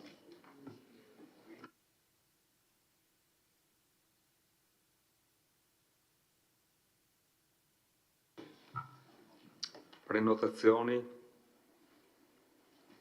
Consigliere Vagliana. Sì, consigliere Scotassi, 15 anni, ma forse non è ancora finita. Infatti, no, non è ancora finita perché oltre a sostenere le tesi, insomma, le osservazioni della consigliera Denardi, e quindi mi trovo d'accordo, vorrei sottoporre all'attenzione del Consiglio Comunale un'altra questione. Innanzitutto abbiamo appreso che c'è stata una delibera della Giunta in cui viene definito la scadenza ultima per le osservazioni, che è fissata per venerdì 17 novembre alle ore 13 e questo ci lascia un po' perplessi perché, dirigente, lei mi può aiutare? Sì? No, non è per legge, cioè sì, sì, è per legge però non delibera di giunta, comunque di prassi, mi aiuti, in altri PAT di altri comuni le osservazioni arrivate fuori scadenza vengono generalmente accolte anche fuori scadenza fin tanto che non viene indetta la conferenza di servizi. E quindi chiedo eventualmente sì, se effettivamente è così, nel senso che se gli uffici ritengono opportuno, come avviene, ripeto, in altri PAT che sono stati fatti in altri comuni della Regione Veneto, di accogliere le osservazioni fin tanto che la conferenza di servizi non viene nominata. Questa è una prima questione. Invece vorrei sottoporre un'altra questione. Come voi sapete nel PAT non è stata inclusa la VINCA. VINCA che generalmente è un documento importante, fondamentale, che deve essere incluso in tutti i piani strategici. In questo PAT non è stata inclusa la VINCA, si è fatta una relazione in cui viene detto che non è necessario includere la VINCA perché il PAT non va a incidere su quello che è gli aspetti ambientali e gli aspetti ambientali relativi alle aree dei siti Natura 2000 e quindi non c'è necessità di fare nessuna VINCA.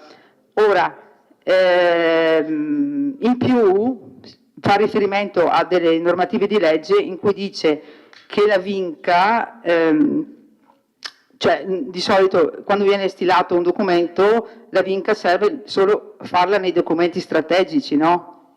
E quindi noi nei PI o negli altri, ma bensì nel documento madre, nel documento che dà vita a tutto il piano. Quindi ricordiamoci che la VINCA non c'è, è stata depositata anche un'interrogazione regionale con una richiesta al Consiglio regionale e quindi alla Regione Veneto se questa mancanza di VINCA sia effettivamente fondata e giustificata. Vorrei dire che la relazione tecnica dove si dice che non c'è necessità di presentare la VINCA è una relazione tecnica sommaria, dove non c'è una documentazione fotografica, dove non c'è citata nessuna biografia né monitoraggi. Inoltre i siti di Natura 2000 si chiamano ancora con SIC, invece sappiamo bene che oggigiorno sono citati come ZSC, no? E quindi la questione che vorrei porre, che io adesso dirigente non so se voi avete avuto, se la Regione Veneto è stata interpellata rispetto alle procedure di non deposito di VINCA, però insomma secondo me questa questione è una questione che sarà oggetto di prossima discussione, quindi può essere che il PAT possa ritornare in Consiglio Comunale. Grazie consigliere.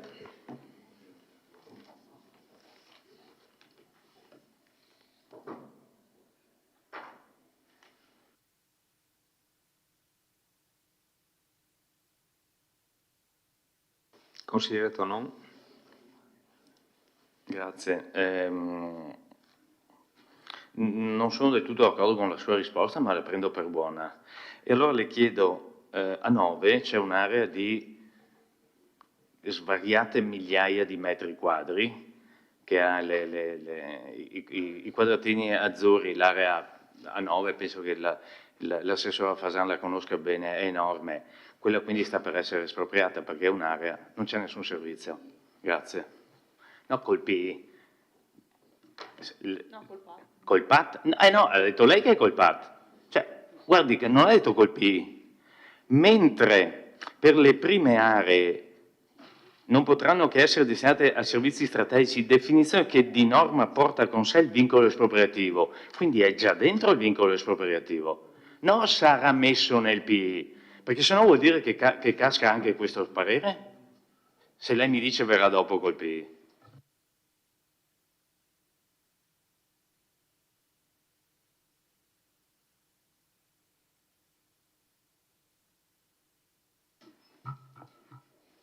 Altre prenotazioni?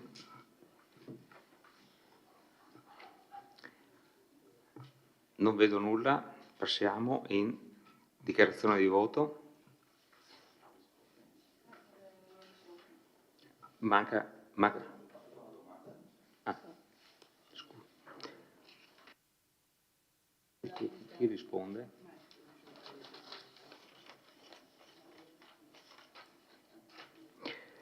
Prego, Ingegner Curti.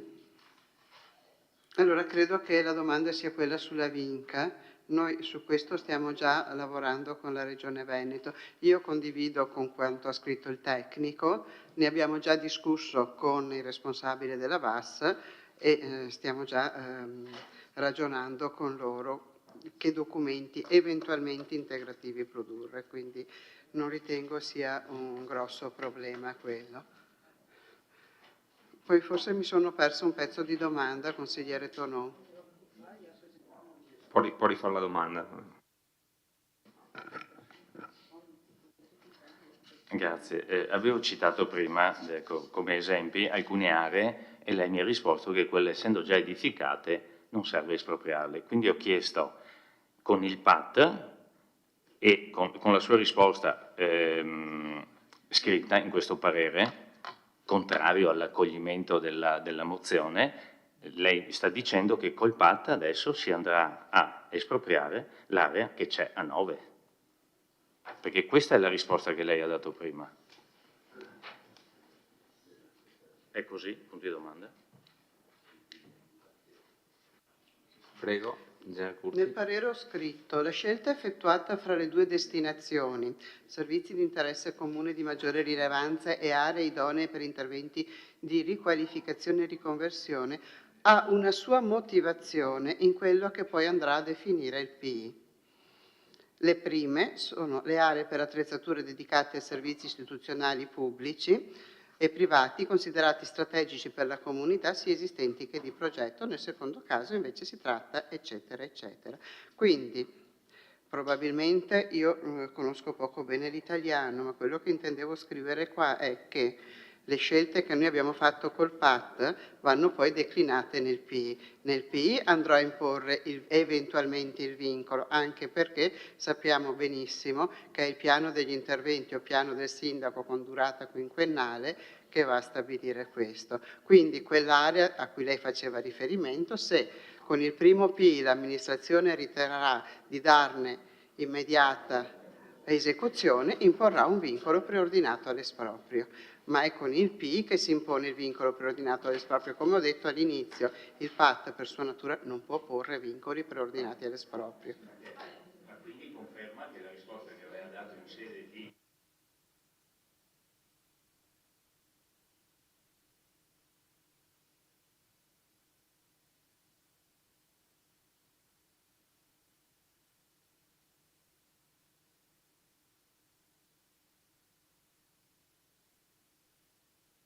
Consigliere Denardi. Ingegner Curti, devo avere problemi seri io con l'italiano, non lei, perché il suo parere non è sintetico, ha scritto un'altra cosa. Ha scritto la scelta di individuare l'ambito come area idonea per interventi di qualificazione e riconversione, anziché come area per servizi, fa sì che non si verifichi la decadenza quinquennale del vincolo. Ci ha detto in Consiglio Comunale, se mettete un vincolo per servizi decade dopo 5 anni. Ce l'ha detto lei in Consiglio Comunale e lo ha anche scritto. Allora lei sta in questo momento dicendo no, che la nostra mozione è sbagliata perché tanto il vincolo dei servizi lo possiamo mettere anche nel PI, che la nostra mozione ha detto la verità, che in quel Consiglio Comunale il parere era sbagliato. Ma nessuno la sta crocifiggendo per sta cosa. Io vorrei essere abbastanza chiara. Qualsiasi professionista di questo mondo sbaglia, ma lo ammette anche, non muore nessuno. Guardi, se lei avesse fatto un parere dicendo sì, guardate, ho scritto male quel parere, io e l'architetto che era insieme con me, perché probabilmente non l'ha neanche scritto lei il parere, l'ho sbagliato. scusatemi, ho preso una cantonata. Quel vincolo non è un vincolo preordinato all'esproprio, per cui non è un vincolo che decade dopo 5 anni, ma è un vincolo conformativo per cui rimane lì per sempre. Il che ha anche un senso, mi permetta, perché tutte l'elenco delle aree citate dal consigliere Tonon sono vincolate a servizi per il futuro, non solo per quelli che ci sono già, ma se dovessero radere al suolo il Victoria, un giorno potrebbero ricostruire qualcosa solo a servizi, no? Che ci fanno la casetta sopra, perché in base al PAT lì ci sono servizi. Quindi è vero che stiamo parlando di costruito, ma stiamo parlando anche del futuro di quel costruito. O sbaglio? Boh. Quindi non c'è una differenza tra costruito e non costruito in realtà. Anche quel discorso di prima lascia il tempo che trova. Io le avrei veramente detto complimenti se avesse detto abbiamo sbagliato, abbiamo dato un parere sbagliato. Le avrei detto complimenti perché un professionista che pubblicamente riconosce di aver fatto un errore per me ha solo diritto a essere riconosciuto come tale. Io lo dico tranquillamente. E invece siamo qui a controllare riga per riga le contraddizioni di un parere che, posso dirle, tra l'altro averglielo fatto fare a lei un parere su una cosa che riguarda se stessa mi pare anche un pochino poco elegante da parte di chi gliel'ha fatto fare, ma questo è un altro discorso. Consigliere Darè. Consigliere Danardi, siete stati al governo 5 anni, ma perché non avete portato il PAT voi? No, perché magari potevamo aggiungere anche qualche critica a noi, no? Allora, il PAT è stato portato, poi ci possono essere quando arriverà chiaramente in urbanistica tutte le cose saranno prese per mano, no? L'importante è averlo fatto, perché probabilmente ci vuole anche il coraggio politico per fare certe cose. Poi andiamo a guardare i dettagli e i puntini sulle i e le virgole, certo che sì, ma lo faremo a tempo debito quando arriverà nelle varie commissioni. Ingegner Curti. No, io mi scuso, consigliere Denardi, devo essermi veramente espressa molto male e la cosa mi dispiace. Allora, io sono convinta di quello che ho detto, ma ho spiegato in che sensi l'ho detto, quindi non ho sbagliato in quello che ho detto, ho sbagliato in come l'ho detto, perché il PAT non può fare vincoli. Quindi non potendo fare vincoli è chiaro che non può imporre un vincolo preordinato all'esproprio. Dopo, lei dice che io ho sbagliato, io intendevo dire esattamente questo quella sera, l'ho detto in maniera sbagliata, ho usato delle parole, io ho detto che sono stata sintetica, lei dice che ho sbagliato, io continuo a ritenere di essere stata sintetica, ma nell'esserlo stata non sono riuscita a farmi capire. Mi dispiace di non essere stata capita, di non essere stata capita, scusatemi, perché qua sto sbagliando un'altra volta, di non essere riuscita a spiegare quello che volevo dire. Io volevo dire esattamente che nel momento in cui noi mettiamo la destinazione, non il vincolo, a servizi, quella rimane. La destinazione aree idonee per interventi di riqualificazione e riconversione mi permette di fare i servizi con maggior libertà, perché era proprio quello a cui pensavamo. Noi non abbiamo mai pensato, progettando, che lì ci dovesse andare nuova costruzione, perché lì è proprio il posto più sbagliato per fare nuova edificazione. Quindi l'idea era proprio quella di lasciare maggior libertà nel andare a progettare quest'area pensando ai servizi. Mi dispiace di non essere riuscita a dirlo in maniera comprensibile e questo è stato l'errore. Dopodiché sapevo che dicevo che lì non... Sì, è chiaro, il patto non può fare un vincolo, tantomeno se non può fare vincolo non può fare un vincolo preordinato all'esproprio. Poi è vero che nel momento in cui con il PAT stabilisco che un'area è a servizi, finché non cambio il PAT, a servizi resta. Cioè, ecco, l'esempio che lei faceva, dovessero demolire il Victoria, là si rifanno servizi. Spero che non lo demoliscano troppo presto, ma cioè, là comunque servizi bisogna fare, non è che possiamo farlo diventare, a meno che non andiamo a modificare il PAT. Ecco, su questo quindi mi scuso di non essere riuscita a essere chiara in quello che intendevo dire. Consigliere Dus. Sì, devo dire che ammiro sempre lo sforzo del consigliere De Re di buttare la palla fuori campo cercando di distogliere l'attenzione dal punto all'ordine del giorno. Lo fa sempre con una certa grazia e tutti noi stiamo lì a seguire il fatto che, sì, è un punto politico, non è un punto tecnico. Però in realtà l'oggetto di contendere è un punto tecnico e non politico. Il punto politico vero è che ci sono voluti 3 ex sindaci per fare un PAT nuovo. Era fatto il sindaco Miatto, a Cesare ciò che è di Cesare. Quindi evidentemente il punto non era solo politico, probabilmente nel corso è diventato anche un po' un punto tecnico. Ecco, credo che quello che ha osservato e riportato con dovizia di particolare la consigliera De Nardi fosse un problema assolutamente rilevante dal punto di vista tecnico. Si è cercato di esaminarlo, dato che siamo in un'assemblea in cui esaminiamo anche le questioni tecniche, e lo stiamo facendo prendendoci il tempo che ci è stato dato. Tutto qua. Colgo anche l'occasione per fare la dichiarazione di voto, naturalmente sosterremo questa mozione. Consigliere Dus, non essendoci più interventi, passerei alle dichiarazioni di voto. Prego, con le dichiarazioni di voto.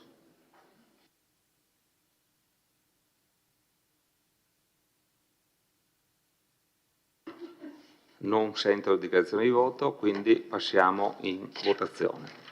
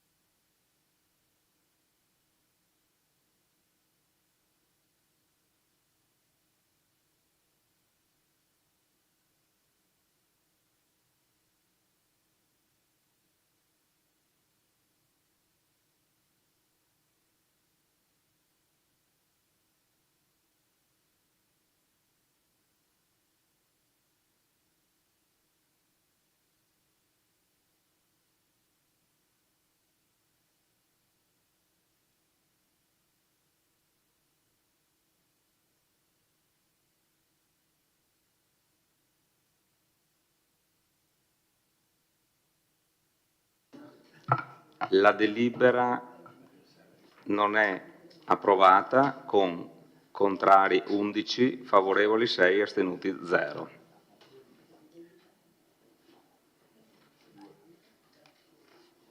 Ok. Passiamo al prossimo punto, sostituzione del consigliere comunale dimissionario Maurizio Gomero nella seconda commissione consiliare. Un'altra mozione? Alla 7. Scusa, un'altra mozione, sì. Allora, mozione presentata dai consiglieri comunali Mirella Balliana e Alessandro De Bastiani, scusate ma qua, gruppo De Bastiani Rinascita Civica, per portare a conoscenza del Consiglio Comunale tutta la documentazione relativa al Teatro da Ponte, dalla presentazione del progetto iniziale di ristrutturazione ad oggi. Lascio la parola al consigliere Balliana. Prego. Grazie Presidente. Allora, la mozione arriva dopo le varie interrogazioni che abbiamo fatto in merito alla questione del Teatro da Ponte, e arriva perché penso che i consiglieri comunali e il Consiglio tutto abbiano necessità di sviscerare tutti gli elementi che stanno alla base di quello che sarà poi l'eventuale volontà o meno, la decisione o meno del Consiglio Comunale di acquistare il Teatro da Ponte. Allora, do lettura della mozione. Premesso che in data 25 ottobre 2023 Fondazione Casamarca ha inviato al Comune di Vittorio Veneto una nota ufficiale con richiesta al Comune di stipula del contratto di compravendita del Teatro da Ponte, da effettuarsi quanto prima presso uno studio notarile di Padova, premesso che, sempre nella stessa nota di Fondazione Casamarca, si assicura che nulla osta alla citata operazione negoziale, di cui si riferisce essere a conoscenza l'Avvocatura Civica del Comune di Vittorio Veneto, premesso che, sempre nella stessa nota di Fondazione Casamarca, si apprende che, in caso di mancata stipula del contratto di compravendita del Teatro da Ponte, la Fondazione stessa si troverebbe costretta ad agire per i danni sofferti.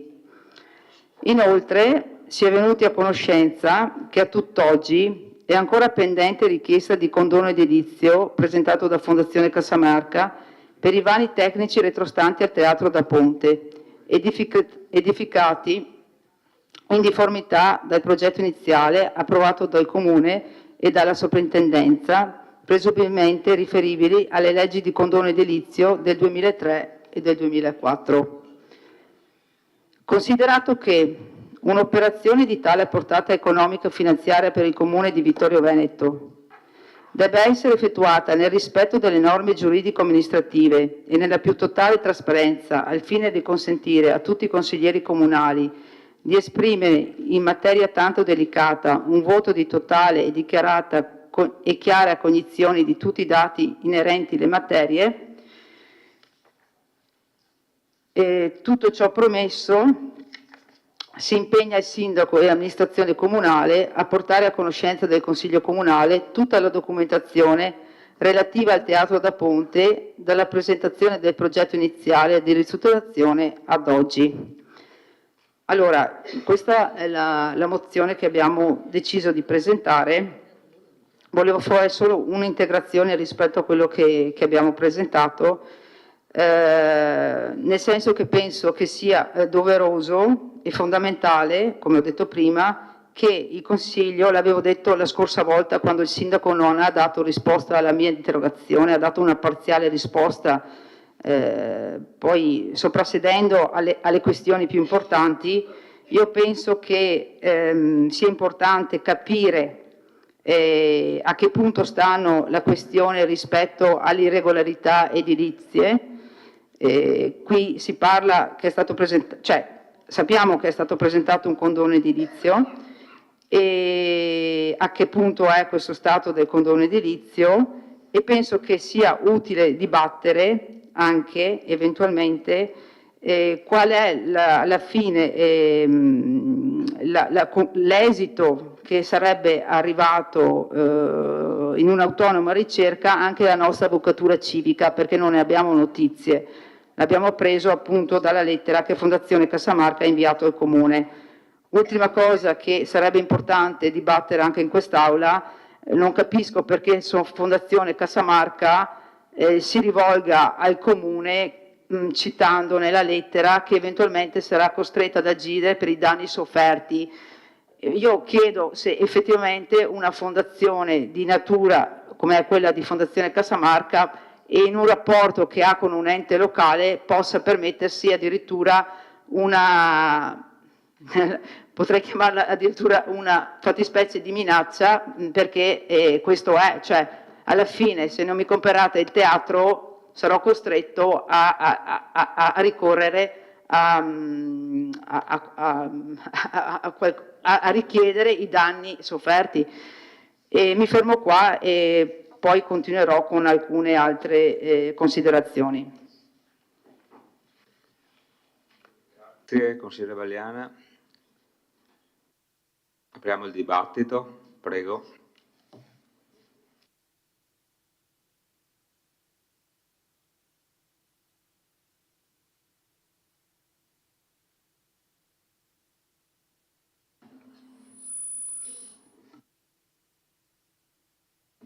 Prenotazioni.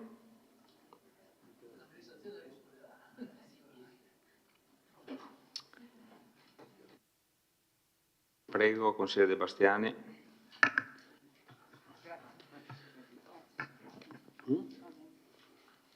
Beh, è evidente che questa nostra mozione parte dalla necessità di chiedere e fare chiarezza su una faccenda che appare sempre più oscura. Eravamo partiti, avremmo dovuto votare l'acquisto del Teatro da Ponte, non mi ricordo più in che mese, il 30 aprile, e quella sera là, in una seduta convocata specificamente solo per quel motivo là, per deliberare l'acquisto, ci siamo fermati per un cavillo tecnico, altrimenti probabilmente a quest'ora io immagino che la maggioranza avrebbe votato per l'acquisto del teatro. Un acquisto importante, una decisione importante per l'impegno che richiede oggi e soprattutto per l'impegno che richiederà un domani e per sempre. Per esempio, quando noi auspichiamo che venga portata e messa a conoscenza di chi dovrà decidere la documentazione relativa al teatro, uno degli aspetti fondamentali, a nostro avviso, è che tutti quanti, nel momento in cui dovremo decidere, sappiamo a cosa andrà incontro come spese. Le spese di manutenzione e non solo, probabilmente, anzi sicuramente, lo ha decretato il perito, le spese necessarie indispensabili per rendere a norma tutti gli apparati del teatro, perché non sarà solo la cifra per l'acquisto e solo l'IVA, ma ci sono anche delle altre spese che il perito ha detto che sono indispensabili da affrontare. E quindi per un susseguirsi di fattori, per fortuna dico io, abbiamo avuto il tempo di cercare e approfondire la tematica, e qui abbiamo scoperto una serie di cose e non sappiamo quante altre ne dovremo scoprire ancora. Abbiamo scoperto che l'edificio non ha l'agibilità, ha solo un'agibilità parziale, e non ci è stato spiegato il perché. E per cui noi auspichiamo che questo venga spiegato. Abbiamo scoperto che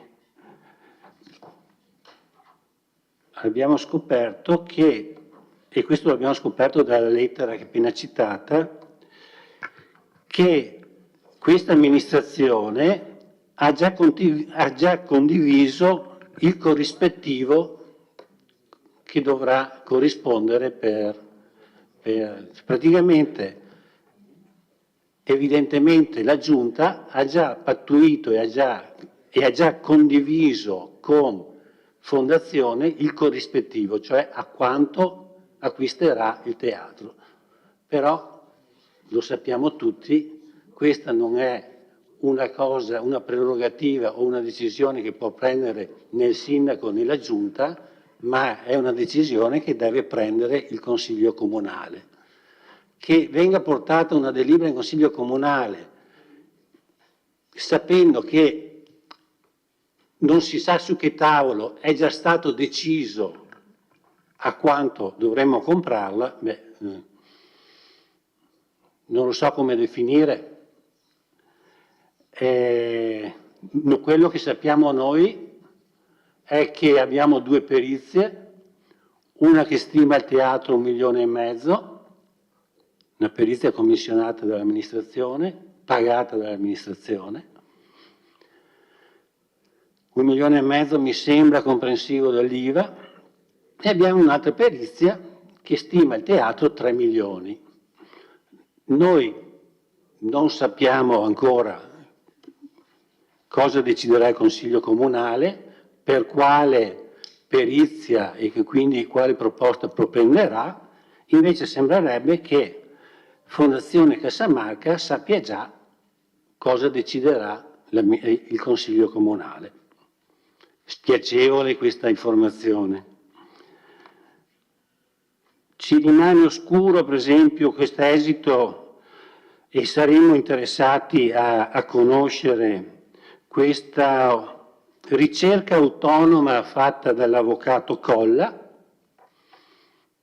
probabilmente in carenza di lavoro si sarà dedicata a questa cosa qua, visto che è una sua iniziativa autonoma. Ci farebbe piacere conoscerla. E soprattutto, come diceva la collega prima, e come finisce la famosa lettera, faremmo piacere sapere quali sarebbero i danni che, nell'eventualità che il Consiglio Comunale decida di non acquistare il teatro, saranno sofferti e quindi rivendicati dalla Fondazione Casamarca. Per il momento mi fermo qua, grazie.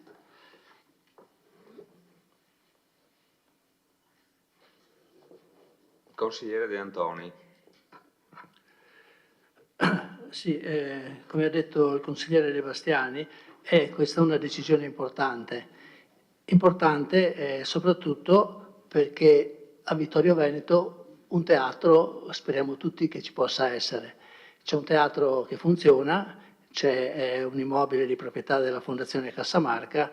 Logica vorrebbe che si potesse addivenire a una soluzione concordata sulla base però di una procedura che deve essere corretta, cioè corretta fino in fondo.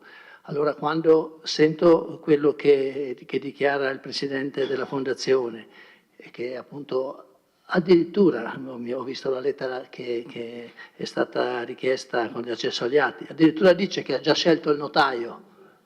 Ha già scelto il notaio il venditore? Cioè, voglio dire, e se poi minaccia l'amministrazione, lei, signor Sindaco, di chiedere anche i danni, cioè, adesso, va bene tutto, dobbiamo avere il teatro a Vittorio Veneto, però non a queste condizioni, cioè non è ammissibile. Non è ammissibile. Allora, la richiesta fatta dai consiglieri De Bastiani e Balian di esaminare questa cosa, mi sembra, qui in Consiglio, mi sembra che sia una cosa giusta, perché se no arriviamo, è passato il 30, ho sbagliato la data di prima, il 30 aprile del 2022, convocazione d'urgenza sul tema, dichiarate se siamo interessati ad acquistare il teatro. 19 aprile 2023, unico punto all'ordine del giorno, acquisto del teatro, ritirato perché c'è il discorso dell'IVA. Adesso diciamo il discorso, poi viene fuori che il discorso non è quello dell'IVA ma è quello dell'abuso edilizio, siamo abituati a parlare di abuso edilizio, ma come irregolarità amministrative.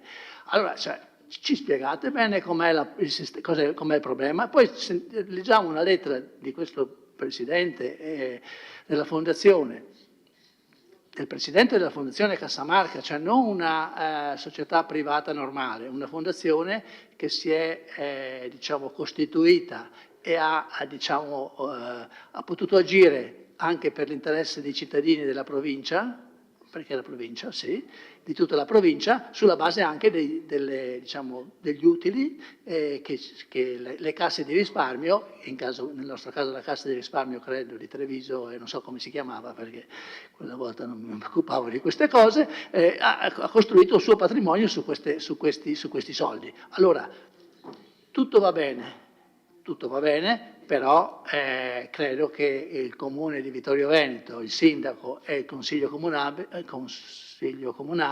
abbiano una loro dignità e non possano accettare questi ultimatum che io ritengo inammissibili anche nella trattativa tra privati. Ecco. Allora, secondo me, non so se vuole fare questa sera, ho letto sul giornale che c'è la volontà di convocare il Consiglio per il 23 per discutere di questa cosa. Sì, però non portateci 23 con lì, dobbiamo rispondere al Presidente entro 2 giorni o entro domani e poi non riusciamo a ragionare bene. Cioè, dateci tutti gli elementi per poter ragionare e per poter votare, come diceva quello, in scienza e coscienza, avendo a disposizione tutti gli elementi per decidere in maniera autonoma e corretta, insomma. Grazie. Grazie consigliere. A parte il fatto che non riesco a capire come mai i giornali diano delle date quando non è stato deciso nulla, io non lo so che il prossimo consiglio comunale sarà il 23, quindi le posso assicurare che non lo so.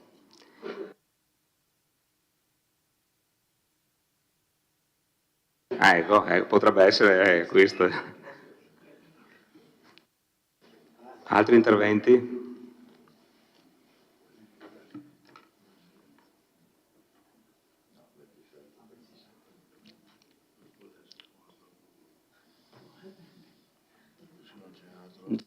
Non ci sono interventi, Sindaco, prego.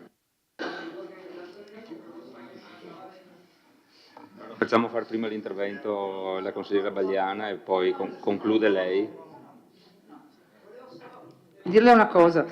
Allora, la questione che... Cioè sembra che noi della minoranza siamo un po' insistenti, no, su questa questione del teatro, però dal mio punto di vista la partita del teatro da ponte è stata ancora una volta, come altre partite, gestita molto male. Nel senso, è iniziata male perché è iniziata con passatemi il termine, un diktat arrivato da Fondazione Casamarca. Aveva tutti i connotati di un diktat di dovuto acquisto. Non c'è stato assolutamente dato il tempo di riflettere e di fare delle considerazioni politiche all'interno della città e ragionare per un futuro acquisto del teatro da ponte. Quindi è stato portato in un modo celere e di conseguenza ha generato tutta una serie di situazioni a cascata che poi si sono susseguite per quasi 2 anni, insomma 1 anno e mezzo, 2, le vicende che abbiamo visto. Allora, prima cosa, la questione sarebbe potuta essere un po' bypassata istituendo una commissione ad hoc, oppure in una commissione patrimonio, l'ho detto più di una volta Sindaco, se lei avesse avuto l'onestà intellettuale, tra virgolette, di portare la tematica, di portare il tema all'interno di una commissione consiliare in cui i consiglieri di minoranza avrebbero potuto vagliare tutta la documentazione che man mano stava avanzando, prima la questione delle 2 perizie, l'ha detto prima il consigliere De Bastiani, poi la questione dell'IVA, poi è subentrata la questione dell'abuso edilizio. Cioè, voglio dire, sono tutte questioni importanti che ogni volta e ogni Consiglio Comunale dobbiamo incalzare con interrogazioni, domande e risposta, ma mi sembra un modo di procedere non adeguato di un'amministrazione pubblica. Questo è quantomeno, da un primo punto di vista, non giusto, ecco. Quindi la richiesta che facciamo ancora una volta è che tutta la documentazione, tutti gli elementi importanti siano portati all'attenzione dei consiglieri comunali. Perché, faccio un esempio, se fosse passata la delibera dell'aprile 2023 di acquisto, noi ci saremmo ritrovati con un edificio non a norma da un punto di vista dell'agibilità, ad esempio. Questo è emerso dopo. Grazie. Aspettiamo che l'intervento del consigliere Dusse e dopo conclude lei, Sindaco.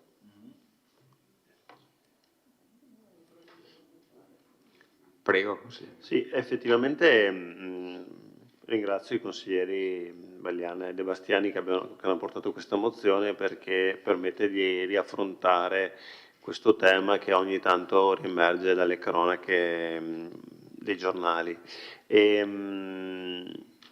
comprare e acquistare un teatro non è sicuramente come acquistare dei beni strumentali utili alla biblioteca, come abbiamo visto nella variazione del primo punto all'ordine del giorno, ma è una questione complessa e che riguarda proprio il panorama e il tessuto culturale. Sarebbe così interessante sapere il parere dell'assessore alla cultura, se ci fosse. Non c'è, non lo sapremo oggi. Non c'è spesso quindi, però evidentemente. E così ha deciso di svolgere il suo ruolo. Evidentemente non è un tema che attiene alla cultura l'acquisto del teatro. Dicevo, è interessante perché appunto si parla del tessuto della città e quindi della valenza che può avere il teatro e dell'impatto che può avere o meno un teatro sul tessuto culturale della nostra città, perché di teatri in realtà ce ne sono altri, come abbiamo visto prima, il Palafender o anche altri teatri minori. Però questo è un ruolo... No, però sono pur sempre dei teatri che hanno svolto una loro funzione dignitosissima, assolutamente, anche quello della parrocchia di Carpesi, che svolge un ruolo assolutamente capillare, se vogliamo, del tessuto culturale. È chiaro che questo ha un prestigio completamente diverso, nonché un costo completamente diverso. E veniamo al punto all'ordine del giorno, cioè quanto costa sto teatro? Perché noi abbiamo due perizie che sono state commissionate che dicono due cose diverse. Ora abbiamo un'ulteriore accelerata con la convocazione da un notaio padovano. Tutto questo emerge sempre così, richiedendo e scuotendo un po' l'albero delle decisioni. Vorremmo solo che queste decisioni venissero quantomeno condivise con questo Consiglio. Grazie.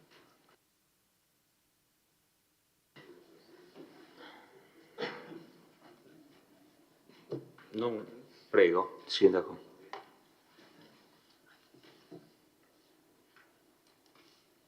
Questa sera con i vostri interventi mi avete fatto capire una cosa, che vi dà fastidio che questa amministrazione arrivi a portare a casa il Teatro da Ponte, perché fate tanto di quel fumo su un'operazione che è complessa, che è importante anche per il costo che ha. Da quando Fondazione ce l'ha offerto dagli 8,5, per cui ogni tanto saltava fuori la notizia della valorizzazione a 8,5, ce l'ha offerta a 2,5, non è stato né semplice né breve il tempo per cominciare a pensare a mettere via 4 soldini che servono per comprarlo. E poi le modalità. E poi siamo arrivati a portare la cosa in Consiglio Comunale con la novità delle ultime ore che l'impegno che ci eravamo dati di trovare quei 2,5 milioni non sarebbe stato sufficiente, per cui abbiamo dovuto fermare la pratica, studiare il sistema per poter evitare quella spesa là. A forza di pensare e di programmare l'abbiamo evitata, ovvero sia l'IVA, abbiamo trovato un sistema perché non serve a sborsarla, quindi non sarà un costo per noi. Dopodiché sono venute fuori nel momento in cui si comincia a pensare agli incartamenti per fare la compravendita, oggi i notai vogliono che sia tutto a posto e giustamente anche, quindi sono subentrate questa presa di coscienza di una incompleta gestione per quel che riguardava l'agibilità. Approfondimenti di documentazioni antiche che c'erano e senza memorie storiche, la nostra responsabile qua ha dovuto lavorare molto per trovare tutti gli incartamenti per poter trovare poi una soluzione. Adesso siamo vicini a questa soluzione, molto vicini, tant'è che combinando i tempi dei quali abbiamo bisogno per rifinire la nostra disponibilità di denaro per pagare con la disponibilità dei vari uffici chiamati a risolvere il problema antico della parziale agibilità, fanno sì che abbreviando il massimo si arrivi proprio il 23 che avete letto sui giornali come data migliore per poterlo fare. E quindi porteremo in Consiglio Comunale di nuovo il teatro con tutta la chiarezza di tutte le carte che volete. Punto. Questo è... Ancora? Perché ne è passato anni, Dio. Verrete resi edotti di ogni aspetto della questione. Punto. Altro da dire non c'è. Il 23, spero sia il 23, prima è stato impossibile farlo. Risponderemo il 23 alle domande. Sì, signore. No, stasera non rispondo. Mi impegno, respingo questa vostra mozione e mi impegno a portare tutto quello che servirà al momento debito. Andiamo avanti. Consigliere De Antoni, prego. Sì, però, signor Sindaco, mi scusi, io non accetto che lei dica che noi, io parlo per me, non parlo per gli altri, che noi gettiamo fumo su questo acquisto. Perché io le ho detto prima che io sono d'accordo di acquistare il teatro, però acquistarlo con una procedura che sia corretta e legittima. Ok? Ci siamo parlati già 2 o 3 volte, le ho scritto anche una lettera il 6 maggio del 2022 o del 2023, del 2023, in cui le facevo presente i problemi che ci sono su questa procedura. Va bene, no? Non mi ha risposto, risponderà il 23, però non può affermare di fronte anche al pubblico che c'è a casa, non può affermare che noi, io parlo per me, che io ho messo fumo su questo acquisto. È una cosa inaccettabile, me lo deve dimostrare e non dire così tanto per dire. Mi scusi, perché un minimo di dignità ce l'abbiamo tutti e quindi mi sembra che lei debba trattarci in maniera corretta.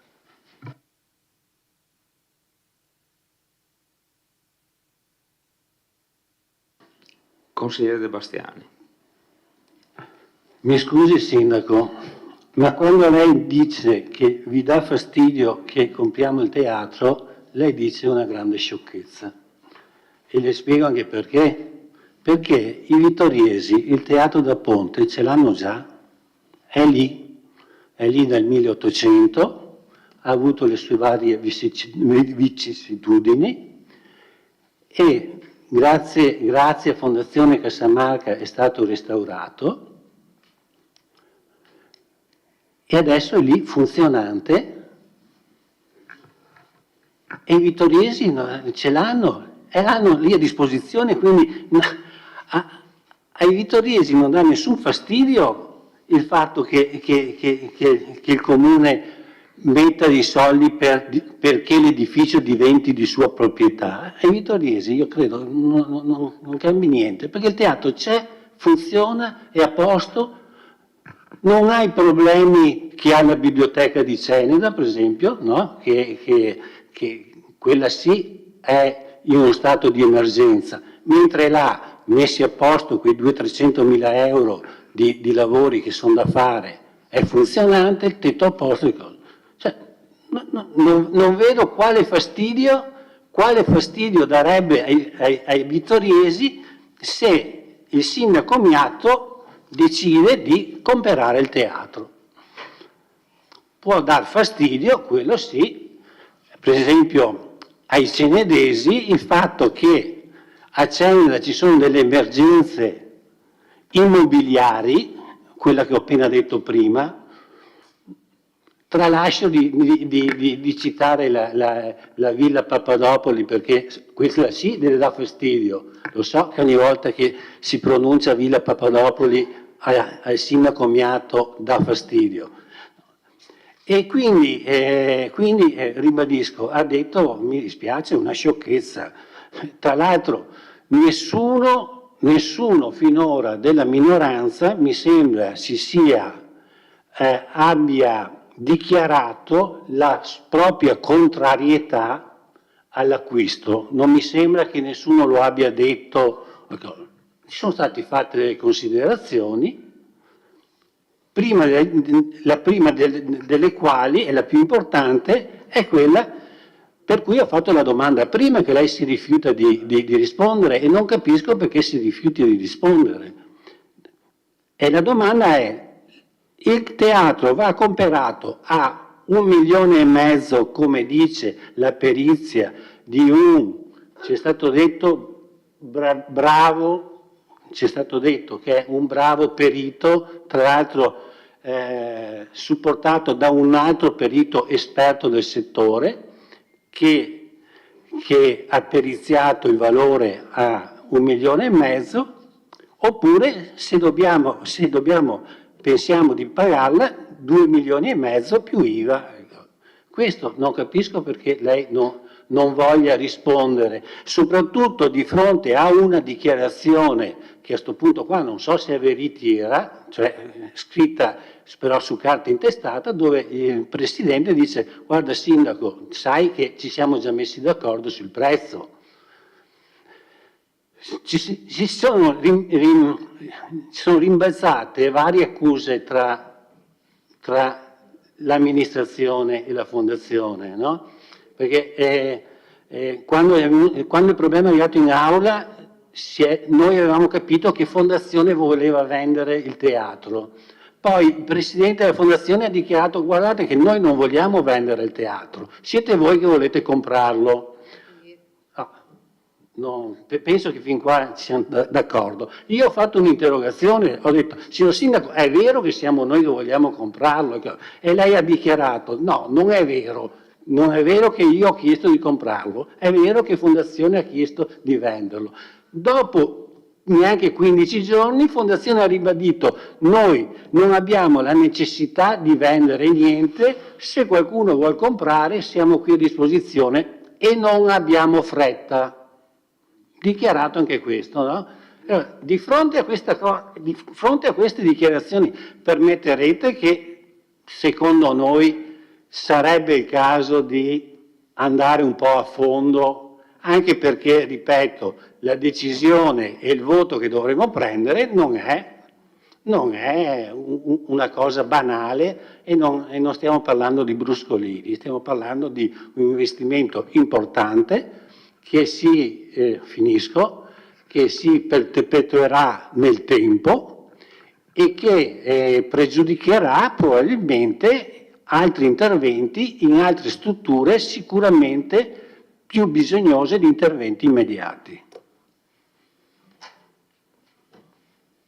Non è vero che non vogliamo...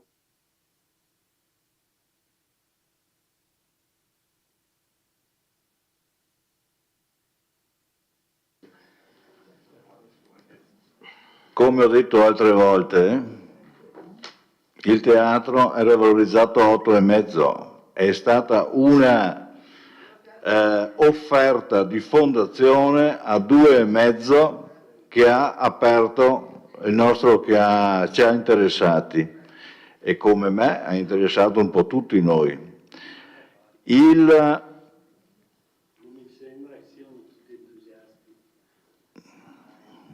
Tito vuole comprarlo, quindi Tito si è a favore.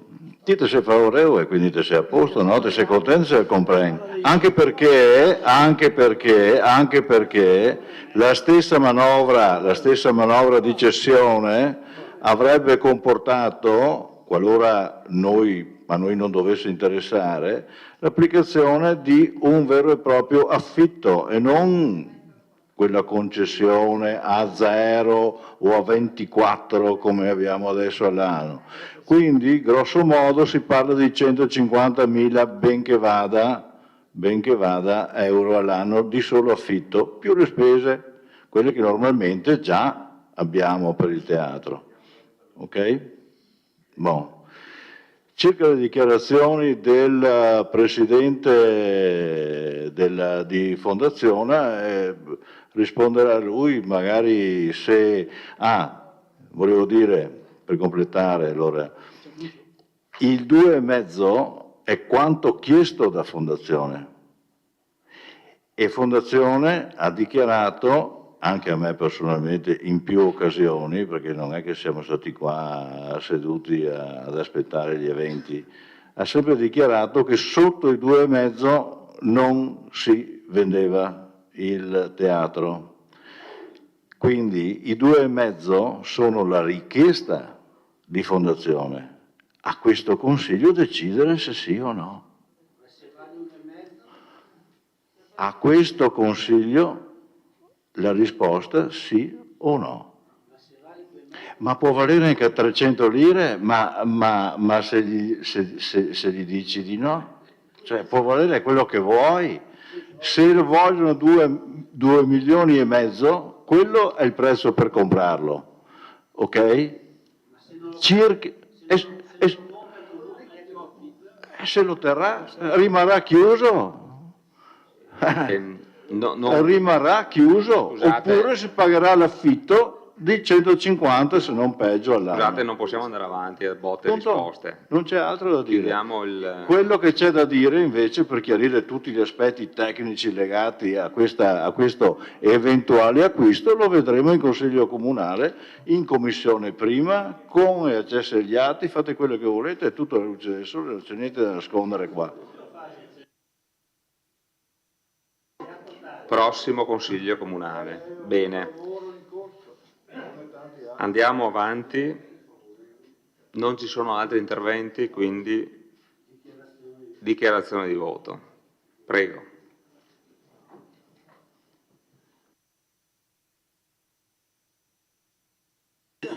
Sì, stiamo amministrando dei soldi dei cittadini e anche questo che ha detto lei non sembra che alleggerisca il problema. Cioè il fatto che noi dobbiamo comprare perché loro hanno chiesto quello, anche se non vale, anche se il valore non è quello, ha detto questo. Lei ha appena detto questo, che dobbiamo comprarlo perché perché Fondazione ha chiesto quel prezzo là, e l'ho appena detto. E comunque voglio ricordare... Ha detto che deciderà il Consiglio Comunale. Com'è? Per la verità, mi ricordo. Sì, no, Sindaco che starà al Consiglio Comunale decidere. Ovvio che starà al Consiglio Comunale. Che dobbiamo comprare. Per correttezza. No. Vabbè, e comunque voglio ricordare che il sindaco dice dovremo pagare, ci costerà. Io devo ricordare al sindaco, che evidentemente non lo sa, che Fondazione Cassamarca, che è una fondazione non della città di Treviso, ma che ha costituito il suo patrimonio su tutta la provincia e che si vanta del fatto che la costituzione della Fondazione Cassamarca è dovuta anche alla confluenza del Monte di Pietà di Vittorio Veneto, oltre di quello di Castelfranco, no? Quindi di questo si fanno vanto, no? E quindi non è solo Treviso. A Treviso Fondazione Cassamarca gestisce in proprio 4 teatri, non sono teatri, sono 2 teatri e 2 auditorium. E non è andata al comune di Treviso a dirgli comperatevi i teatri perché... non è andata, però a Vittorio Veneto è venuta. È venuta a Vittorio... Silenzio in aula. Allora, silenzio.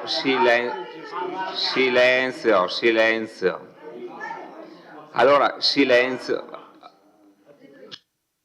Scusate, sospendiamo 5 minuti il Consiglio. Se no. Allora, scusate un attimo. Sospendiamo il Consiglio.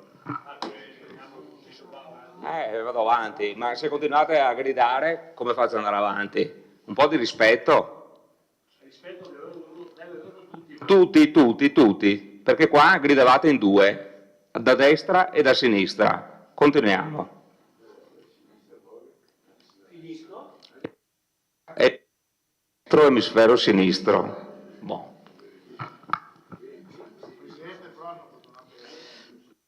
Ora. Sì, recuperare Dus e Varaschin. Assessore Antiga, prego. E silenzio cortesemente, silenzio.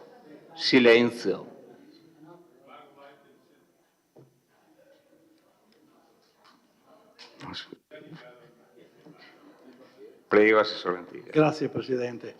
E poi magari ci lamentiamo perché il Sindaco prende delle posizioni. Il problema è che ci troviamo, rispondo, rispetto a delle persone... No, ha ragione. Che dice, io ho chiesto al Presidente... Ha ragione, qua nella confusione ha ragione, non deve fare, siamo in dichiarazione di voto, mi scusi Assessore, non può parlare, ha ragione, basta, siamo in confusione, quindi dichiarazione di voto, avanti.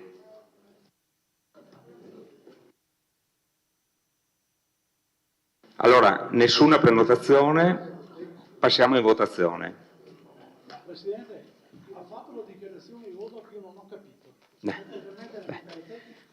Io non ho capito Dai, avanti, che non, se no tiriamo lunga, Forza.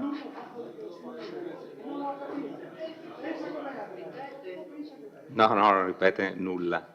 Avanti, votazione e chiudiamo questo punto.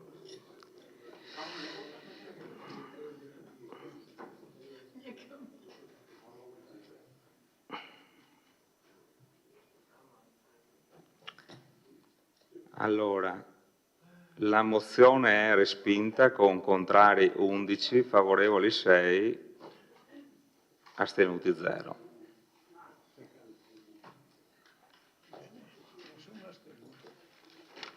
Bene, passiamo al punto successivo e ultimo. Sostituzione del consigliere comunale dimissionario Maurizio Gomiero nella seconda commissione consiliare.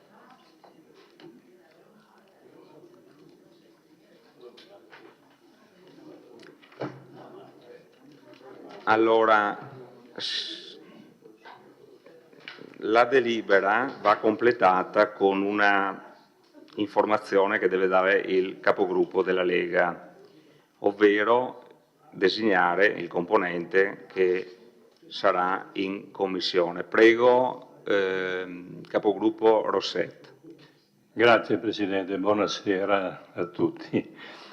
Allora, come sostituto del dimissionario consigliere Gomiero della seconda commissione, il nostro gruppo designa il consigliere comunale Giancarlo Scottà.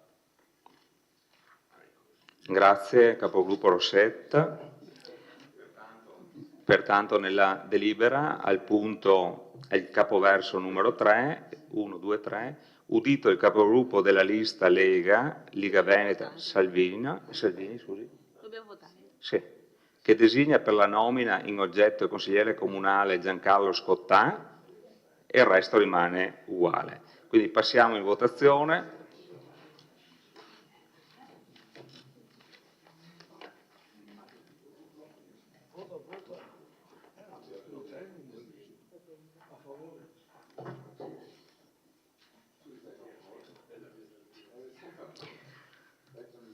Votate.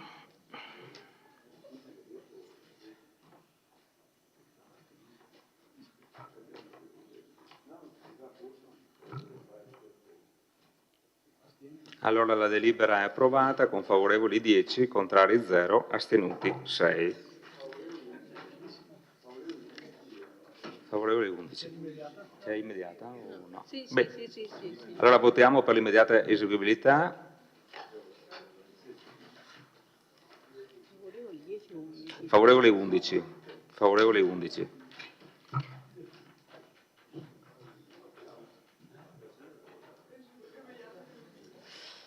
La delibera è immediatamente eseguibile con favorevoli 11, contrari 0, astenuti 6. Buonanotte.